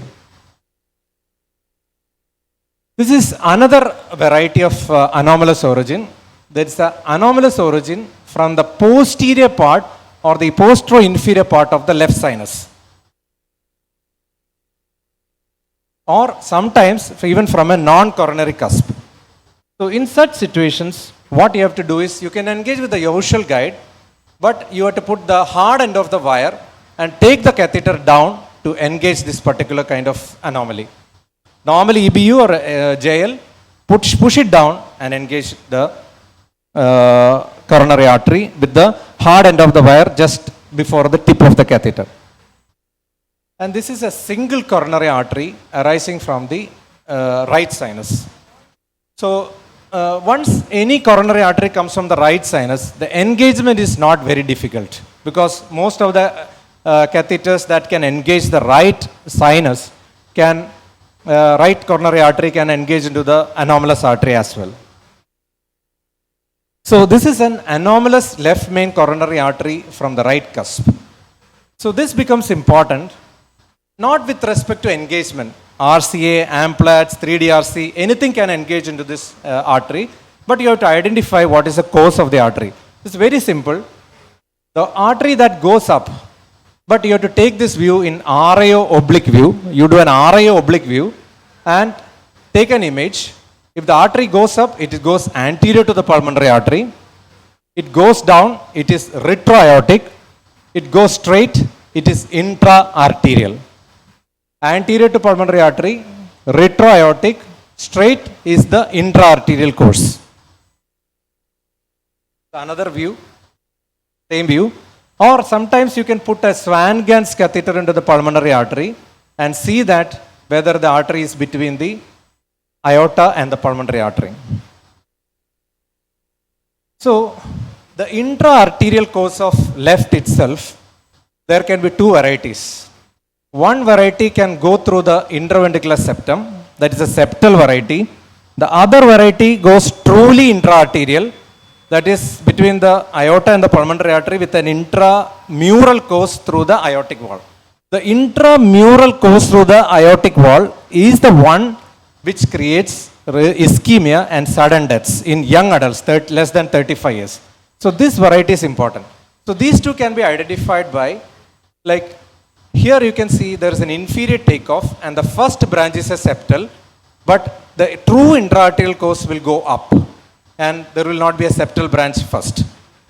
So this also can be differentiated by angiography. So this is a true intramural course of anomalous left coronary artery.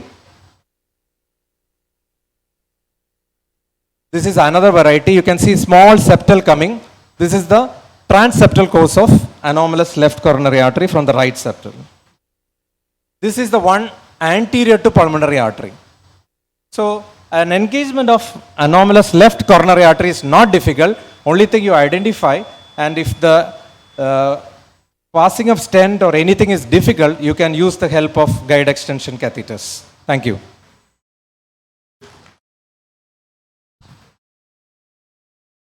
Thank you, Dr. Vinod. That was an excellent talk, and I think Dr. Jayagopal won't permit any discussions on that due to paucity of time. But very good tips and tricks, and I think some of them are very nice, especially the one in which you said you can use a guideline, a guide extension catheters. Now they are available. And of course, with the CT angio, even if you cannot engage at the same time, you can always do a CTA and come back and re-engage. Yes. Thank you all for being here. And I think that's Jayagopal will like. Yeah.